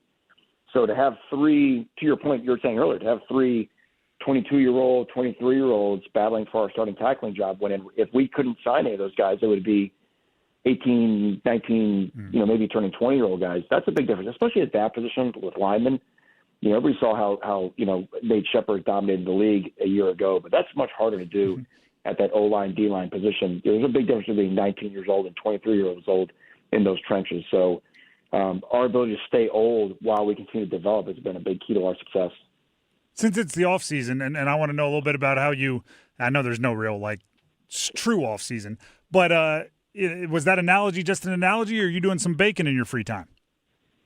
Well, that's all we do here at Duke is we have to bake. I mean, we think we've got David Seeley, the best strength coach in the country, and our players buy into the development. I mean, he can show them with numbers and pictures how they do get bigger, stronger, and faster. And there's too many stories where they've seen it. And again, I use like Samir Higgins as an example a year ago, or Wes Williams. I mean, there's so many. I mean, Jeremiah Hazley came here as a linebacker and is now, and it'll be a preseason All-American tight end. So the guys buy into it. They see it. They see that we're dedicated to them. And so the development here never stops. And that's not what everybody's getting everywhere else, right? At other places, people are just trying to bring in 30, 40 transfers a year, and that's going to, of course, be an impediment to development because you're changing up, who's in the front of the line every year. All right, Coach, we appreciate your time. Last one for you, just because I've ended our last two interviews with a question about this guy, and it's worked out well for him. He had the ACC championship ceiling interception.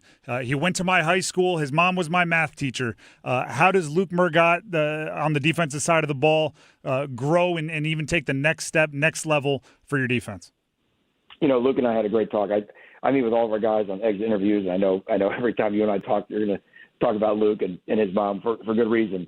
There's what we talked about yesterday. There's a ton of books written about how do you respond from adversity and how you respond from setbacks in your career. You can't find one that's written about how you deal with success, and especially those moments like back-to-back game, winning interceptions, like he had, and but they both require the same thing, which is really being focused in the present moment. And looking at where you are right now instead of where you were in the past. And just like we're not defined by our past failures, we're actually really not defined by our past successes. And that's really hard at my age, let alone, at Luke's age. So what will help Luke is we have immense competition at our linebacker spot. Nick Morris comes back. Bradley Gompers is a sophomore who we got high upside. Elliot Chopper got hurt a year ago and was playing great for us. There's Kendall Johnson, Will Felder. That might be the deepest room on our team. So everyone knows if you take a snap at that position this fall, you have survived a pretty wicked competition, and that's what all coaches want. They want competition because that's what makes everybody better. If you need to keep them grounded, just send them back to Old Ocean City. Trust me, there's plenty of people that'll treat him just like they did when he was a middle schooler and no one knew his name. I believe that. I think that's why he likes it here. I mean, I saw him. I was just at a Duke game. I took my basketball game. Took my son, and he walks out at half court, and he was making free throws for charity. I mean, the guy was doing everything. The way he made that free throw after they put the video up and getting the catch was one of the most that might actually be more impressive than the interception itself, because he had to sit there and watch himself on that video, and then to go knock down that free throw was, like I said, that's no easy task. Coach, we appreciate you. Enjoy draft weekend, right? And rooting on your guys, and hopefully we're able to catch up again soon in the offseason. Sounds great. Thank you. Once again, that was the head coach of Duke football, Manny Diaz, fresh off of signing his extension here on draft weekend. We'll have, speaking of draft weekend, football at 4 next. Step between the lines when you download the High School OT mobile app presented by State Employees Credit Union. It's easier than ever to find the coverage you want for the sports and schools you cheer for the loudest. Receive up-to-minute alerts, scores, videos, insider content, and the latest high school sports news across the state of North Carolina. Available now on the Apple App Store and the Google Play Store, the High School OT mobile app, presented by State Employees Credit Union. Canes fans, this is your playoff headquarters, the Dugout Tavern and Grill on Kelly Road in Apex. Catch every Carolina Hurricanes playoff game the way it's meant to be seen. An official member of the Canes Bar Network, the Dugout has the sound on for every game, a massive 16-foot video wall, and bucket specials, plus $4 Storm Surge drinks to keep the energy high all night long. So grab the gang, wear your red, and cheer loud. The Dugout Tavern and Grill in Apex, where Canes fans bring the storm. Having insurance isn't the same as having State Farm. It's like needing a lawyer, but getting some guy who just watches courtroom dramas. How does the defendant plead? Guilty. Wait, what? Also, objection. You object to what? Erroneous. Counsel, approach the bench. Hey, can I get a whack at the gavel?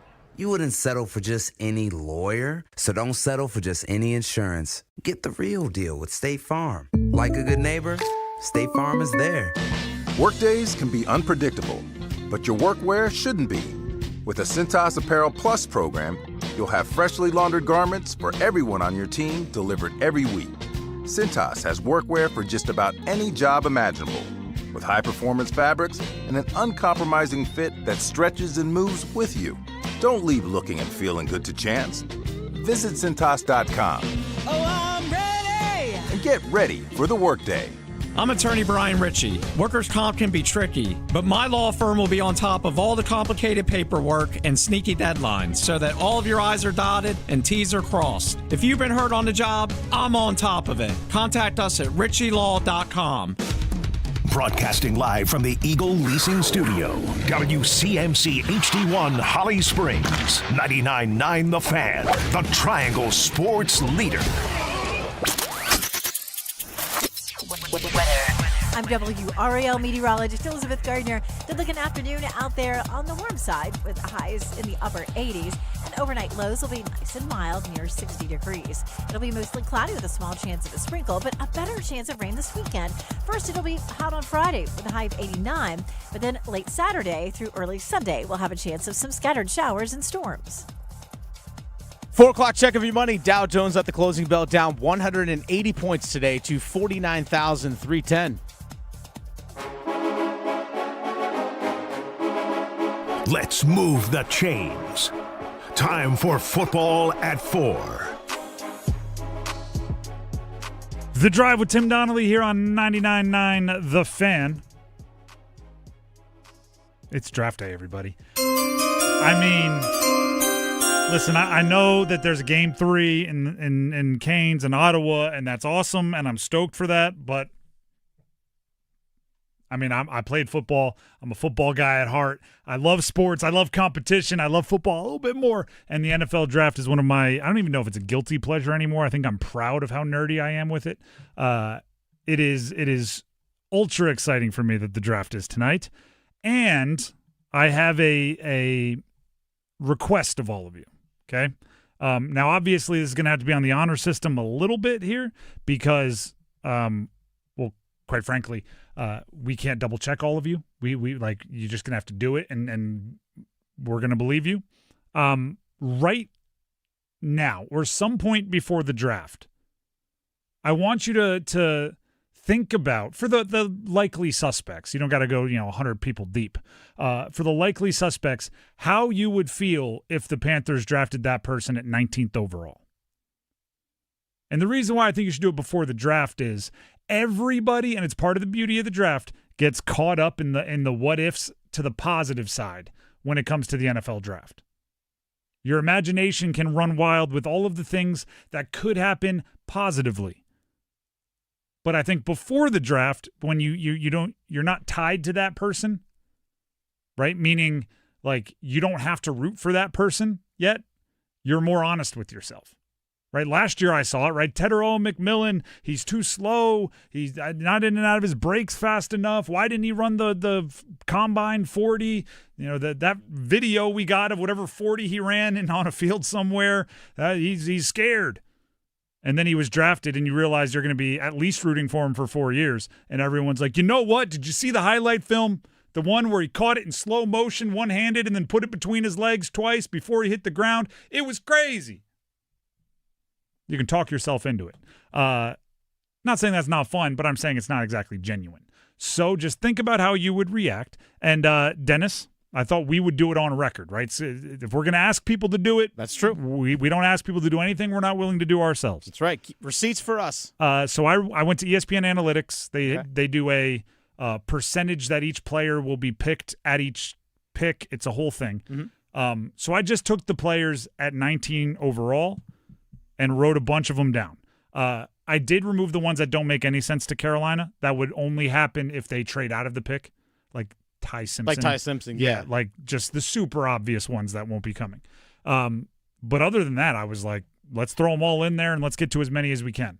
How would you react if they draft Kenyon Sadiq? Oregon, tight end, maybe the best athlete I've seen at tight end in a very long time. I'll be mildly enthused initially. Again, what I talk myself into, it's like, hey, well, the potential to be the tight end that they've needed since Greg Olsen. I'll talk myself into it. Again, that's a different, but I think, honestly, I'll be kind of mildly enthused for the simple fact that as much as they still need an offensive weapon, I just don't know how it fits with Bryce Young's skill set, because I still don't know how Bryce Young, with his lack of size, can throw over the middle of the field on a consistent basis, seeing over the line of scrimmage. And I think, to me, that doesn't maximize his potential, Sadiq's potential, with Bryce Young at QB. I would be disappointed. I would be, yeah. I would be disappointed for a few reasons. One, I'm not sure if he's going to live up to the hype as far as execution on the field. He'll always look good in shorts and a T-shirt running drills. Oh, 100%. Two, I still think this offense starts with the run, and he's not a great blocker. No. Three, I think there's more impactful positions you can take elsewhere. Next. But again, what I'll talk myself into. Oh, I could talk myself into it right now. You see this athletic freak tight end they just got? Let's go. He runs the same 40-yard dash as Xavier Legette, and you drafted that guy to be a receiver pretty much off that 40-yard dash. Mm-hmm. So get it at a tight end? Yeah. I mean, it doesn't take long to talk yourself into it. Monroe Freeling, tackle, Georgia. I'd be pumped. I'd be pretty excited. I'd be as excited as you could be about an offensive lineman. Yeah. Like, hey, I hope I don't say that guy's name for the next 10 years. Yep. Right? I hope I watch games and forget he's there, because that means he's not giving up sacks and he's not getting called for penalties. Mm-hmm. It's not flashy, but I was listening to a podcast today with Todd McShay, old Todd McShay from formerly of ESPN. Now he's on, Spotify? Yeah, The Ringer. The Ringer. He said there are 7. And then a big gap. And same thing Daniel Jeremiah said. There are 7 offensive tackles in this draft that teams feel like they could play. You could draft them and play them, and Monroe Freeling was one of them. I think Daniel Jeremiah said he had 7 tackles in his first 31 players, and then no more until the 80s in his overall rankings. So there's a tier there, and if you get, obviously you always want to be the last in the tier, if you get Monroe Freeling towards the end of that, he's like the 7th tackle taken, I would love it. Next, I don't have to talk myself into that one. Dylan Thieneman was the next percentage list. I would be super pumped. I would be shouting at the rooftops. Dylan, can we wait 1 minute? Sure. He's a safety from Oregon. Yeah. Ran very well at the combine, jumped very well at the combine. How would you feel, Dennis? I think I just explained. I think you just found out. I would I'm probably too rigid, but I would still not be stoked about a safety in the first round. That's not like generational, but I'd be all right with it. I would not come in here complaining tomorrow if they draft Dylan Thieneman at 19. I would be pumped. Emmanuel McNeil-Warren. He is a safety from Toledo that really had a really good – this year was kind of banged up injury-wise, I believe. The year before is when he jumped onto everyone's kind of NFL radar. How would you feel if they take him? I would be less excited than I would be about Thieneman, but I'd still be pretty excited about him. I still think that he is a well above not just average starter, but like well above that, like solid starting free safety in the NFL. That I think he's bigger, by the way, at least in terms of his height, but he is bigger in terms of his size. He's 6'3" as opposed to 6 foot for Thieneman. Not as fast, though. Not as fast. We're in a 4.5 as opposed to like a 4.35 from Thieneman. So I would like it. I don't know if I would like it as much at 19, but I would like it. Because, again, I would be excited for the fact that they would have an upgrade at free safety. He's only minimally alien and not fully alien, and you're holding that against him? Pretty much. I think he has a lot of skill set overlap with some of the safeties they have. Lathan Ransom, Trayvon Merrick. He's really good, don't get me wrong, but I think there's, like, you already have that, right? What's the thing when you're driving? Can we get McDonald's? We have burgers at home. Like, can we get another good safety? It's like you have that player at home. Let's just keep going. We'll do these quickly here because we're running out of time. Okay. Olai Vavega Ioane. Interior offensive lineman, I believe, from Penn State. I think I would be like, okay. Yes, interior offensive lineman, guard from Penn State, 6'4", 330. I'd be, okay. It'd be a natural replacement for either Damian Lewis or Robert Hunt. Yeah, but he wouldn't impact the game anywhere this year unless there were injuries. Which happens. It does. And I'd have to ask him if he can play center in the meantime. And probably not because he's probably too big to play center. No. Omar Cooper Jr., wide receiver, Indiana. I'd be pretty excited about that. I actually would be. I'd be pretty excited about adding that. Here might be a hot take for the draft. Yeah. I think his teammate Elijah Surratt is better than him. Okay. Watching that offense, neither of them put up crazy stats, but Omar Cooper really didn't get volume. And it's easy to look really good when like every pass to you is a surprise. He hasn't been treated as like a number one dude in that Indiana offense, at least not this year. I'd be mildly disappointed, especially if there are some other wide receivers that I like still on the board, like Casey Concepcion. How would you feel? I'd be more excited about him than Cooper Jr. I would be more excited, and also it's like it'd be more excited like when you decide you're going to eat unhealthy. Yeah. Where you're just like, you know what? I don't care if this is a risky pick. I don't care if he's small. I don't care if he drops ball occasionally. I just want the sugar rush. I want to see him route people up. I want to see him get the ball in his hands in space. I want the crazy. And he brings that electricity that not many guys have. All right, super rapid fire. Denzel Boston, wide receiver, Washington. All right, I'd be on the same lines as Omar Cooper Jr. And I'd be disappointed. He's a contested catch guy. He's tall. You already have one in T-Mac. Blake Miller, offensive tackle, Clemson. I'd be all right with it. That'd be middle of the road. Not as much as the earlier tackles, but Peter Woods, interior defensive lineman, Clemson. I wouldn't be super stoked at it, but I also wouldn't hate it because he didn't replace A'Shawn Robinson anywhere in free agency, and also you can easily move on from both Tershawn Wharton and Bobby Brown after this upcoming year. So, yeah, you need someone with potential or has the future starting potential for you that can also impact your team this year. I wouldn't hate it, but also wouldn't be super stoked by it. I'd be confused and trusting. A little bit. I'd go, that's weird. But if Dan Morgan is making that pick, he must really love this guy. And if he's that convicted, then I'd go, I'm going to give him a shot. I'd be confused but trusting. Last one here. I was surprised he was even in like the top 20 guys mentioned for this pick. But Mekhi Lemon, wide receiver, USC. If he's there at 19? I would have a little bit of the movie Draft Day thing going. Like, what's wrong with him that I don't know about? I'd be calling up guys that passed on him at 12 going like, tell me why you passed. I'd be pretty excited for it. Did nobody go to his birthday? Yeah, right. Draft Day movie, if you know, you know. And I thought about putting trade up, trade down here, but without knowing what the compensation was or what player you end up drafting, there's really no way to know. So those are the to-be-determined laters on whether you go up or down.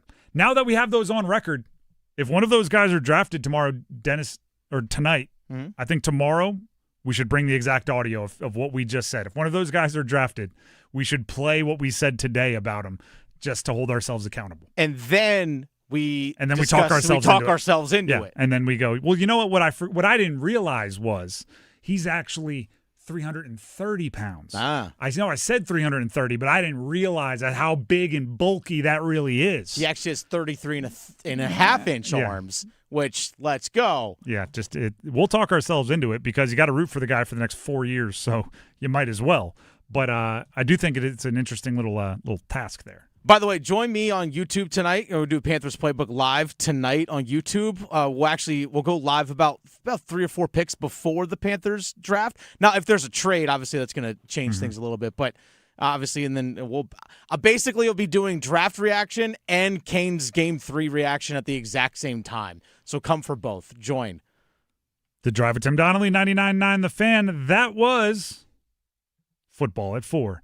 And little draft reaction anticipation. That's like an oxymoron, right? We reacted ahead of time. Proactive. Coming up next, we have a Canes Cup check-in, which should be really fun. We have cons and first goal scorer predictions at 4:33. So if you haven't done so yet, start thinking about who you think will score the first goal for the Carolina Hurricanes tonight in Game 3 against Ottawa, and in what period you think they will score it. That all coming up next right here on The Drive. Move your sports day forward. You want a jump start to your program like no other? Hire one of your own. It's exactly what NC State did, and they erased one big hurdle the new coach was going to have, which was earning trust. Justin Gainey's the guy now. Do his expectations of success align with those who were sitting in that room when he said he was at home? Get set up.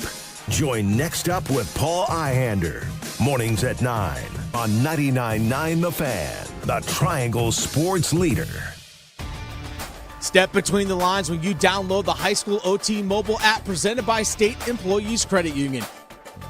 It's easier than ever to find the coverage you want for the sports and schools you cheer for the loudest. Receive up-to-minute alerts, scores, videos, insider content, and the latest high school sports news across the state of North Carolina. Available now on the Apple App Store and the Google Play Store. The High School OT mobile app, presented by State Employees Credit Union. At Wake Orthopedics Urgent Care, we spend days, nights, and weekends in 3 convenient locations providing specialized care for kids and adults. Sprains and strains, shoulders and knees, fractures, hammies, and more. All that and all without an appointment. Walk in or limp in, either way you'll get the care you need whenever you need it. Visit us today at wakemed.org. Find what you love, love what you find. A Total Wine and More. There's so much waiting for you. All kinds of beers and thousands of wines. Guides in the know and prices so low. It just might blow your mind. You're gonna find what you love and love what you find. With curbside pickup and delivery available, you'll always find what you love, only at Total Wine & More. Drink responsibly, B21. A multi-billion-dollar settlement is paying claims for up to 21 years. If you were exposed to weed killers at work or at home, your rights are affected. If you or your family has or had non-Hodgkin lymphoma, you could receive $6,000 to $165,000 or more. This settlement impacts you even if you're not sick, because this blood cancer can take 10 to 15 years to appear. If you stay in the settlement, you give up your right to sue. Learn more at weedkillerclass.com or call 888-403-8201. Paid for by the Roundup Settlement.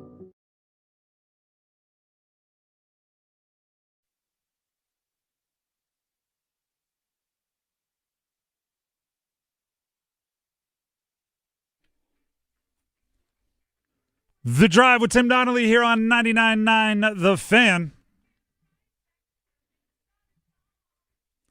We're getting a little bit of everything today. We had Wheezy, Lil Wayne, we had a little Nelly, all the way back to getting right back to where we started from. What is this? Is this Supremes? No, it's all Maxime Nightingale. Would not have gotten that. I know. Didn't sound like the Supremes either. That was a bad guess. The Drive with Tim Donnelly, 99.9 The Fan. It is just about time for the Canes Cup check-in, but I have some information to pass along to you because the Canes Cup check-in is brought to you by Carolina Ale House. Cary, the Cary edition, the Cary location, I should say, which is the area's main official Canes viewing party, will have indoor party for tonight's game, plus an indoor-outdoor party on Saturday for Game 4. So they're going to have the fun, the whole razzle-dazzle. They're going to give you the good time. But also, Carolina Ale House will have jersey raffles with official team jerseys at the other Triangle locations to spread the hockey love during the Game 3, Game 4 action. So if you're looking for a spot to watch the game, you want to be amongst fellow Canes fans, maybe you were able to snag a ticket to Game 1 and Game 2 and you like the camaraderie, you made it through Game 2 only with the strength of your friends, then yeah, head out to a Carolina Ale House, Cary for the main official Canes viewing watch party, or any of the Triangle locations where you could win a jersey raffle with official team jerseys. They present the Canes Cup check-in. For today, the check-in will be audio coming from guys you may have heard of, like Seth Jarvis and Logan Stankoven, or a coach you may have heard of, like Rod Brindamore. Dennis, why don't you set up the audio? This is all from this morning after their morning skate, including Rod Brindamore. And he was asked about last game, the up-and-down roller coaster of emotions, and how staying even-keeled, it's not getting too high or too low emotionally, and if that pays off for you. This is Rod Brindamore this morning. You know, the other night was a perfect example. I mean, you couldn't have gone through, I don't know how you can make up a scenario that doesn't describe what you're just saying. So the guys have been through a lot. The guys that they've been here for all 8 years of it, and they've seen pretty much everything. So, you know, you hope, like I said the other night, that experience, you know, matters and it translates, and I think it did the other night. I mean, you can't say that the Carolina Hurricanes are not experienced in the postseason. I mean, especially when you talk first and second round, they're there every gosh darn year. Some of the numbers when you look at it, with like how many postseason games Sebastian Aho has played, and then you look at some other guys that are in his draft class that are really good players, and how many postseason games they've played, and it's like, oh wow, that's not even close. Not even close. You start to realize, oh, okay, yeah, that experience is going to pay off one of these times. It's going to. And then also you reveal the genius of Rod Brindamore, which is if you are always on like 100 out of 100 intensity, you're consistent, right? Game 1, Game 2, preseason, postseason, regular season, breaks, not breaks, off days. If you're just always, then you never have to change. What else do you have for us as far as audio goes? So Seth Jarvis also spoke to the media this morning, and the mindset, hey, you're up 2-0. Does anything change? Here's Seth Jarvis on that one game at a time mindset. We have enough experience in here that we know anything can happen in the playoffs, so it's just staying focused on the next game and making sure we're ready to go tonight. Obviously, we're in the arena now. We can expect a lot of energy and them to come out flying, so it's just about matching that intensity and making sure we kind of manage the ups and downs of the game. You want to know the exact reverse of what I just said about Rod Brindamore? Yeah. Seth Jarvis.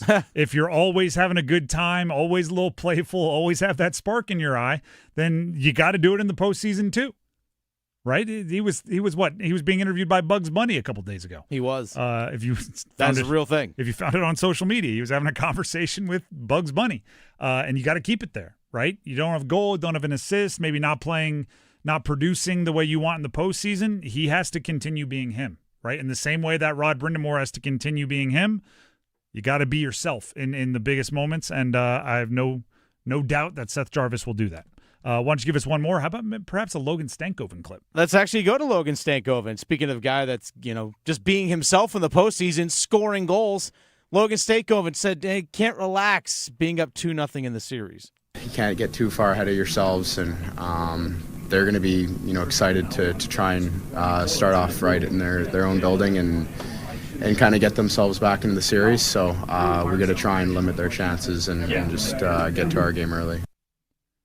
Logan Stankoven, if you're going to be the tone setter, you got to set the tone. He's done that in both games. Dennis, how much attention is he putting on himself with how he's playing recently, particularly scoring the puck? Well, I think the way that whole line's playing, yeah, they better draw a lot of attention. It's true. They should. It's that guy over there keeps scoring. Should we do something about it? Those guys keep creating high-danger chances to the point where, like, every analytics-based Twitter account for the NHL just loves putting those guys up there somewhere, right? Whether it's chances created, shots, blah, blah, blah, expected goals, everything. They're at the top of so many, or not at the top, near the top of so many lists. There's some other really good lines around the league, don't get me wrong. But they're playing really well. And it's easy to do it when, I don't want to say easy. It's easier to do it when you are surprising people, right? When you are, wow, that's a weird line. A couple of young guys and an old guy. Oh, look at that. They're playing well. It's easier to do it there than when it's, hey, I remember that line. You torched us last time. We've been going over scouting reports of how to stop you. Like, it's a completely different vibe for them. And Logan Stankoven, hopefully it just keeps getting more and more difficult for you because that means you're playing better and better. That was the Canes Cup check-in, the 99.9 The Fan Cup check-in. Carolina Ale House sponsoring. So go ahead and make Carolina Ale House your destination for all Canes playoff games, including the official watch party for the road games. That'll be in Cary at their Cary location. But at all Triangle locations, you can win a jersey raffle during the action up there in Ottawa.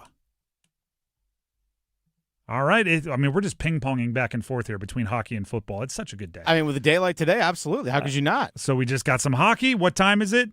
Football time. Let's get to cons and cons. But to play great defense, you need one thing above all else. It starts with a W. Confidence. What are you most confident? What are you most concerned about for the Carolina Panthers heading into the NFL draft, which starts up here in just a couple of hours? You can be confident in many things. You can be concerned in many things.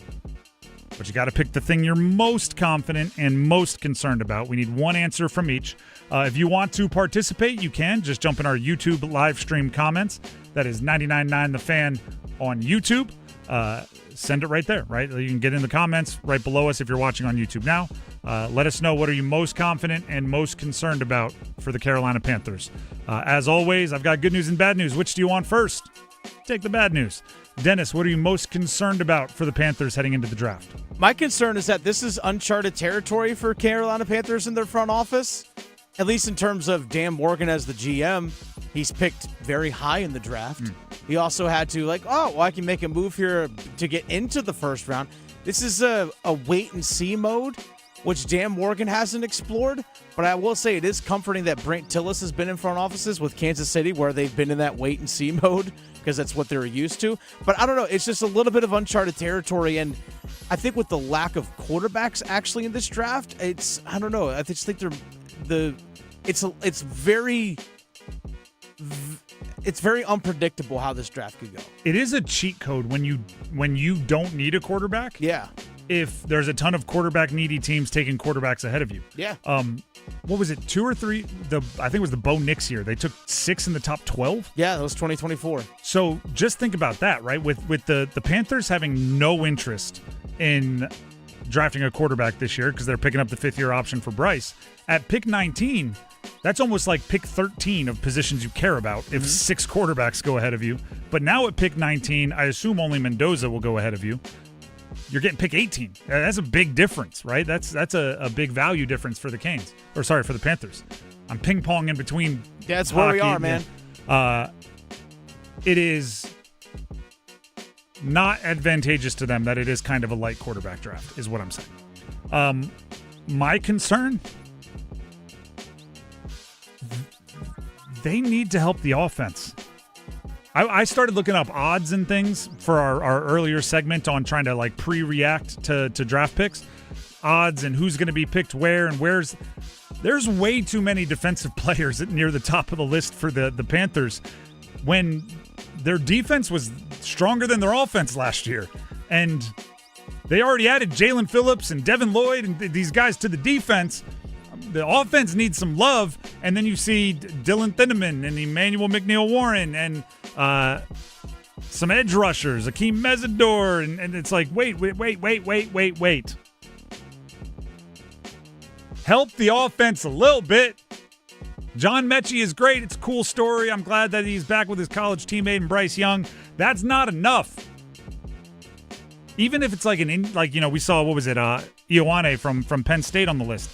Interior offensive line isn't going to be a drastic change for them. They've had good interior offensive line play. Wide receiver, tackle, tight end that isn't Kenyon Sadiq, maybe Eli Stowers later in the second or third. All of that would excite me. If they avoid offense, I will be very concerned. Dennis, what are you confident about in the Carolina Panthers? My confidence is the fact that they have flexibility with where they can go in the draft. They're not pigeonholed into all right, we got to get this position. We have to. So you're reaching for a player. They're not in that position. They can literally and justifiably go with so many different routes. Do you want to go wide receiver? You can justify it. You can want to go tight end? You can justify it. Offensive line, justifiable. Safety, justifiable. There's so many different avenues that they can go, and I think that's a benefit to Dan Morgan, that he can react and let the board fall to him and then maneuver from there. It is, and I've said this on air, it is obviously a core principle of Dan Morgan's offseason plan to have at least a Band-Aid over every hole in the roster by the draft. So you don't, it may not be a long-term solution, but you don't have to be desperate for any one particular position to the point where you're forcing it on draft day no matter what. My confidence, last year's draft. Okay. I thought Dan Morgan did really well with last year's draft. He crushed it. And there weren't many picks that I would look at and say, that's what I would have done. But you'd be hard-pressed to argue that they weren't solid. Tedero McMillan, Offensive Rookie of the Year, solid. Both the young edge rushers, I thought, showed enough. Some of the depth guys played well. Lathan Ransom made some plays. There's reasons to be optimistic with where Dan Morgan's drafting has gone, and he's only handled two of these things. I thought second was way better than first. So hopefully third is way better than second, and then he's Ozzie Newsome 10 years from now. That's all you're looking for. Improvement. Get a little better, Dan, and Brant Tillis and everybody else in that organization. Real quick here, we talked about how defense was better than the offense last year, which I agree to that. But Melissa says this on our YouTube live chat.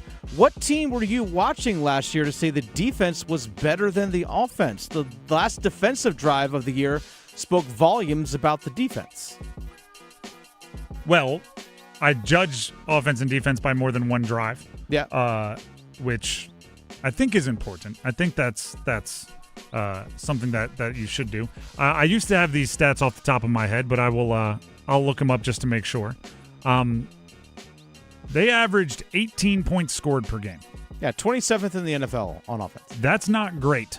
And then for defense, again, I will bring this up. They averaged 22.4 points allowed, which is 16th if I'm counting correctly. 16th in the NFL. So they had the 27th best offense and the 16th best defense. And I would argue this: the offense set the defense up to give up points quite a bit. Yep. So probably even a bigger gap than that. But not saying the defense was great. No, it's not. This is where I'm just gonna be really mean to the offense. It's not a huge compliment to say you were better than the Panthers' offense last year. No. I watched every game. I watched every snap. Most of them multiple times. The offense was not great. They were, I will give them this. This is the word I've been using. At times, they were really opportunistic. In if we only have two good drives this game, let's put them at really important positions. One with 4 minutes left and one with, right after our defense had a 16-play drive against them, so they were exhausted. They were opportunistic, but they didn't have a lot of success. They well-timed some of their success, but they didn't have a lot of it. That is Cons and Cons here on The Drive with Tim Donnelly on 99.9 The Fan. Let's fire it up. Little first goal score. Who scores the first goal for the Carolina Hurricanes tonight? Game 3 in Ottawa. And in what period do they score it? Call in now if you want your prediction on the record. 919-860-5326. 919-860-5326. Keystar Automotive Group Hotline, First goal score prediction time. Who scores the goal? The first one for the Canes, and in what period do they score it? One more time, the phone number, 919-860-5326. If you don't get through on the phone line or you're just nervous about talking on the radio, you can always comment in our YouTube live stream. Just go to YouTube, 99.9 The Fan, subscribe while you are there, and then comment who you think will score the goal and in what period, and we will read the best ones, the ones we really like, here on air. Again, that's 99.9 The Fan on YouTube. Subscribe while you are there. While Dennis lines up those callers, I will give you the predictions from everyone here at 99.9 The Fan. We do have a running competition going. Adam Gold is in the lead, and Adam Gold has picked Jarvis in the second. Shorthanded goal, by the way. And as you know, house rule, if you pick shorthanded, you do have to tell us who's in the box. He did not hesitate to say Andrei Svechnikov. Victoria Vodenecker, Stankoven in the first, but not in the first 10 minutes. Oh, okay. I mean, let's go chalk here. It is. If the best indicator of future results is past results, she's in line for another win. Yep. And Paul Ihander next up with Paul Ihander, Jackson Blake in the first, Max Gordon, who produces Paul's show, Stankoven in the first, similar. Dennis, we'll get to yours as soon as we hear from our lovely callers. We have Micah in Morrisville up first. Micah, one of our most loyal callers. Micah, who scores the first goal for the Canes and in what period? I'm going Jarvis in the first period, probably, I don't know, second half of the first period, but it's going to be one of his power moves where he fiercely goes to the net, he bangs it in, the monkey's off his back, and the series is over. Okay, I like that. Once the monkey's off his back, is he scoring another? You want to get real froggy and leap? I mean, he's going to just be all over it. He'll get assists. If Jarvis gets hot, it's going to be over. So, yeah. All right, Micah, you are locked in. Jarvis in the first. Good luck to you. Next up on the Easter Automotive Group hotline, Isaiah in Wake Forest. Isaiah, who scores the first goal for the Canes and in what period? I'm going to say Svech in the first. I've liked his first two games. He just hasn't been able to get a goal. So I'm going to go with him late in the first period. Svech late in the first. 13 shots in the first two games. That's crazy. He's due. So Isaiah in Wake Forest, as you just heard him log off there, late in the first, Andrei Svechnikov. Nick and Carey, next up. Nick, who scores the first goal for the Canes and in what period? I like Jordan Stahl in the first. All right. Do you want to add any details to that, just for bragging rights? You know, what type of goal? Is it a power play, anything like that? I think on the power play.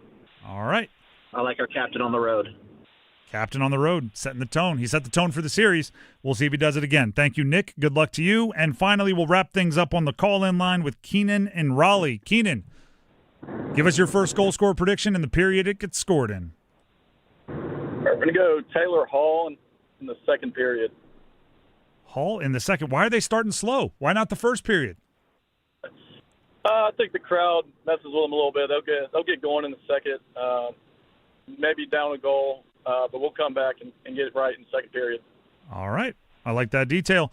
You are locked in. Taylor Hall in the second, maybe down a goal, but he ties it up, and then they come back to win.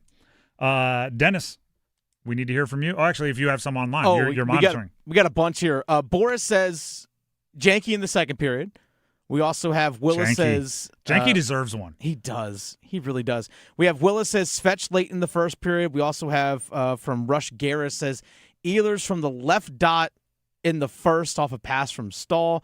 We also have Burgoon says Aho in the first period on the power play. We have a Stankover in the first because why not? That's according to Talia. You know what? Why not? We also have another Jarvis in the first from Tactical Gecko saying it's time. Tofu to Goat, who we met actually outside of game 2.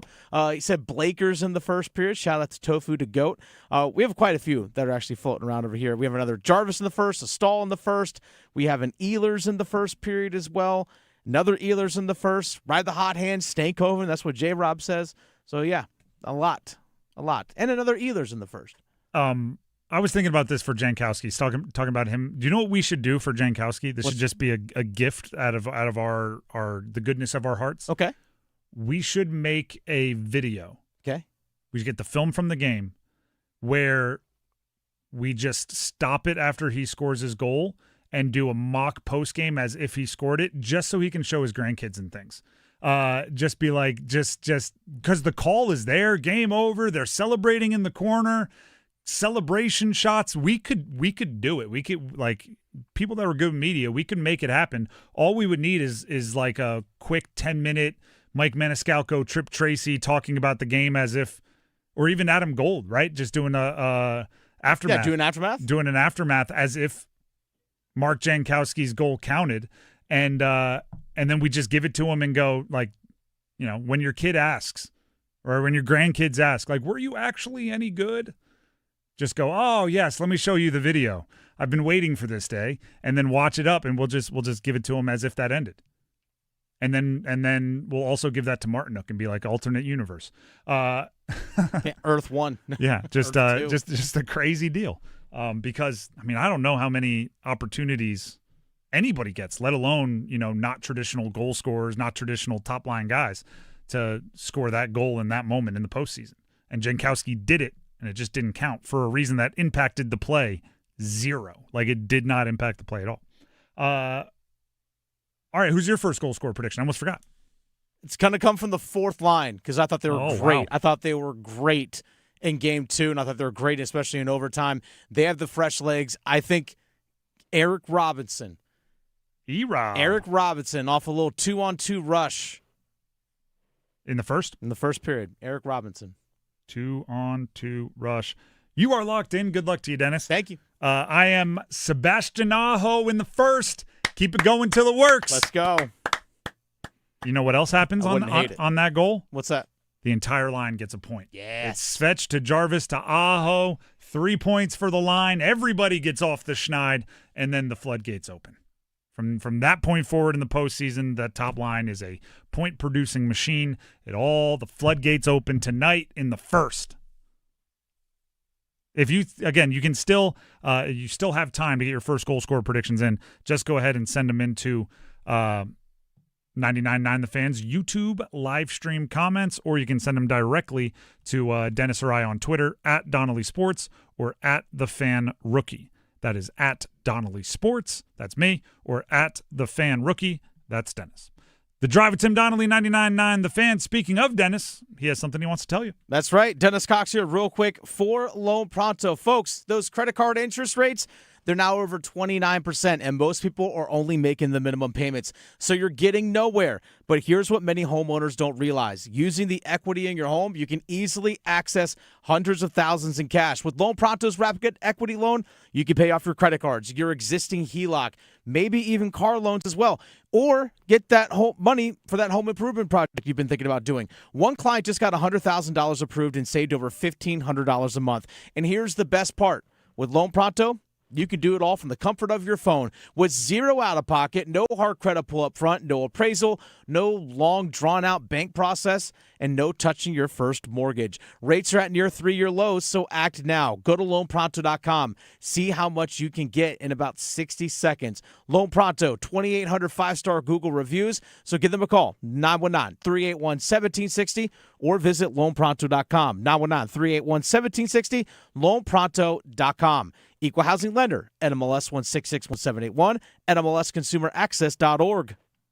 When we come back, what 2 players need to play well, have to, for the Carolina Hurricanes tonight? We each name our 2. Coming up. It's Hockey Night in Carolina Playoff Edition. It's Game 3 with Ottawa. They score! Sebastian Aho! Storm watch at 6:30. Puck drop at 7:30. This one counts. Jordan Martinook wins it in overtime. On your official audio home of Hurricanes hockey, 99.9 The Fan. If you or anyone you care about is facing a family legal matter, call Cordell & Cordell today at 1-855-GET-LEGAL or visit CordellCordell.com to schedule your consultation. There's a lot on the line in divorce. This is Joe Cordell of Cordell & Cordell, the largest family law firm in the country, with over 35 years of helping clients navigate divorce. But being big doesn't mean less personal or less local. Our attorneys live and work in your community, and as neighbors, they understand the challenges your families face. Divorce touches all areas of your life: your home, savings, retirement, and of course, kids. So when you find yourself facing divorce, you need a partner you can count on. Visit CordellCordell.com to schedule your consultation. If you or anyone you care about is facing divorce, contact Cordell and Cordell today. With over 100,000 clients served, we understand the challenges you're facing on a personal level. Call Cordell and Cordell today at 1-855-GET-LEGAL. That's 1-855-GET-LEGAL. Joseph Cordell, licensed in Missouri and Illinois. CordellCordell.com. It's bow time. Sometimes the craving for Bojangles Supremes is so strong you just gotta have them. Even when your gas tank is on empty and Bojangles is still 10 miles down the highway. Nothing beats the flavor of Bojangles' juicy golden Supremes, especially when they're part of a perfect combo with 4 boldly seasoned chicken Supremes, a made-from-scratch biscuit, fixin', and some legendary iced tea. The only thing that can satisfy your hunger is that delicious southern flavor. So when the craving is supreme, put the pedal to the metal. It's bow time. There's no time like bow time. Time to stop whatever you're doing for some of that one-of-a-kind Bojangles flavor. Satisfy your craving for flavor and your passion for boneless chicken with Bojangles 4-piece Supremes Dinner. 4 perfectly seasoned, Cajun-fried, whole breast tenderloin fillets, choice of fixin', a made-from-scratch buttermilk biscuit, and Bojangles' legendary iced tea. When you're hungry for flavor and value, it's bow time. With Bet365 Early Payout, you win even if they lose. Get paid out instantly when your team goes up big, even if they blow the lead later. Bet365. Winning is everything. Gambling problem? Call 1-877-718-5543 or visit morethanagame.nc.gov. 21 plus only. Must be physically located in North Carolina. Ehlers, goal line extended. Watched by Shabbat. Miller, his shot deflects wide with traffic in front. Canes to the rebound. Miller. He gets this one. Ehlers, Martin, he scores! This one counts. Jordan Martinook.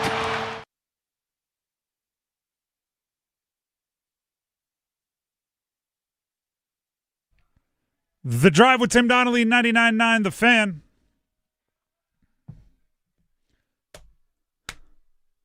The Carolina Hurricanes take on the Ottawa Senators on the road tonight. 7:30 puck drop. You can hear it right here on 99.9 The Fan. 6:30 Storm Watch with Adam Gold. We'll have it live up till 6, overdrive until 6:30. So it is live pretty much and local pretty much the entire time from now through the end of the Carolina Hurricanes game here on The Fan. You can listen to it 99.9 The Fan, 99.9 FM, or also download the app, jump on your phone, and take us with you in your pocket.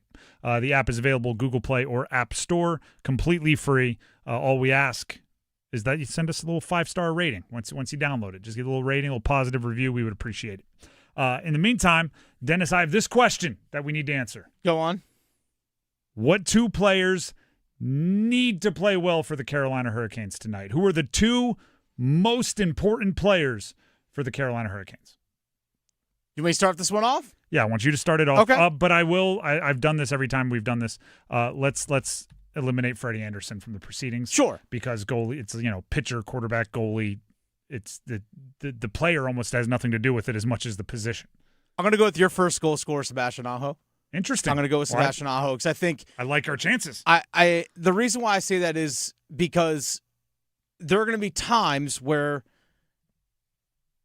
Ottawa's going to want to try and keep their top line with Tim Stützle. It's going to be Brady Tkachuk and Batherson away from Jordan Staal, which makes perfect sense. And it would not surprise me if Rob Brindamore, if he can't get Staal out there, is going to try and get Sebastian Aho and his line out there to try and neutralize him. And I think it's also vital that they improve at the faceoff dot as well. So that's the reason why I put Sebastian Aho in there, because that line needs to get going in terms of 5-on-5. I know Aho scored the goal as the penalty expired the other day, but that trio as 5-on-5 needs to hold on to pucks better, and they're going to be tasked with a heavy defensive presence as well. So it's going to be a complete game from Sebastian Aho, or needs to be a complete game for Sebastian Aho. I'm going with a popular first goal scorer prediction. Okay. Logan Stankoven. All right. If you're the tone setter, set the tone, first of all, right? If you want that role, a heavy lies the crown, go set the tone. But really, it's everything and I'm not saying he's done it all poorly, but it's everything other than scoring goals. It's faceoffs when he's in there and forced into that situation. He has to win them as well. He had some lackadaisical passing late in the game, some look like tired legs made tired eyes sort of stuff going on. So I want Logan Stankoven to continue to build and continue to get better and continue to hunt for his own shot and continue to be a part of that really dynamic line, but also clean up some of the other stuff, right? He was bailed out a few times by Freddie and teammates that, little mistakes didn't become big mistakes, but even if he doesn't have the super duper highlight, he still needs to play like a super solid all around game, just as a, quote unquote second line center. That they need to perform well. So I'm going Logan Stankoven as one of my 2 most important players tonight. And if I'm Travis Green, the head coach of Ottawa, I'm trying to get my top line against them. Which is crazy because think of then who your top line is not going against, because their top line can rattle a bit as well. Oh, yeah. So you've earned it, but good luck to you. The game within the game. Yeah, the chess game between Green and Brind'Amour is a good one. Who's your second most important player? Shane Gostisbehere. Not second in order, just your number 2 other 1A, 1B most important player. Shane Gostisbehere. And the reason I say that is we know that obviously Alexander Nikishin contributes on the penalty kill when any of the top 4 defensemen aren't in there because they're in the penalty box. And also we know the physicality in which Nikishin can play with as well. But Shane Gostisbehere, I think in my eyes, if that third defensive pairing continues to be strong, it only makes Carolina better because that way Rob Brind'Amour doesn't have to worry about, well, I can't put that duo out there against this other team's top line, against Tim Stützle or wherever it might be. Obviously, if I'm Rob Brind'Amour, I'm going to try and have Jacob Slavin and Jalen Chatfield out there anytime Tim Stützle and Brady Tkachuk and that line's out there on the ice. I'm going to try and make sure that happens, but you don't always get that opportunity. So I think, to me, if Shane Gostisbehere can be strong on the defensive end, but also be the dynamic offensive player that we saw him be throughout the entire season, not just on the power play, but even at 5-on-5, getting pucks to the net, and the way he's able to move the puck, it's only going to make Carolina that much more dangerous. It's ironic because you mentioned mine. Alexander Nikishin. Okay, fair. For a few reasons. One, do you know he has a single career postseason point?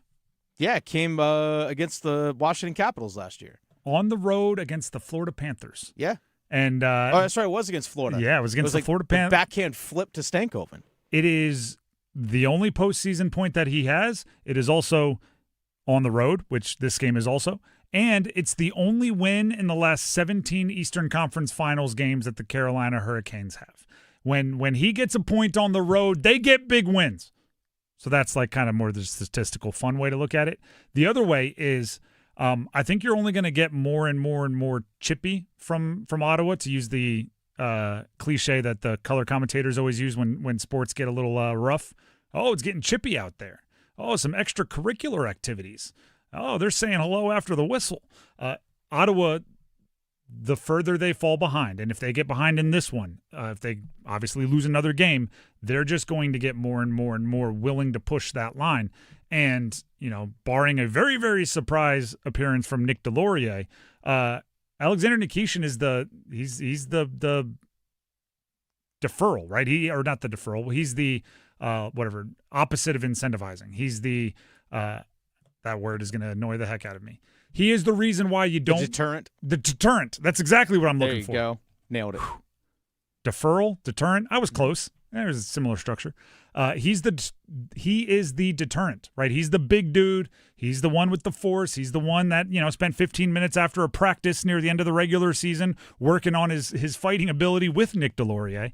So he needs to be a great skater. He needs to be a great hockey player. He needs to be a great defender. He needs to do all of that, and also understand that, gonna have to be a big dude that is out there for his guys as well. And that's a lot for a young guy who is playing in not his first postseason, but really his first postseason, because last year was a complete wash. He needs to play well. I know he doesn't have any points, but he did have major contributions on the first 2 goals in game 1. So but again, that's what that defensive pair and the depth showing up for Carolina. I think it's massive, because I think the Canes can, especially I think the fourth line can wear down the top 4 defensemen for the Ottawa Senators and just like, hey, Jake Sanderson, you've played 75 minutes so far. You're going to feel it tonight. We need to come up with a name for that, because the irony is, like in basketball, if you make a great pass and you don't get the assist because it was like the pass to the passer, you call it, oh, he gets the hockey assist. What do you call it when you're the pass to the passer in hockey, and it's great and it contributes and it might be the most important pass, but you don't get the assist because there were 2 touches after? You know what I mean? It's like we need to go. You started the triple play. Like you need to, 6, 4, 3, 2, right? So you're the 6. If you have baseball score keepers out there, you're the shortstop on that one. Because you're right, he did have a couple of plays that deserved assists, but they were just one pass too early. You get the plus. That's what you get. Yeah, true. You get the plus minus. You get the plus. The Drive with Tim Donnelly, 99.9 The Fan. That's a little hockey talk for you. If you have different important players, somebody that you think is more important than any of the names we mentioned, YouTube live stream comments, make your opinion known. 99.9 The Fan on YouTube. Starting 5 is up next. We are inching closer to game and draft. Stick around.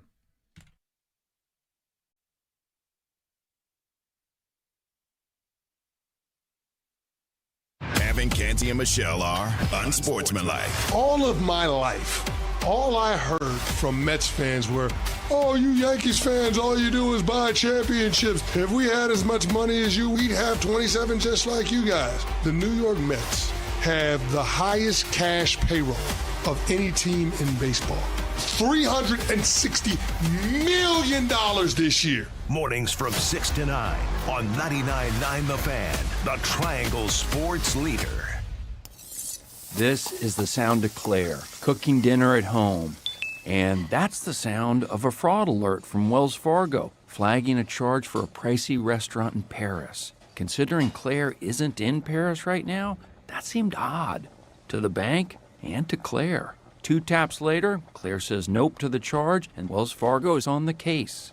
However you make money work, Wells Fargo can work with that. Wells Fargo Bank, N.A., member FDIC. Canes fans, this is your playoff headquarters, the Dugout Tavern and Grill on Kelly Road in Apex. Catch every Carolina Hurricanes playoff game the way it's meant to be seen. An official member of the Canes Bar Network, the Dugout has the sound on for every game, a massive 16-foot video wall, and bucket specials, plus $4 Storm Surge drinks to keep the energy high all night long. So grab the gang, wear your red, and cheer loud. The Dugout Tavern and Grill in Apex, where Canes fans bring the storm. This is Ray Womble Jr. from J.E. Womble & Sons in Lillington. Spring is here and lawn mowing will be in full force. Our new lineup of Bobcat zero-turn mowers are bringing tough to turf. Built to give you a professional edge, engineered to last longer and work harder. Come check out the Bobcat ZT 2000 series at a discount of $1,200 with 0% financing. And remember, if J.E. Womble & Sons doesn't have it, you don't need it. Hello, I'm John Heaster for John Heaster Chevrolet in Fuquay Varina. You know, people are asking us, how are you selling so many cars all of a sudden?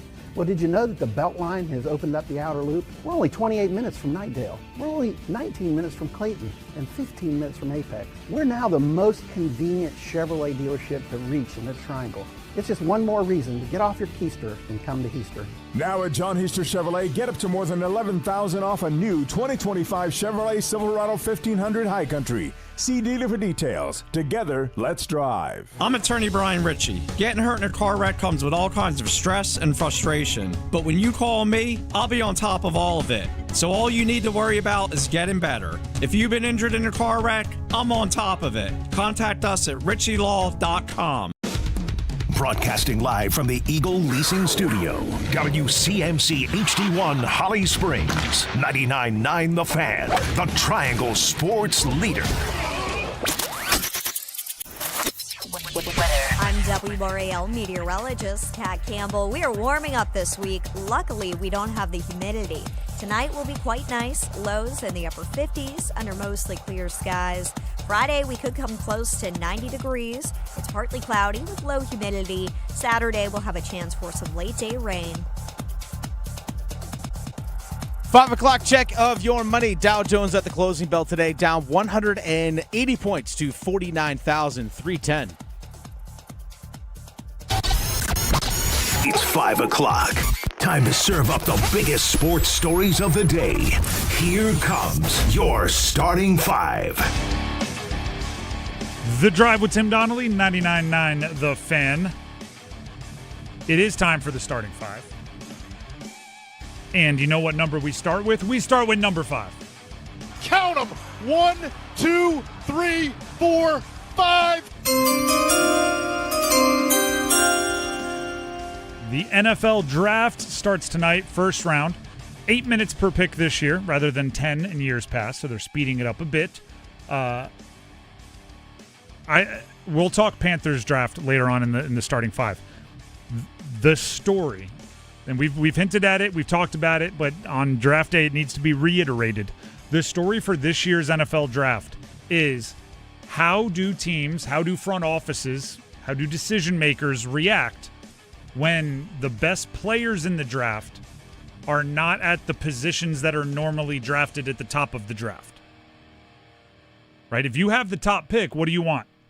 You want a generational quarterback because it's the most important position and you have the most important pick, and when they align, it's glorious. If you have a high pick, what do you want? You want great players at edge rusher, corner, left tackle, receiver, because those are seen as the premium positions and you have a premium pick. And when that happens, it's easy. It's open and shut, right?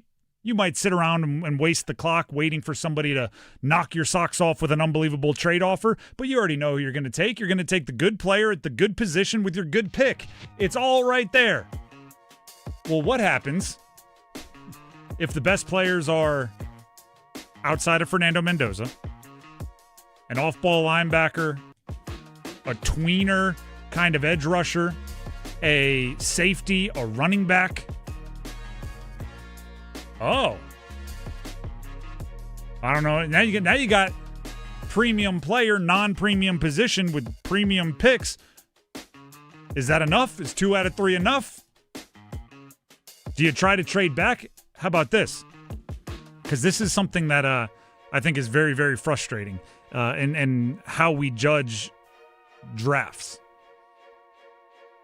When you make a trade in the draft, every year's 4th overall pick is not made the same, right? Because what happens? Let's pretend, right? Let's pretend that the Cardinals trade out of the 3rd overall pick today. They trade back.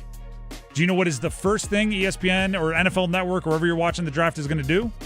What's that? They're going to put up the Trey Lance trade because that was for the 3rd overall pick. That's right. Not that long ago. And look at how many firsts and everything and go, well, wait a second. That draft was better than this draft. There were better players available. They'll get more, right? Every 3rd pick is not the same. So is someone that's trading back today willing to say, yeah, we'll take a little bit less than someone else has gotten for that pick in the past because you're trading up to draft a running back rather than a stud edge or a stud quarterback or whatever, right? This is a draft that is going to teach us how much drafters, meaning GMs, director of football operations, whoever the decision makers are, drafters have bought into positional importance. Because crazy part, if right, the leak as of late is Jeremiah Love is very likely, running back Notre Dame, very likely to go to Arizona. That's the 3rd overall pick. Do you know what that would do? He would be in guaranteed money on a contract, the highest paid running back in the NFL. That's crazy to think about. Because highest paid, yeah, because it's a guaranteed deal. Guaranteed money, yeah. Right? That's why you don't draft running backs that high traditionally, because you could draft a left tackle or an edge rusher, and that guaranteed money, which would still be astronomical, it's like $50 million, still stupid amount of money for the player, would be a steal if you get a starter for 4 years, plus a 5th-year option. But what if the running back is so much better than the player at the other position? This is why I'm coining the phrase best value available. Not best player, best value. Because I like Jeremiah Love. I don't know if I want him to be the highest paid, most guaranteed, not highest paid, most guaranteed money contract of any running back in the league. And Ashton Genty is up there. It's all the draft picks. That is number 5. How about number 4? 1, 2, 3, 4 all together. Let's do that hockey. All right, Dennis, the NHL playoffs roll on. Oh, yeah. Whether it's the Canes or otherwise, right? Canes play tonight, 7:30. But let's look at some of the otherwise. I'm going to ask you panic level for different teams. Oh, okay. Okay. How about the Minnesota Wild, who started up 1-0 over Dallas, now trail 2-1. They scored 1 million goals in the first, but, maybe used them all up, I guess. What's your concern for the Minnesota Wild? So I'm going to rate this on a scale of 1 to 10, 10 being absolute, 10 bell fire panic, 1 being chill. I would say a 6 because you're still at home. You did take one on the road. If you just get back one at home, you even the series. I think they're about a 6 though, especially because you let one slip away yesterday. I thought lost in overtime. OT. Mm-hmm. OT is very popular this postseason. Saw a couple more yesterday. OT very popular. I'm gonna even zero this one in a little bit. Not a team, a player. Okay. Panic level for Connor McDavid, who has gone back-to-back postseason games to start his postseason without a point. And this is a dude that had 138 during the regular season. For him, I will probably put it at about a 3. Okay. Because you're 1-1. You've been there. You've done that before. And he's probably like, I got him right where I want him. And you're right still where I Connor want him. McDavid? Does that help? Exactly. I mean, the Oilers still scored 4 yesterday. Just give it 6. Well, the part that you mumbled there is pretty important. Yeah. But you talk about him and scoring points. I don't know. You scored 4. 4 should win you a playoff game. Should. Keyword should. All right. I'm going to try to The give Ducks you. are pesky, though. The Ducks are pesky. They are. Yeah, they are. They fly together. They do. I don't know if you know this. Panic level 4. We'll go Golden Knights. 1-1. Mammoth have them tied up through 2. I would say probably going on the road, Utah. I think that building is going to be nuts because they haven't had playoff hockey in Utah before. That place is going to be absolutely insane. I would probably go with, again, a lot of these guys have been there in big games before where Utah hasn't. So I'll probably put them at about a 4. Yeah, game 3 of that tonight. Last one here. Or tomorrow, I should say. I'm trying to get a high score. Okay. Pittsburgh Penguins down 3-0 to the Flyers. 12. They look cooked. High score. Got my high score. Looks so bad. They're done. So you're saying the Flyers are good or are not good? Well, I don't know if the Flyers are great, but Just Pittsburgh unaware. looks so Incomplete. bad. It's like, wow. They look awful. Awful. Sidney Crosby's listening. And he's probably nodding his head, yeah, we do. Yeah, I've seen good hockey. I know what that looks like. If he says This anything ain't it. otherwise, I'd be concerned. This ain't it. All right, that was number 4 here in the starting 5. Let's get to number 3.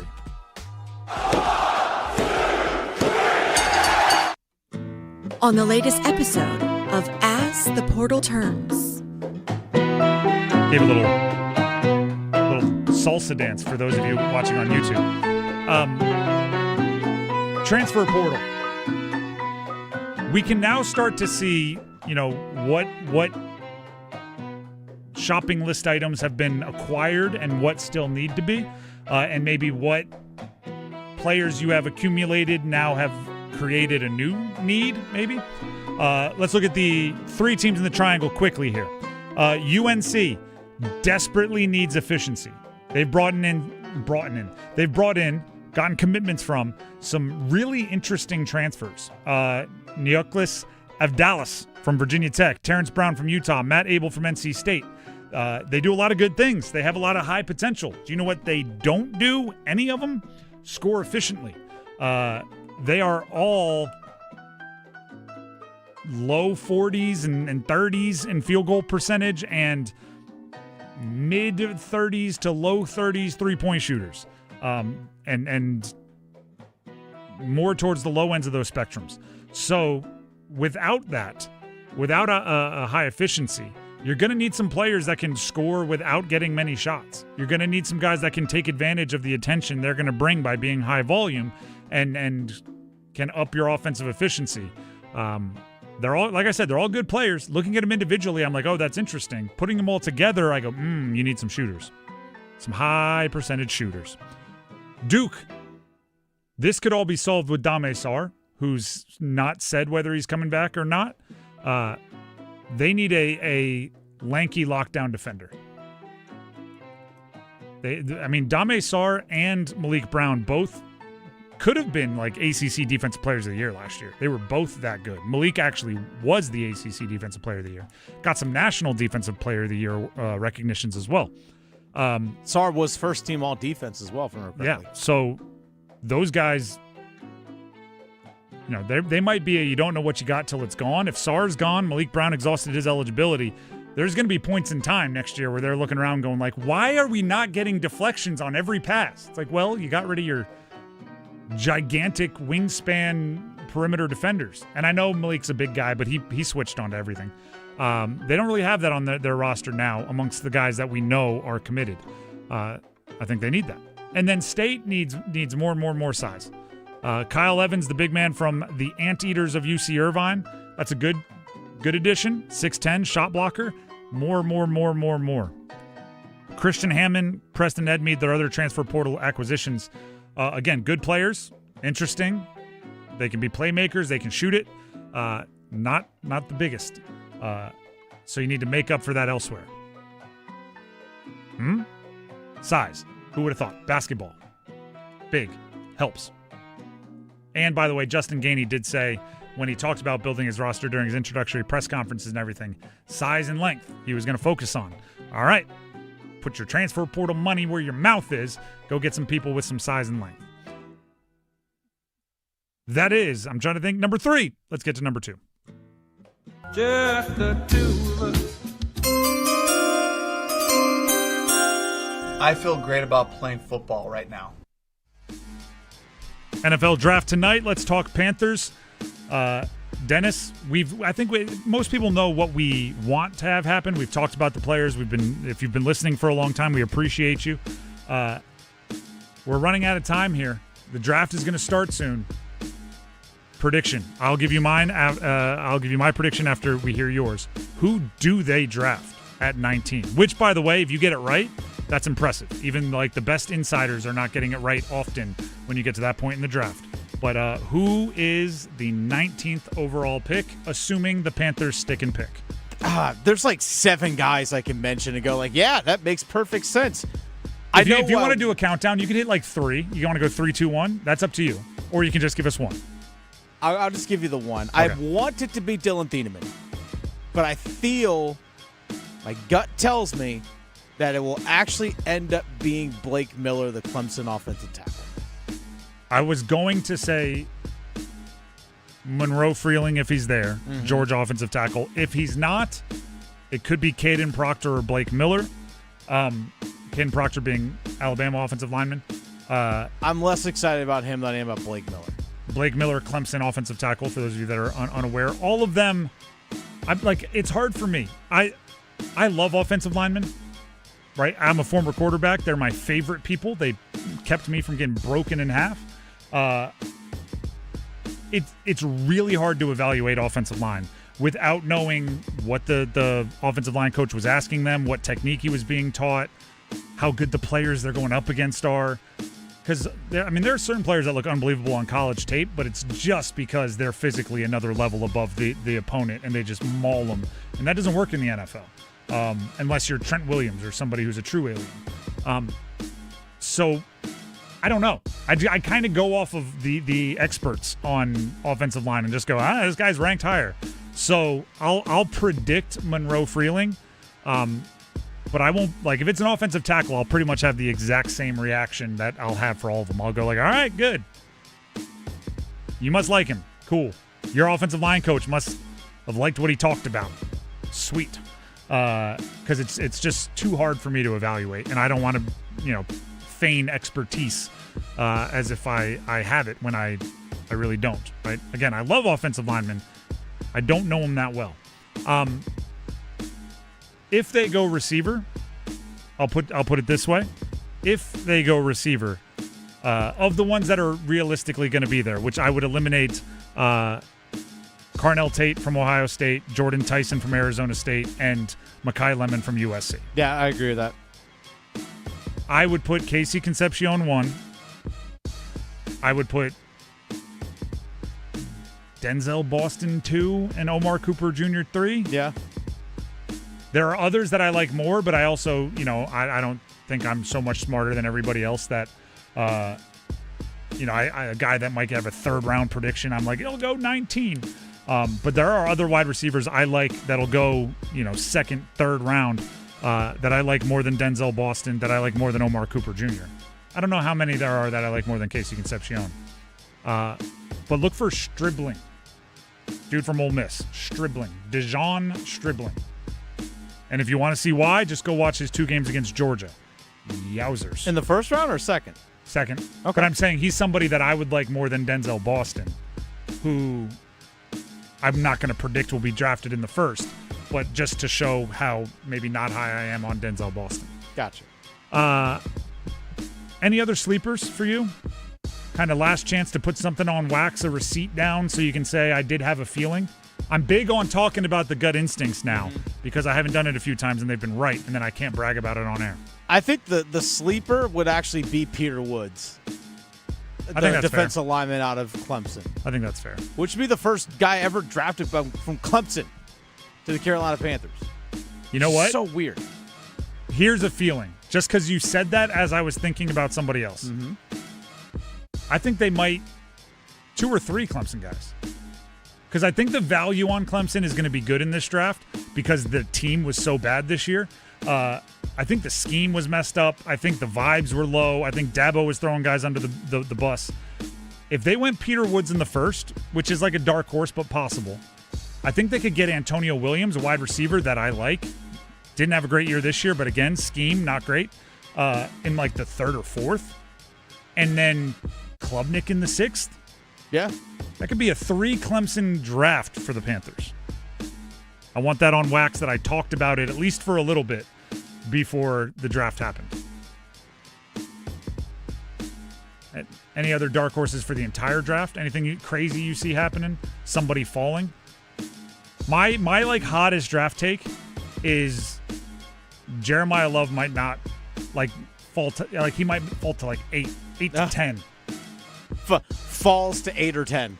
I just think sometimes the running backs, they just tumble a bit. Remember, last year, Ashton Genty was going to go 3rd or 4th. And he went 6th. Mm-hmm. And I think Genty had more of a obvious profile than Jeremiah Love. So if he falls to 7. Watch Jacob Rodriguez go in the first. You're high on Jacob Rodriguez. End of the first round. You watch.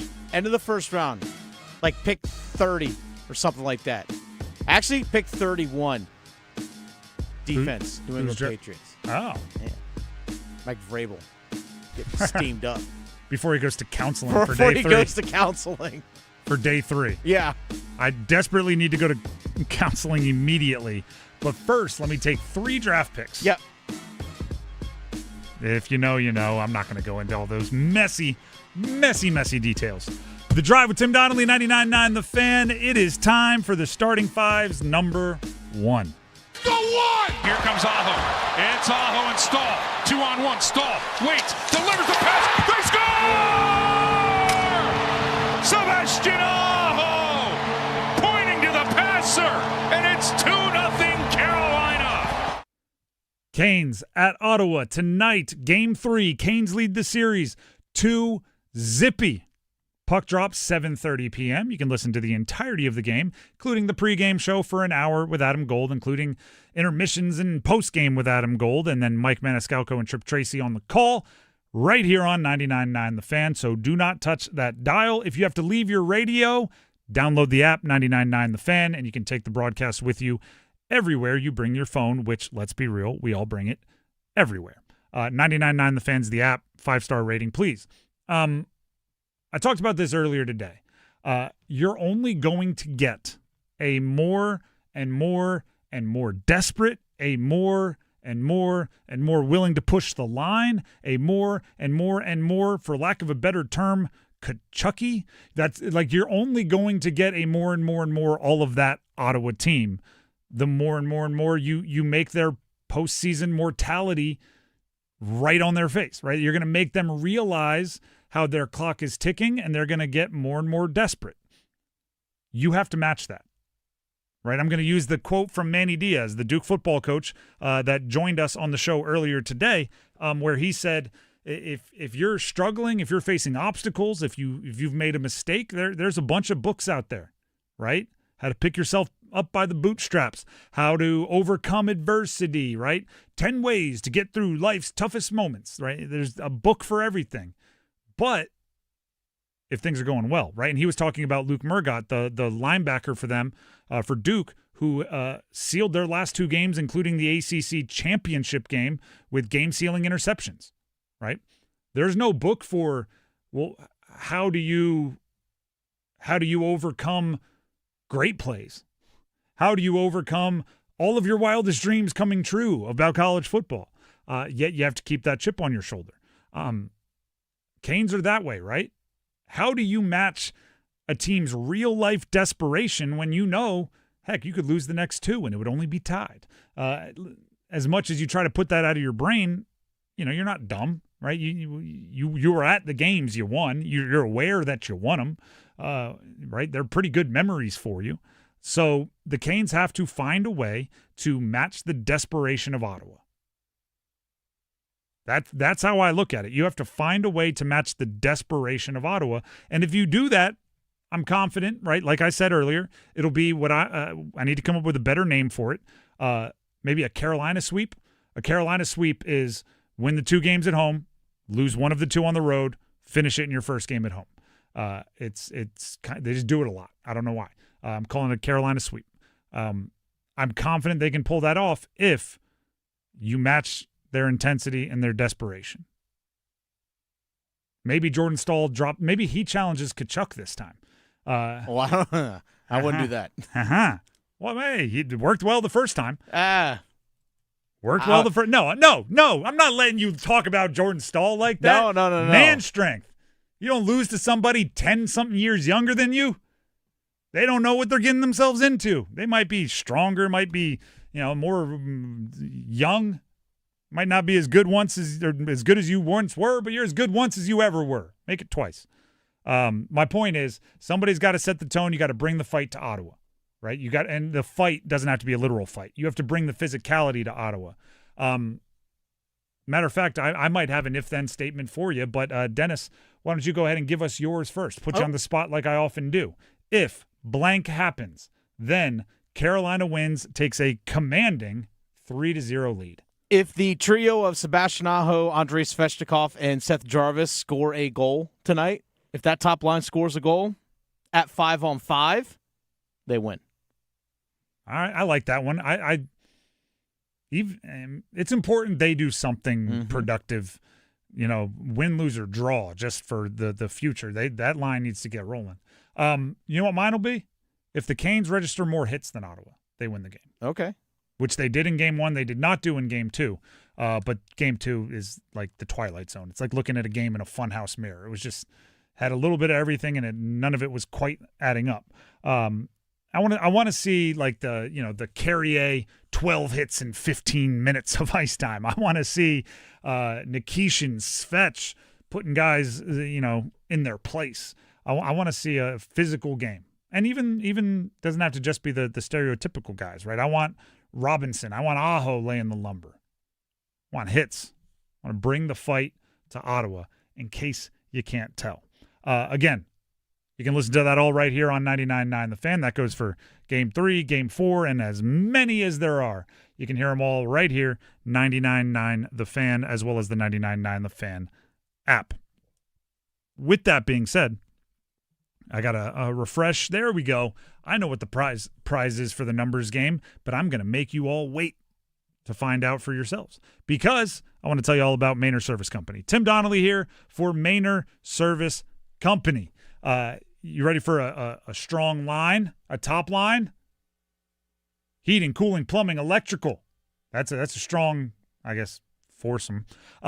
Listen, Maynard Service Company, they do it all, right? We always talk about in sports looking for players that are have multiple tools, that do a little bit of everything, right? Complete players. Maynard Service Company, when it comes to your house, they have all the tools. They're complete players. Heating systems acting up, and it's been cold. Your heating system's acting up, give Maynard Service Company a call. You know it's going to be hot in the not-too-distant future. If your cooling system's acting up, give Maynard Service Company a call. If you have a bunch of friends coming over to watch the game, watch a draft, right? If you're getting a bunch of friends coming over, your plumbing might be tested a little more than it's used to. If it doesn't pass the test, give Maynard Service Company a call. And obviously, this would be a disaster. If you plug in all of your screens, right, because you need to watch everything going on tonight, and something happens with the electrical system, give Maynard Service Company a call. Heating, cooling, plumbing, electrical, 24 hours a day, 7 days a week, all across the triangle. Here's the number, 919-361-0993. That's 919-361-0993. Or visit them online, MaynardServices.com. That's MAYNOR Services.com. As promised, here's the numbers game prize that you could win if you call in now. Alice Cooper tickets at DPAC on April 28th. We are getting closer and closer to that concert. If you want to spice up your next week, it's that close, go ahead and give us a call, 919-860-5326. You'll have a chance to compete in the numbers game, and if you win, get the Alice Cooper tickets at DPAC on April 28th. Again, the number to call, 919-860-5326. We need 2 contestants. Numbers game next. I don't care what you got, just give it. One goal. Nikishin, Ehlers, scores! On the power play! Verdeen wide open, rebound, and what a save by Anderson! Hoist Lord Stanley's Cup. Sebastian Aho in, short hit back in, scores! Oh, talk to me, shorty! Carolina! The Triangle's official home for the Carolina Hurricanes. 99.9 The Fan, the Triangle sports leader. When sleep isn't working, everything feels harder. Your health, your patience, your focus, even your relationships. I'm Megan Giggling with Parkway Sleep Health Centers. Too often, people are told to wait months or even years just to talk to a sleep specialist. But untreated sleep problems don't wait. At Parkway, care begins within weeks with home sleep studies and fast, coordinated support so people can move forward instead of staying stuck. Better sleep changes everything. Parkway Sleep, your fastest path to better sleep. Start today at parkwaysleep.com. Sound sleep, sound health.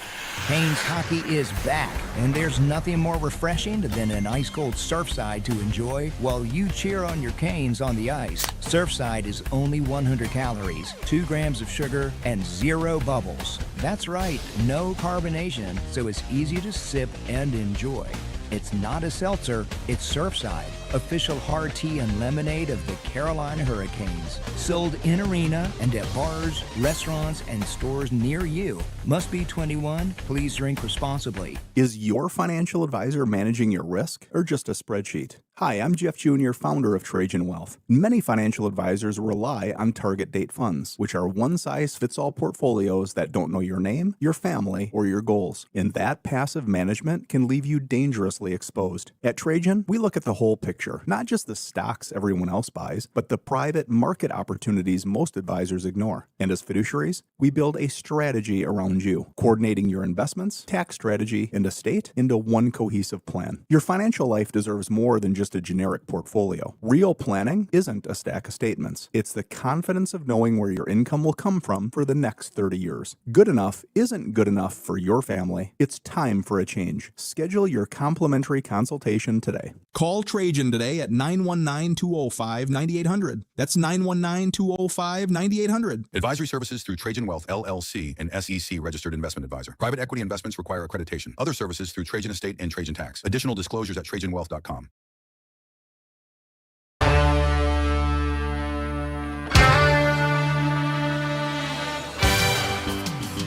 The Drive with Tim Donnelly, 99.9 The Fan. It's almost time to play the numbers game. It happens, right? Everybody knows it. Tech stuff, tech glitches. We had a little phone snafu. So we don't have any callers on the line right now, but we've remediated the problem, and you can now call in. So if you want to get thrown into the fire and jump right into a numbers game and potentially win yourself tickets to see Alice Cooper, call right now. Dial quickly, 919-860-5326. That's 919-860-5326. We need 2 contestants. If you don't call in quick, we'll move on. But I don't want to do that because it's kind of our fault that the first callers didn't get put through. So 919-860-5326. Don't make me feel like we bummed everybody out today. All right, we got one caller, at least one caller. I'm going to give you guys play-by-play of what's happening behind the scenes here. Just saw Dennis make the move to pick up the phone. He's talking with him. He's typing it in. We have BJ in Fuquay on line number 1, and it appears as if he might be dialing in. Yes, we have a caller number 2. Thank you all for backing us up quickly. And it looks like it might be just a Fuquay on Fuquay battle. Justin in Fuquay is our second contestant. Now that we have our contestants, we can get into the rest of the action. We'll bring each of our contestants onto the air. We'll ask them the same question. Dennis will be the judge. He'll pick his favorite answer, and that person will get to go first, and we'll pick it up from there. BJ, you're up first. Are you ready to answer a question? Yes, sir. All right, perfect. I referenced this earlier in the week. Alice Cooper is a really good golfer, apparently. That's kind of known about him as a rock star. If you could play golf, doesn't matter if they're good or not, if you could play golf, share a cart, have 4 hours of competition and conversation with any musician, who would it be? I had to go with J. Cole. J. Cole, keep it local. I know he's a hooper. I don't know if he's a golfer, but I know he could play pickup with you. Dennis, any follow-ups? No questions. Perfect. We jump to Justin in Fuquay. Justin, can you hear me? I can. All right, perfect. Same question to you. In honor of Alice Cooper, apparently being a very good golfer, if you could play a round of golf, doesn't matter how good they are, doesn't matter how good you are, but you could play a round of golf with any musician, who are you choosing? Beyonce. Beyonce. All right. So the theme of your options, Dennis, are they know Jay-Z pretty well. BJ in Fuquay went with J. Cole for a round of golf. Justin in Fuquay went with Beyonce for a round of golf. Both excellent answers, by the way. They took it in different directions, but good answers They nonetheless. did. You're going to leave really motivated from J. Cole. You'll leave probably motivated and for different reasons after playing with Beyonce. Right? I'll keep it local, state of North Carolina. I'll give you J. Cole. Okay. I'll take J. Cole. You don't want the beehive coming at you. No, I don't. So say something nice about Beyonce. She's amazing. There you go. BJ in Fuquay will get to go first. Justin in Fuquay, don't worry. You'll have your shot. Just have to stay on hold for a second. BJ, are you ready to pick a category? Yes, sir. All right. The categories are NFL players, Carolina Panthers only. MLB. Okay. You don't even need to hear the rest? No, sir. Okay, because the next one was going to be Panthers, Hall of Famers, and all-time legends that you see with their jersey numbers everywhere all the time. But you don't want that one. You just want the first Panthers? Yes, sir. Let's do all it. right. That was a joke, obviously. Let's go ahead and jump into it. I'll give you the team and the player. Give me the jersey number as quickly as you can. 30 seconds on the clock. One pass if you need it. I will say the team in this category, even though we know it, just to keep it fair timing-wise with the other categories. Do you have any questions before we get started? No, sir. All right. Your time will start when you hear the horn. Jake Delhomme, Carolina Panthers. 17. Correct. Jonathan Mingo, Carolina Panthers. 15. Correct. Nick Scott, Carolina Panthers. 21. Correct. Doug Evans, Carolina Panthers. Pass. Isaac Bird, Carolina Panthers. 54. Incorrect. Doug Evans, Carolina Panthers. 33. Correct. Isaac Bird, Carolina Panthers. 18. Incorrect. Isaac Bird, Carolina Panthers. 17. One more guess just for fun. Let's go with 42. Well, closer. 82 is what we were looking for Isaac Bird. But you did get 4 out of 5. That is a very, very solid showing, and a lot of those with some confidence. And look, number 33 was a straight guess. 33 was a dart throw? Yes, sir. Wow. What a dart throw. 1 out of 100 shot on that one. Well, maybe it's your day, or maybe that just got your excitement up because Justin was going to rip your heart out. We'll see. Stay on the line, all right? Yes, sir. All right. Justin and Fuquay, are you ready to pick your category? We're here. All right. The categories remaining for you to choose from are Major League Baseball players, in-season home run leaders, NBA players, play-in round ballers, or NHL players, Hurricanes only. Go MLB. All right. In-season home run leaders is the category. I will give you the team and the player. Give me the jersey number as quickly as you can. 30 seconds on the clock. 1 pass if you need it. You do need all 5 for the victory, but you have the entire 30 seconds to do so, so keep it rolling. Any questions before we get started? Nope, I don't think so. All right. Your time will start when you hear the horn. Yordan Alvarez, Houston Astros. 13. Incorrect. Matt Olson, Atlanta Braves. 22. Incorrect. Yordan Alvarez, Houston Astros. 12. Incorrect. Matt Olson, Atlanta Braves. 12. Incorrect. Yordan Alvarez, Houston Astros. Pass. Max Muncy, Los Angeles Dodgers. 39. Incorrect. Matt Olson, Atlanta Braves. 4. Incorrect. Yordan Alvarez, Houston Astros. 8. Well, that's an offer, but hopefully you had some fun. So much. All right. So much. So much. Hey, he kept firing. Hey, he stepped up to the plate and he swung. And I'll give you credit. Exactly. And he picked a baseball category. You can fail 7 out of 10 times, be a Hall of Famer. Right? So try again. You can call back in if you lose. If you win, you got to wait a certain amount of time. And that is a problem for BJ and Fuquay. BJ, are you there? Yes, sir, I'm here. Congratulations. You are going to see Alice Cooper at DPAC on April 28th. Let's do it. I have no clue who it is, but let's do it. Hey, there you go. New opportunities. Step up and go check it out. So stay on the line, and Dennis will probably give you a little breakdown of what you can expect at an Alice Cooper concert and make sure you can get your prize, all right? How about that? How about that? I do wonder, this is my I don't know why. I take like a minute every day to just muse about the results or what happened with the numbers game. I do wonder the feeling of you're 10 seconds into the 30-second clock. You've heard all of the possible answers. You've used your pass, and you just have no clue. That feeling, it's got to be a little isolating. But you don't give up. You keep firing, right? You just keep throwing numbers out there. As you heard, BJ got a complete dart throw. 33 for whoever that was. I forget who he was dart throwing, but he got 33 out of thin air. Football is a tough one to get out of thin air too. I feel like basketball is easier. Most of the numbers kind of clump together down in 35 and under.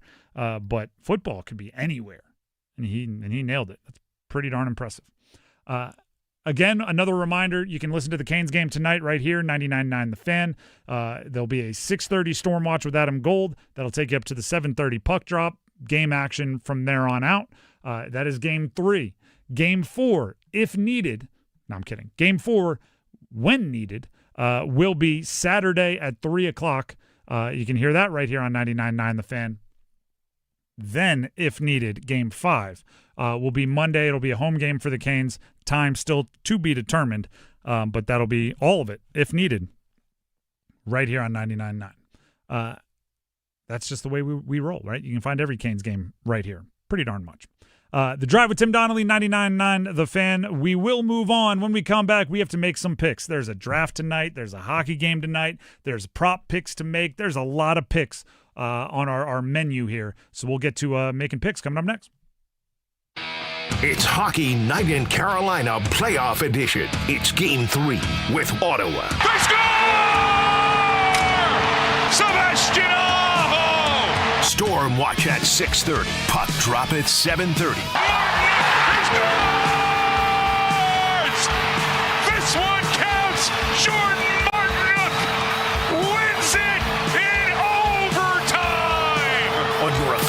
radio home of Hurricanes hockey. 99.9 The Fan.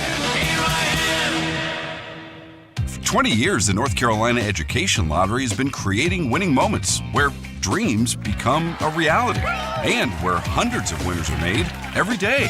Moments that add up to billions of dollars in wins. And we're nowhere near finished. Seize your winning moment with the new 20th anniversary scratch-off and digital instance game. Must be 18 to play. Approximate overall odds of winning on the scratch-off are 1 in 3.45. Approximate overall odds of winning a prize in the digital instance game are 1 in 3.75. Problem Gambling Helpline 877-718-5543. Credit card interest rates are now over 29%, and most people are only making the minimum payment, so they're getting nowhere. Hey, it's Dennis Cox for Loan Pronto. But here's what many homeowners don't realize. Using the equity in your home, you can easily access hundreds of thousands in cash. With Loan Pronto's Rapid Equity Loan, you can pay off your credit cards, your existing HELOC, your car loans, or get money for that home improvement project. One client just got $100,000 approved and saved over $1,500 a month.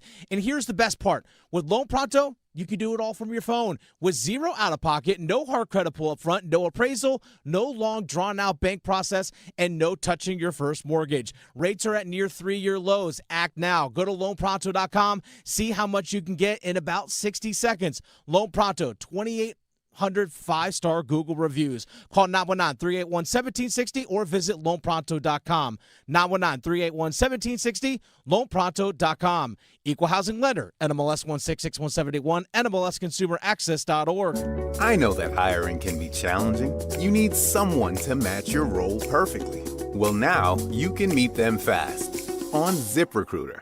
Build your team, build it sooner. Meet your match on ZipRecruiter. Just head to ZipRecruiter.com/free right now to try it for free. That's ZipRecruiter.com/free. Meet your match on ZipRecruiter. Try it free.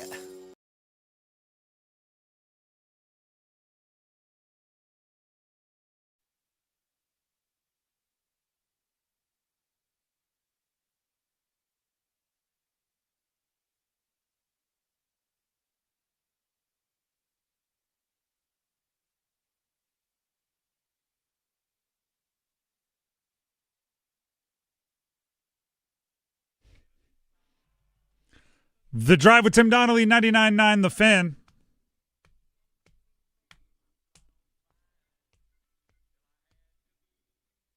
We've gotten a little bit of everything coming out of break today, Dennis. Your potpourri, your little smorgasbord, a little grab bag with the music today. Well, I've played a couple bumps back from the movie Slapshot, including this one right here, a little bit south of Saskatoon by Sonny James. I think of a lot of things when I think of Slapshot. I don't actually go to the soundtrack that often as far as what I think of when I think of Slapshot. But when I played Maxine Nightingale earlier, I would not. I wouldn't. That's one of those things like if I feel like there's probably a game show. Like, what do these three songs have in common? I would never get to. They're all in Slapshot. That'd be an awful game show, by the way. Just playing three songs. What do they have in common? That's what we call this game show. That's why I don't come up with game shows. Although we could come up with one called Make Our Picks. Oh. And we do it every single Friday. But why not do it on a Thursday as well to end the show? Because it's a super busy Thursday and there's Game 3 between the Canes and Ottawa and an NFL draft and who knows what else going on all over the sports world. Dennis, you want to start lining them up so we can make some picks? All right, let's actually go ahead and start off with tonight's Carolina Hurricanes game. Over under number of shots on goal for Seth Jarvis tonight, 2.5. Gosh, it better be over. This year he averaged, like 3.14, 3.15 shots on goal per game. He has 2 through the first 2 games of this series. I'm going to give him the Svetch treatment. Like, let it fly. I don't even care if it's that good of a look. Just make the goalie make a save, right? Sharp angle, let it fly. You're a little off balance, give it a ride, right? Just go up there swinging. That's what I want to see. Like, I feel like that's I feel like that is a very underused tactic for Little League coaches. If I'm coaching my son Little League in a couple years when he's old enough, I'm gonna tell guys, you better not come down here, meaning back to the dugout, without either a hit or struck out swinging. Right? Those are either one. If you get a hit, you get something in play in and out, or you strike out swinging, I will give you the biggest high five. We will celebrate. No timid. No docile. You're going up there aggressive. If you come back looking, or a walk even, I'm going to be upset with you. Swing the darn bat. That's me to Seth Jarvis tonight. I don't care if you score a goal. I want 5 shots on goal. Right? That's what I want to see. It's all about mentality. You might score a goal, and I'll be stoked. But 5 shots on goal, I'm the same amount of stoked. I'm the same amount of pleased. That's what I'm saying. All right, Andrei Svechnikov, over under 3.5 shots on goal. I mean, he's got 13 through 2. He does. Over. Okay, that's fair. I don't know, man. If Jarvis is getting more shots off, yeah, I mean, let's be real, Aho's the one that's going to have looks and go, never mind, you can have the shot. As much as I don't want that to be the case with him. No, I think, they're going to get up and down a little bit more. Series, they don't tend to clam up, right? They tend to start tight, like a first round of a boxing match, and then the punches get flowing, the sloppiness gets there, and more and more opportunities happen later in the series. At least that's how I see it. So yeah, I think more. I mean, by the way, he could have.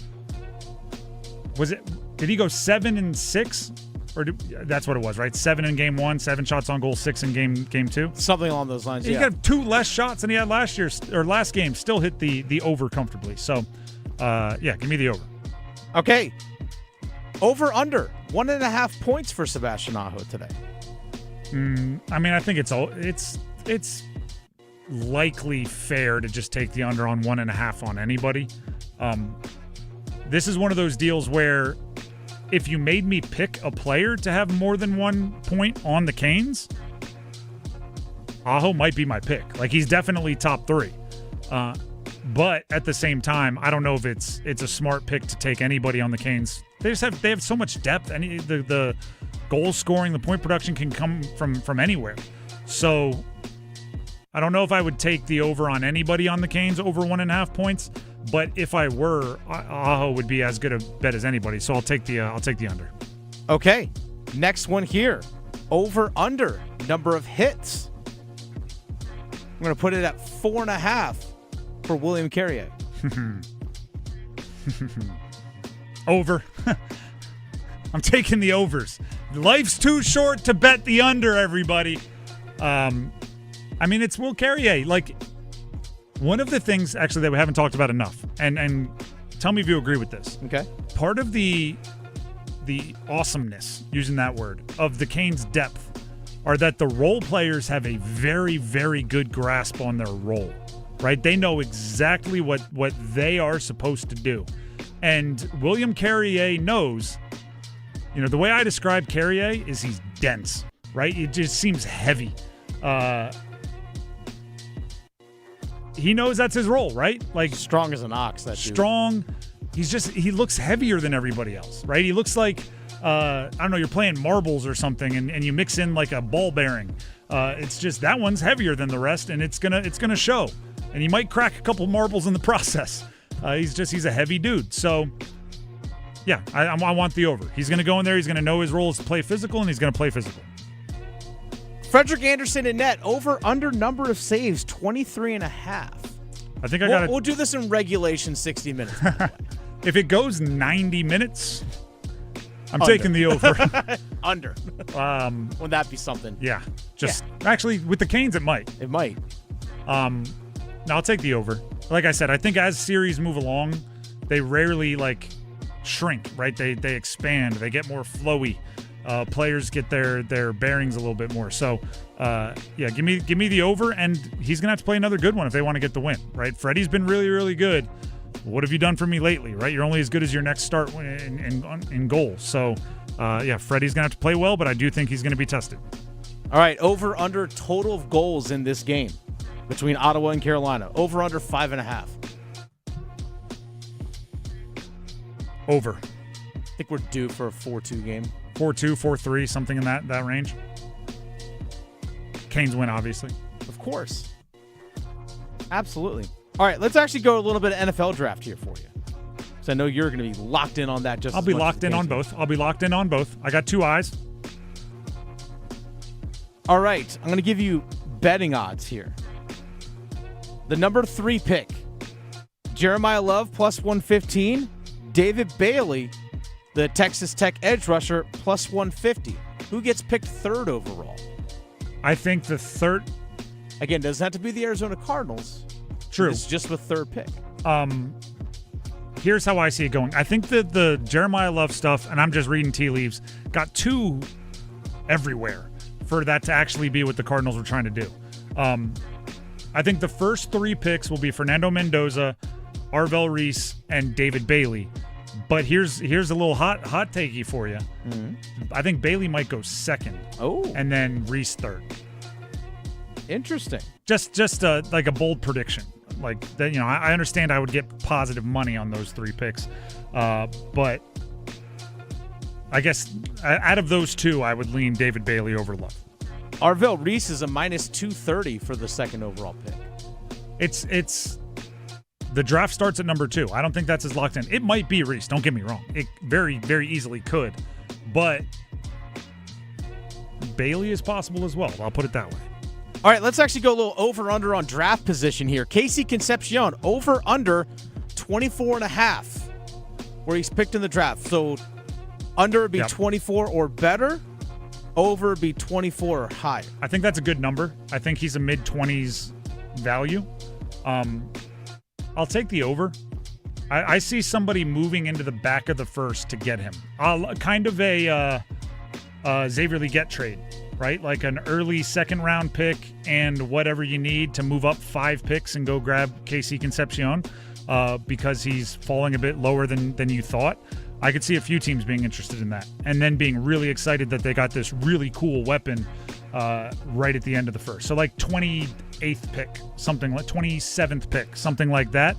But it's somebody who started, at 33 or 34, 35, someone there that traded up.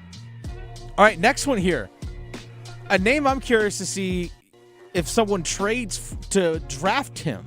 Ty Simpson, over-under, pick 24.5, over-under. Again, Ty Simpson, the quarterback out of Alabama. Again, I'll take the over. I think he ends up on the Cardinals.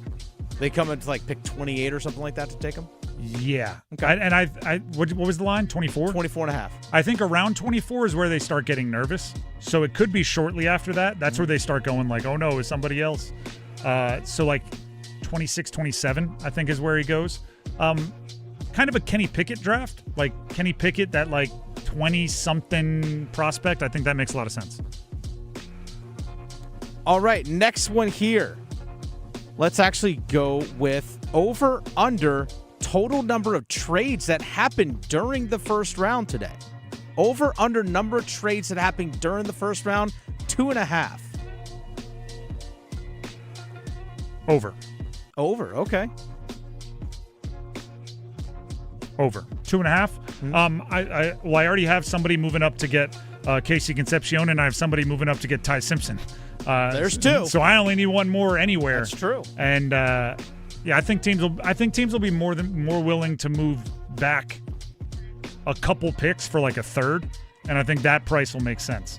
I think there are big tiers this year, so you're moving from 15 to 17 and getting a future 3rd. In most years, I don't think you would do that, but with this draft being kind of weird, I think you would. So I think you'll see a few of those. Okay, next one here. Over, under total number of offensive linemen drafted in the first round. 7.5. Over. 7 ready? I'll get even more specific for you. Mm-hmm. 7 offensive tackles and Ioane from Penn State, the guard. Okay. And then maybe one more guard or center right at the end, whoever the soup du jour is for that particular team. But 7 offensive tackles and Ioane the guard. Okay. Over, under number of safeties drafted in the first round at 2.5. I wouldn't, but I'll take the over. Okay. Caleb Downs and Thieneman appear to be locks, and Emmanuel McNeil-Warren is drumming up a lot of positive, buzz. So I guess I'll go 3, which is a lot for safeties in the first round. That is quite a bit. Right. Go ahead. I'll say next one here. Over under number of wide receivers in the first round, 5.5. Under 5. Oh, I'm going okay. 5 exactly. The under is a plus 150 on that, sir. I think under 5 exactly. And like Kenyon Sadiq doesn't count, like pass catchers work. But 5 would be the big 3 plus Casey Concepcion and Omar Cooper. And that would not be the list I would go with. All right, last one here. Over under number of quarterbacks taken today, 1.5. Over. I think somebody trades up to get Simpson late. Fernando Mendoza, lock, number 1. I think somebody trades up to get Simpson late. Again, not a move I would make. 14 career starts in college. The history of very, very few starts is very, very bad. Unless you're Cam Newton, and Ty Simpson is not Cam Newton. That's about all I have there. The Drive with Tim Donnelly, 99.9 The Fan. Enjoy the Canes tonight right here on 99.9 The Fan. Enjoy the draft if you can watch both. Do so. It'll be a really fun night. We'll be here tomorrow to break down the results of both. Follow us on social media for updates throughout. Until tomorrow, have a great night, everybody.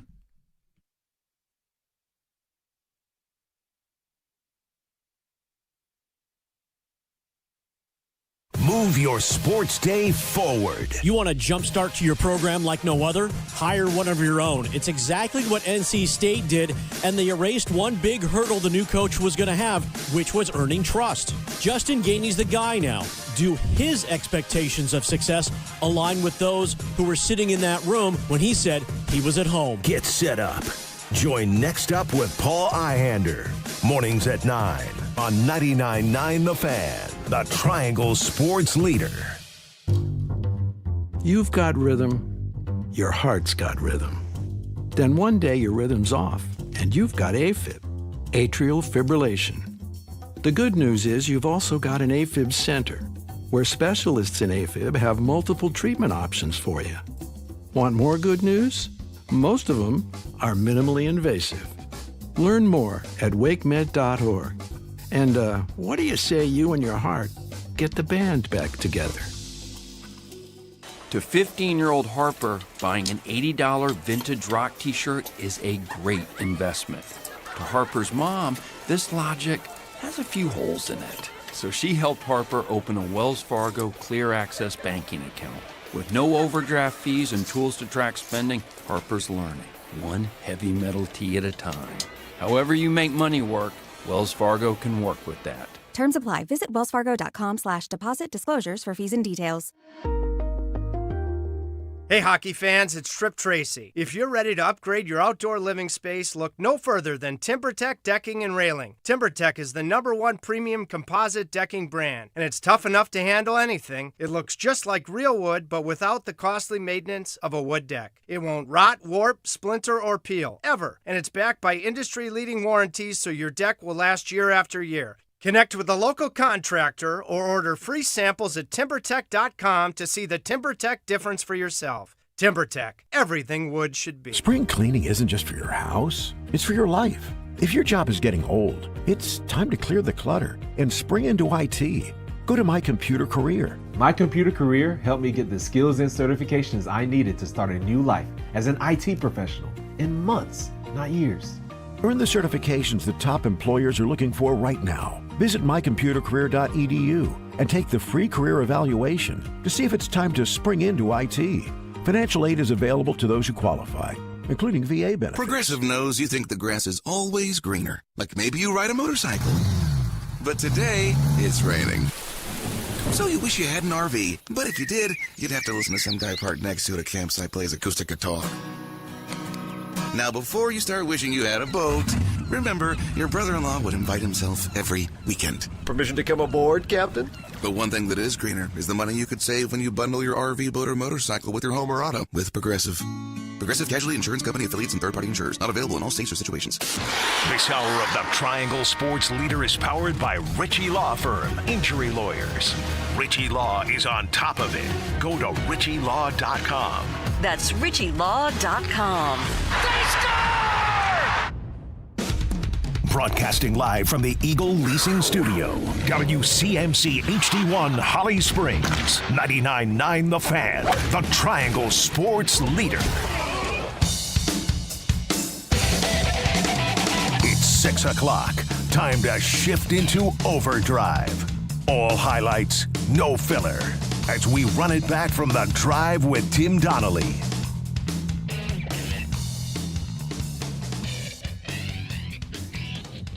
It's draft day, everybody. I mean, listen, I know that there's a game 3 in Canes and Ottawa, and that's awesome, and I'm stoked for that. But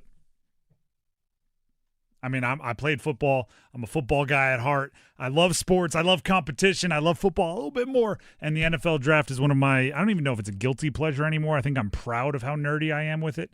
It is ultra exciting for me that the draft is tonight. And I have a request of all of you, okay? Now, obviously, this is going to have to be on the honor system a little bit here because, well, quite frankly, we can't double-check all of you. We like, you're just going to have to do it, and we're going to believe you. Right now, or some point before the draft, I want you to think about, for the likely suspects, you don't got to go 100 people deep, for the likely suspects, how you would feel if the Panthers drafted that person at 19th overall. And the reason why I think you should do it before the draft is everybody, and it's part of the beauty of the draft, gets caught up in the what ifs to the positive side when it comes to the NFL draft. Your imagination can run wild with all of the things that could happen positively. But I think before the draft, when you're not tied to that person, right? Meaning, like, you don't have to root for that person yet. You're more honest with yourself, right? Last year I saw it, right? Tedero McMillan, he's too slow. He's not in and out of his breaks fast enough. Why didn't he run the combine 40? That video we got of whatever 40 he ran on a field somewhere. He's scared. And then he was drafted, and you realize you're going to be at least rooting for him for 4 years. And everyone's like, you know what? Did you see the highlight film? The one where he caught it in slow motion, one-handed, and then put it between his legs twice before he hit the ground? It was crazy. You can talk yourself into it. Not saying that's not fun, but I'm saying it's not exactly genuine. So just think about how you would react. And Dennis, I thought we would do it on record, right? So if we're going to ask people to do it, that's true. We don't ask people to do anything we're not willing to do ourselves. That's right. Keep receipts for us. So I went to ESPN Analytics. They do a percentage that each player will be picked at each pick. It's a whole thing. Mm-hmm. So I just took the players at 19 overall and wrote a bunch of them down. I did remove the ones that don't make any sense to Carolina. That would only happen if they trade out of the pick, like Ty Simpson. Like Ty Simpson, yeah. Like just the super obvious ones that won't be coming. But other than that, I was like, let's throw them all in there and let's get to as many as we can. How would you react if they draft Kenyon Sadiq? Oregon, tight end, maybe the best athlete I've seen at tight end in a very long time. I'll be mildly enthused initially. Again, what I talk myself into, it's like, hey, well, the potential to be the tight end that they've needed since Greg Olsen. I'll talk myself into it. Again, that's a different. But I think, honestly, I'll be kind of mildly enthused for the simple fact that as much as they still need an offensive weapon, I just don't know how it fits with Bryce Young's skill set because I still don't know how Bryce Young, with his lack of size, can throw over the middle of the field on a consistent basis, seeing over the line of scrimmage. And I think, to me, that doesn't maximize his potential, Sadiq's potential, with Bryce Young at QB. I would be disappointed. I would be, yeah. I would be disappointed for a few reasons. One, I'm not sure if he's going to live up to the hype as far as execution on the field. He'll always look good in shorts and a T-shirt running drills. Oh, 100%. Two, I still think this offense starts with the run, and he's not a great blocker. No. Three, I think there's more impactful positions you can take elsewhere. Next. But again, what I'll talk myself into. Oh, I could talk myself into it you see right this now. Athletic freak tight end they just got? Let's go. He runs the same 40-yard dash as Xavier Legette, and you drafted that guy to be a receiver pretty much off that 40-yard dash. So get it at a tight end? Yeah. I mean, it doesn't take long to talk yourself into it. Monroe Freeling, tackle, Georgia. I'd be pumped. I'd be pretty excited. I'd be as excited as you could be about an offensive lineman. Yeah. Like, hey, I hope I don't say that guy's name for the next 10 years. Yep. Right? I hope I watch games and forget he's there because that means he's not giving up sacks and he's not getting called for penalties. It's not flashy, but I was listening to a podcast today with Todd McShay, old Todd McShay from formerly of ESPN. Now he's on, Spotify? Yeah, The Ringer. The Ringer. He said there are 7 and then a big gap. And same thing Daniel Jeremiah said. There are 7 offensive tackles in this draft that teams feel like they could play. You could draft them and play them, and Monroe Freeling was one of them. I think Daniel Jeremiah said he had 7 tackles in his first 31 players and then no more until the 80s in his overall rankings. So there's a tier there, and if you get, obviously you always want to be the last in the tier. If you get Monroe Freeling towards the end of that, he's like the 7th tackle taken, I would love it. Next, I don't have to talk myself into that one. Dylan Thieneman was the next percentage list. I would be super pumped. I would be shouting at the rooftops. Dylan, can we wait 1 minute? Sure. He's a safety from Oregon. Yeah. Ran very well at the combine, jumped very well at the combine. How would you feel, Dennis? I think I just explained. I think you just found out. I would still, I'm probably too rigid, but I would still not be stoked about a safety in the first round. That's not like generational, but I'd be all right with it. I would not come in here complaining tomorrow if they draft Dylan Thieneman at 19. I would be pumped. Emmanuel McNeil-Warren. He is a safety from Toledo that really had a really good – this year was kind of banged up injury-wise, I believe. The year before is when he jumped onto everyone's kind of NFL radar. How would you feel if they take him? I would be less excited than I would be about Thieneman, but I'd still be pretty excited about him. I still think that he is a well above, not just average starter, but like well above that, like solid starting free safety in the NFL. That I think he's bigger, by the way, at least in terms of his height, but he is bigger in terms of his size. He's 6'3" as opposed to 6 foot for Thieneman. Not as fast, though. Not as fast. Running a 4.5 as opposed to like a 4.35 from Thieneman. So I would like it. I don't know if I would like it as much at 19, but I would like it. Because, again, I would be excited for the fact that they would have an upgrade at free safety. He's only minimally alien and not fully alien, and you're holding that against him? Pretty much. I think he has a lot of skill set overlap with some of the safeties they have. Lathan Ransom, Trayvon Merrick. He's really good, don't get me wrong, but I think there's, like, you already have that, right? What's the thing when you're driving? Can we get McDonald's? We have burgers at home. Like, can we get another good safety? It's like you have that player at home. Let's just keep going. We'll do these quickly here because we're running out of time. Okay. Olaiva Vega Ioane, interior offensive lineman, I believe, from Penn State.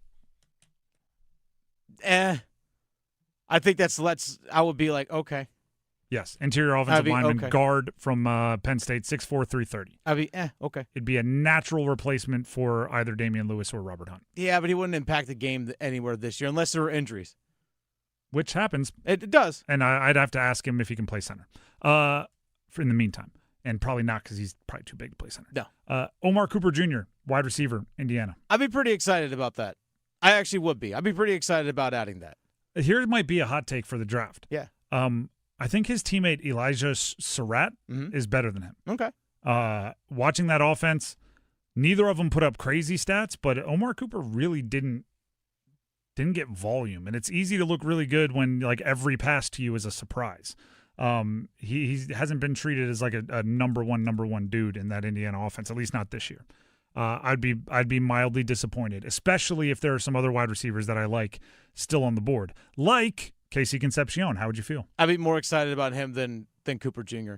I would be more excited, and also it's like it'd be more excited like when you decide you're going to eat unhealthy. Yeah. Where you're just like, you know what? I don't care if this is a risky pick. I don't care if he's small. I don't care if he drops ball occasionally. I just want the sugar rush. I want to see him route people up. I want to see him get the ball in his hands in space. I want the crazy. And he brings that electricity that not many guys have. All right, super rapid fire. Denzel Boston, wide receiver, Washington. All right, I'd be on the same lines as Omar Cooper Jr. And I'd be disappointed. He's a contested catch guy. He's tall. You already have one in T-Mac. Blake Miller, offensive tackle, Clemson. I'd be all right with it. I'd be be solid middle with of the it. road. Not as much as the earlier tackles, but Peter Woods, interior defensive lineman, Clemson. I wouldn't be super stoked at it, but I also wouldn't hate it because you didn't replace A'Shawn Robinson anywhere in free agency, and also you can easily move on from both Tershawn Wharton and Bobby Brown after this upcoming year. So, yeah, you need someone in potential or has the future starting potential for you that can also impact your team this year. I wouldn't hate it, but also wouldn't be super stoked by it. I'd be confused and trusting. A little bit. Yeah. I'd go, that's weird. But if Dan Morgan is making that pick, he must really love this guy.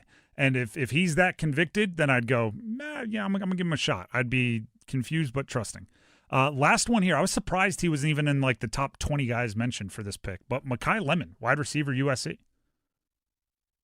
If he's there at 19?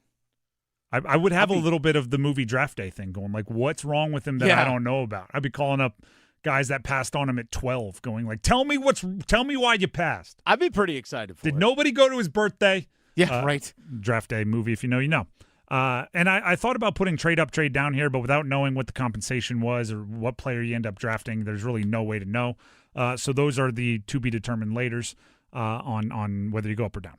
Now that we have those on record, if one of those guys are drafted tomorrow, tonight, I think tomorrow we should bring the exact audio of what we just said. If one of those guys are drafted, we should play what we said today about him just to hold ourselves accountable. And then we talk ourselves into it. And then we go, well, you know what I didn't realize was he's actually 330 pounds. I know I said 330, but I didn't realize how big and bulky that really is. He actually has 33 and a half inch arms, which, let's go. Yeah, we'll talk ourselves into it because you got to root for the guy for the next 4 years, so you might as well. But I do think it's an interesting little task there. By the way, join me on YouTube tonight. We'll do Panthers Playbook live tonight on YouTube. We'll go live about 3 or 4 picks before the Panthers draft. Now, if there's a trade, obviously that's going to change things a little bit. But obviously, and then we'll be doing draft reaction and Kane's Game 3 reaction at the exact same time. So come for both. Join. Up next on Overdrive, we continue ping-ponging between hockey and football. It's hockey's turn. Canes next. It's Hockey Night in Carolina Playoff Edition. It's Game 3 with Ottawa. They score! Sebastian Aho! Storm watch at 6:30. Puck drop at 7:30. He scores! This one counts! Jordan Martinook wins it in overtime! On your official audio home of Hurricanes hockey, 99.9 The Fan. There's so much to love about North Carolina, but we all want more. More boundless views, more pristine scenery, more wildlife, more adventures, and more clean roads to get there. But to get more, we have to do less. Less littering, that is. Properly disposing of waste is never a waste of time. It leads to a more enjoyable environment for much longer. So, when traveling in North Carolina, make it your nature to trash your trash. Leave it more beautiful than when you found it.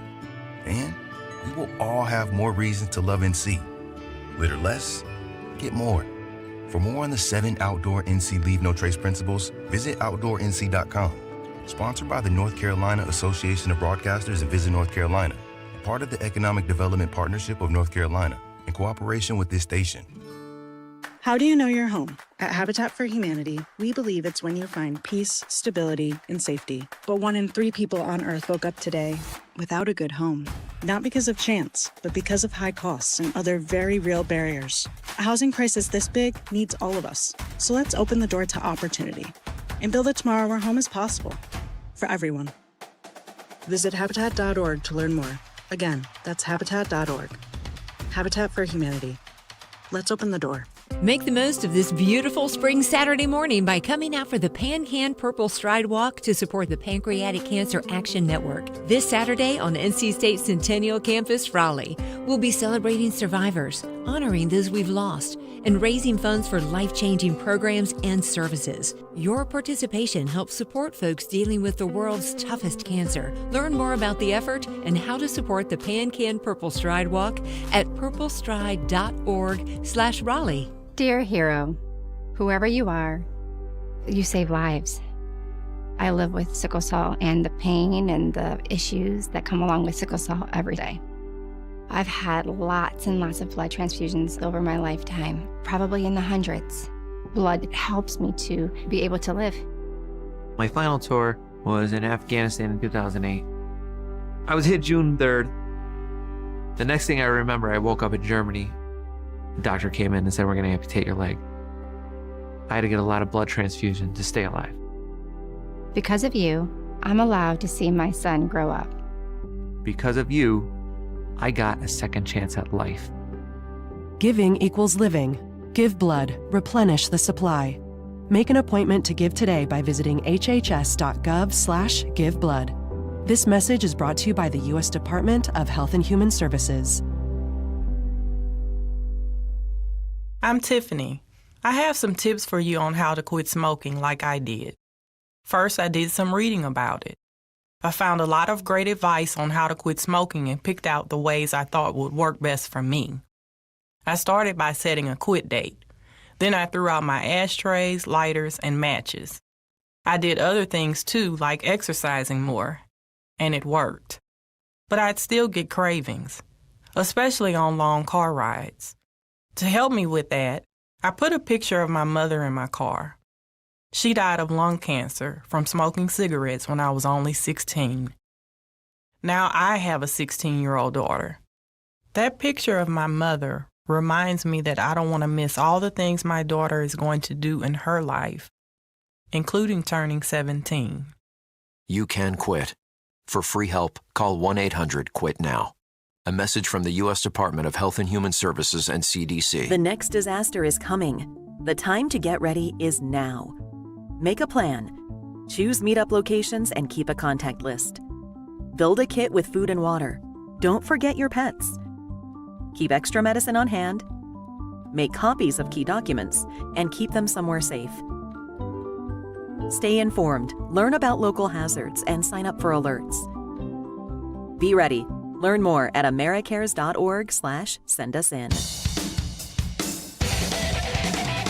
We're in overdrive on 99.9 The Fan. Today's key highlights and opinion from The Drive with Tim Donnelly. If they're getting ready for Game 3 and they're thinking about things they need to do better, I have found what I consider 3 things they need to do if they want to win Game 3. 3 for 3, we'll call it. Big 3 at 3. Now we have the 3 for 3. It's all 3s today. Show started at 3. Dennis, the first one I'm calling the obvious. Okay. Face-offs.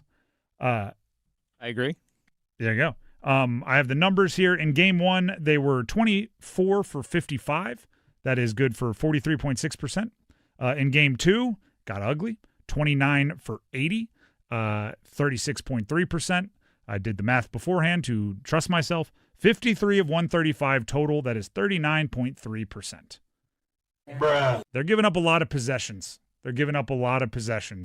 To Ottawa. Hasn't bit them yet, but that's one of those things that you're flirting with it, right? You don't want to keep testing if you can overcome it.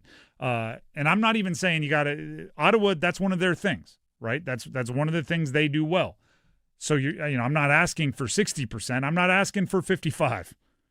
I'm asking for as close to 50 as you can give me, right? And it darn sure can't start with a 3. That's what I'm getting after. And while that's full team stats there, I think you gotta call on your dudes. It's got to be Stahl. It's got to be Aho, right? Like that's your role on this team. It's something you've been doing all year. You got to go find a way. Face-offs need to be better. 2, I'm calling this one you probably wouldn't think it, but maybe.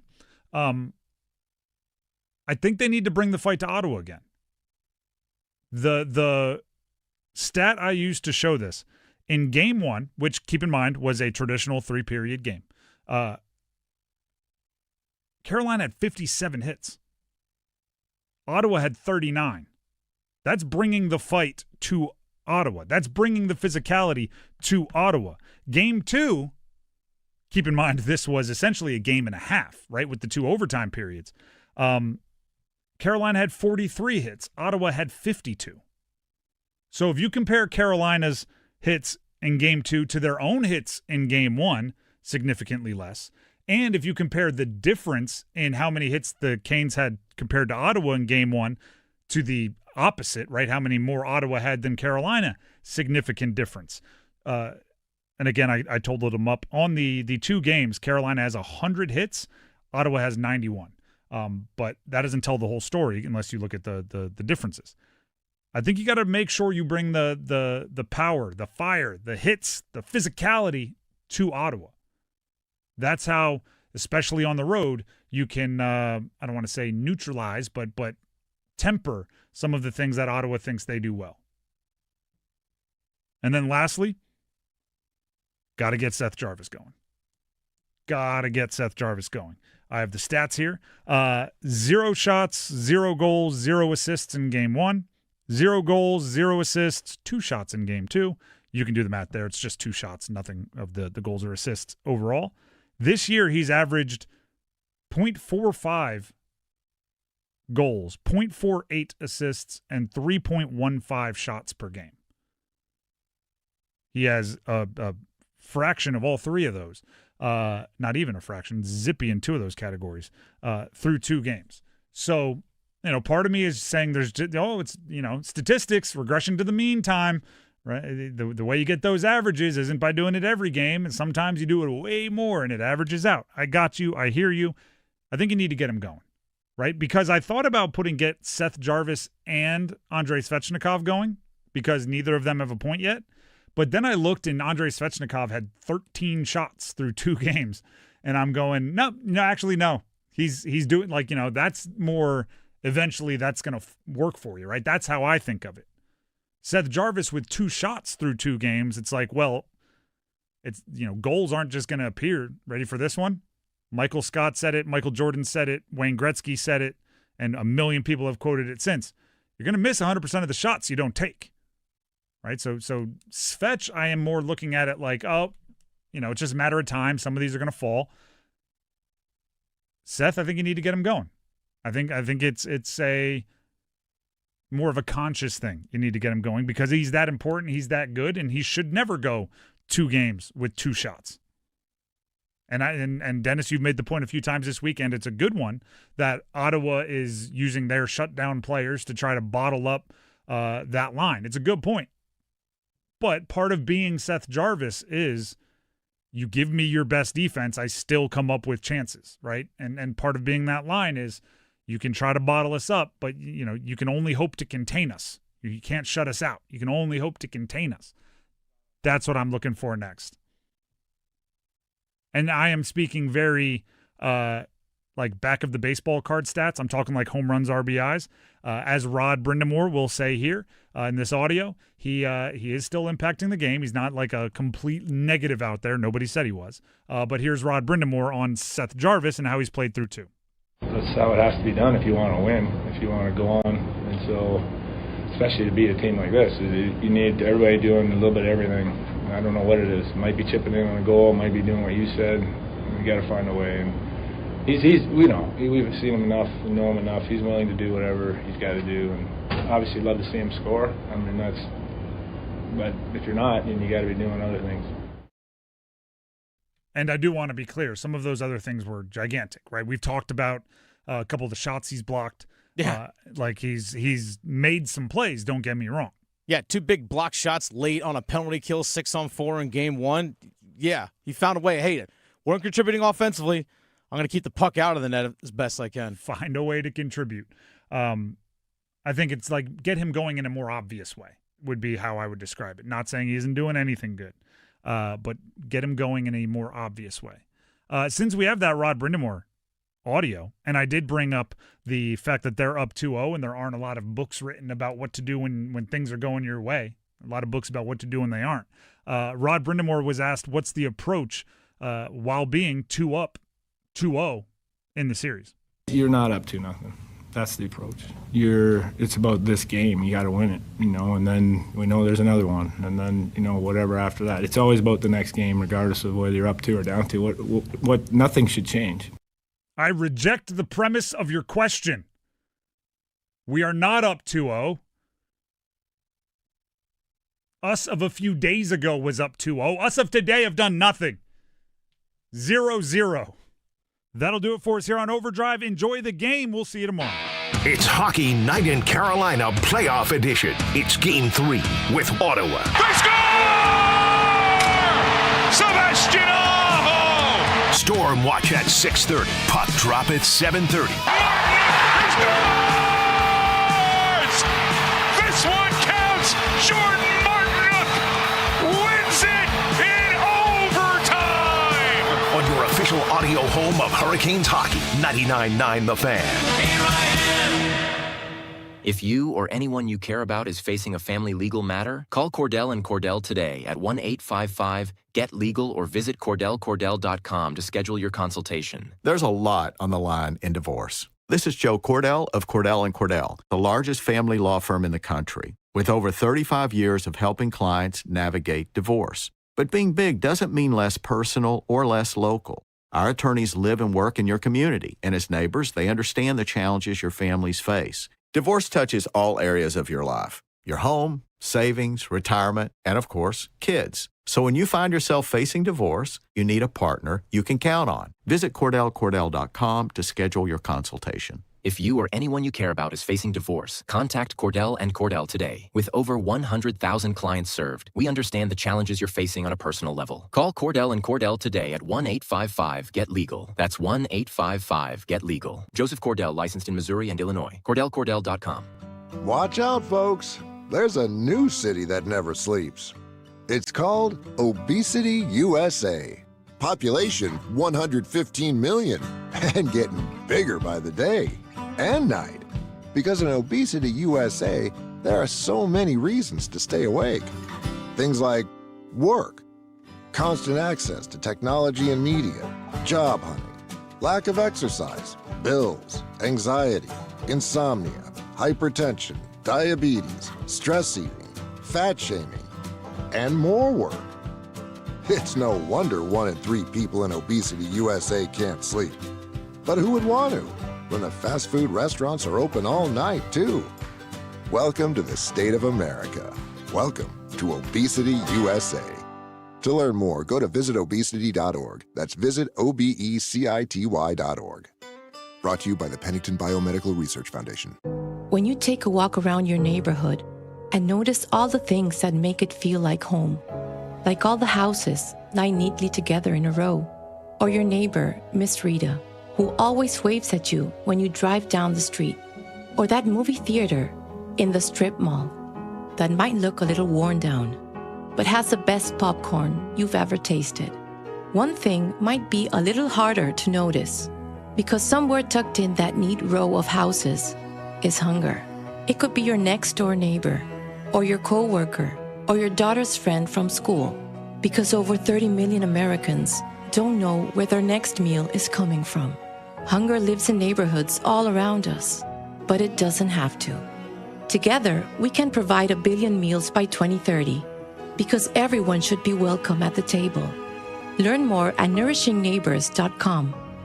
Let's break the cycle of hunger, together.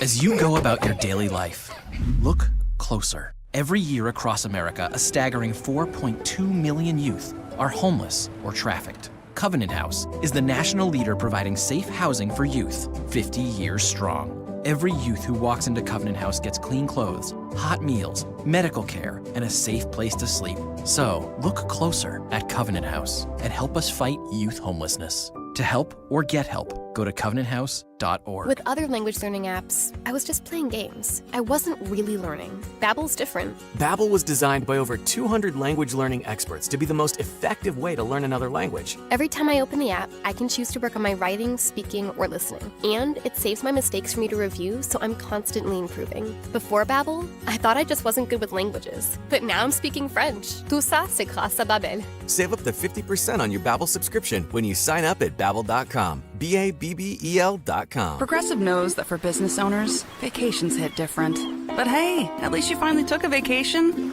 And look at that. You only answered 53 calls, 84 emails, onboarded one new hire, and covered for Chris while he's out on paternity leave, and you did it all from a kayak. Because you, my friend, know how to relax. All right, you may not know how to take a day off, but you do know both your personal and business auto insurance needs can be covered in one place with Progressive. So at least that's relaxing, right? Progressive Casualty Insurance Company and Affiliates, not available in all states or situations. This is Storm Watch with Adam Gold, presented by John Heister Chrysler Dodge Jeep Ram in Lillington, on your home for Carolina Hurricanes hockey. 99.9 The Fan. Tonight, the Canes visit the Ottawa Senators. Now, here's Adam. They say that a playoff series doesn't start until the home team loses a game. Well, if that is truly the case, then the Carolina Hurricanes opening round tilt with the Ottawa Senators is going to be a rip-roaring good time. That is, if it ever actually begins. Hi, everyone. I am Adam Gold. This is the John Heister Chrysler Dodge Jeep Storm Watch here on 99.9 The Fan. And tonight, the scene shifts north to Canada's capital city as the Canes will try and take a commanding 3-0 lead in this opening round best-of-7 set. And if they are able to do so tonight, it would be a remarkable feat when you consider just how small the margins have been through the first 7.5 periods of hockey. Yes, Carolina has a 2-0 lead in the set. Yes, the Hurricanes have gotten fantastic goaltending from Frederik Andersen. But I think Ottawa's gotten the exact same thing from Linus Ullmark. And if we're being honest, this is a series that could have had every possible status through 2 games. How close was game 1 to being a different beast? Think about it. Canes, 1-0 lead. Early third period. Sens on the power play. Drake Batherson on the doorstep. Saved by Anderson. Ruled a goal. New game, right? Puck never crossed the line. Canes score late in the third. Win it 2-0. And that was just the appetizer for an absolute banger of a game 2. Carolina looking to make a play with Hall out in front of Stanley. He scores! Another one! A magical power play goal. Stankoven from Hall. 1-0 Carolina. Then with Sean Walker about to exit the penalty box, Sebastian Aho and Jordan Stahl doubled the lead. Here comes Aho. It's Aho and Stahl. 2-on-1. Stahl waits. Delivers the pass. They score! Sebastian Aho pointing to the passer, and it's 2-0 Carolina. Then the game went a little sideways. Senators evened the score before the end of the period, and Carolina relied on their goalie to keep them alive just about the rest of the way. Coming the other way, Stutz let it back in. Oh, Frederik Andersen, big save early here in the third. Now a chance here, Batherson out front. Kachuk robbed by Andersen. Oh, Frederik Andersen kicks out the pad. Shot that's hammered side of the net. Eller with a chance. Andersen will get the save and get the whistle. Oh, Frederik Andersen, that was a big moment for the Canes netminder. Late in the first overtime, however, the pendulum started drifting back towards the home team. A chance here, Jankowski. He'll get it to Chatfield. Jankowski, Jarvis shoots, save over. Rebound, they score! Mark Jankowski wins it in overtime, and Carolina takes a 2-0 series lead.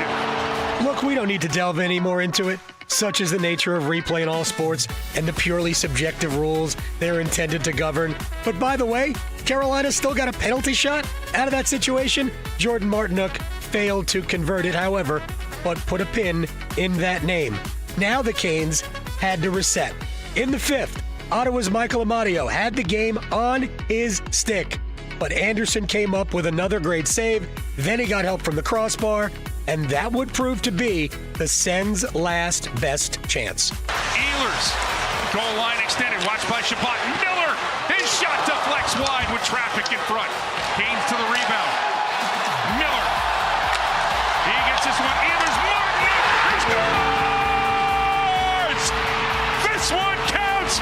Jordan Martinook wins it in overtime. 2 games, 2 disallowed goals, 1 each way, 2 great goaltending performances for each team, and the Hurricanes are fortunate, though not at all undeserving, to be ahead 2-0. Logan Stankoven has the opening goal in each game so far, 3 points in all, and today talked about why this series is so tight.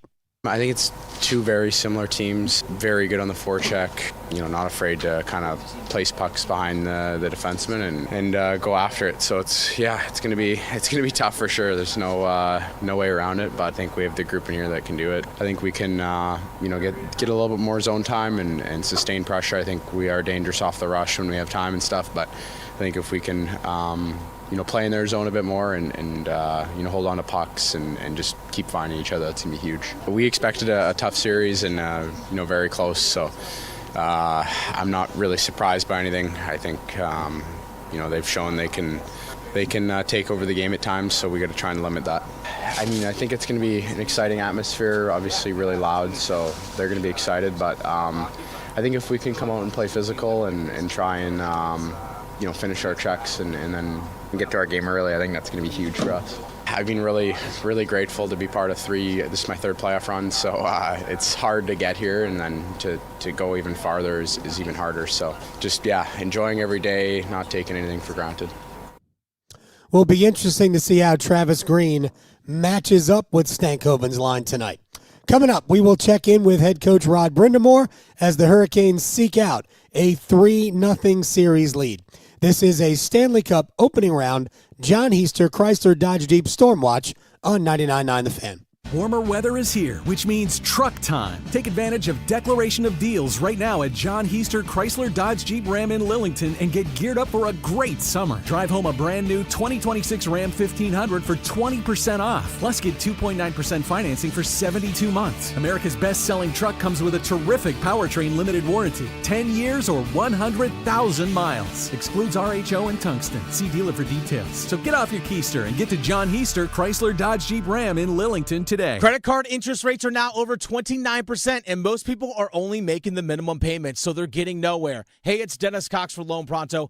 But here's what many homeowners don't realize. Using the equity in your home, you can easily access hundreds of thousands in cash. With Loan Pronto's Rapid Equity Loan, you can pay off your credit cards, your existing HELOC, your car loans, or get money for that home improvement project. One client just got $100,000 approved and saved over $1,500 a month. And here's the best part. With Loan Pronto, you can do it all from your phone with zero out-of-pocket, no hard credit pull up front, no appraisal, no long drawn-out bank process, and no touching your first mortgage. Rates are at near 3-year lows. Act now. Go to loanpronto.com. See how much you can get in about 60 seconds. Loan Pronto, 2,800 5-star Google reviews. Call 919-381-1760 or visit loanpronto.com. 919-381-1760, loanpronto.com. Equal housing lender, NMLS 166171, NMLSconsumeraccess.org. This is Ray Womble Jr. from J.E. Womble & Sons in Lillington.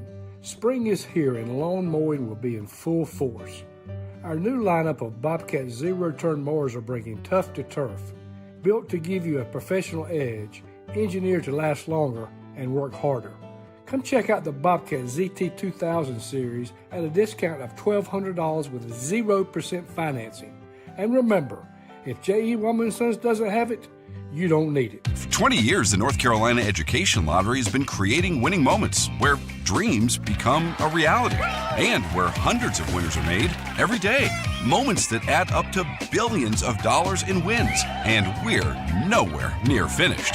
Seize your winning moment with the new 20th anniversary scratch-off and digital instance game. Must be 18 to play. Approximate overall odds of winning on the scratch-off are 1 in 3.45. Approximate overall odds of winning a prize in the digital instance game are 1 in 3.75. Problem Gambling Helpline 877-718-5543.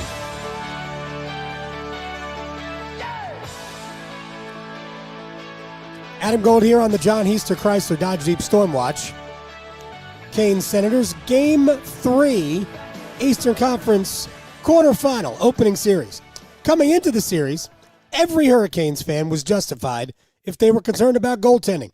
It had not been a vintage Frederick Anderson season, and while Brandon Bussey was a winning machine, 31 in 39 starts this year, he was blessed with some incredible goal-scoring support along the way, and an occasional they got away with one.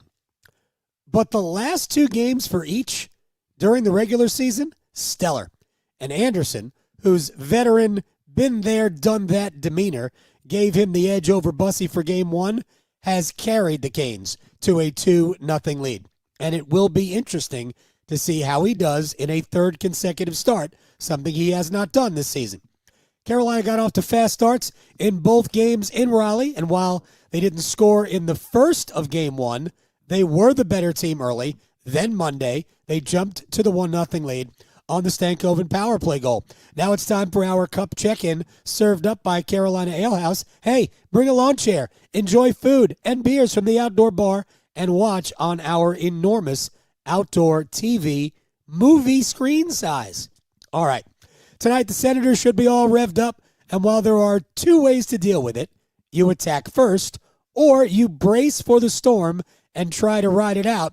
I asked Rod Brindamore the obvious. How would you rather deal with it?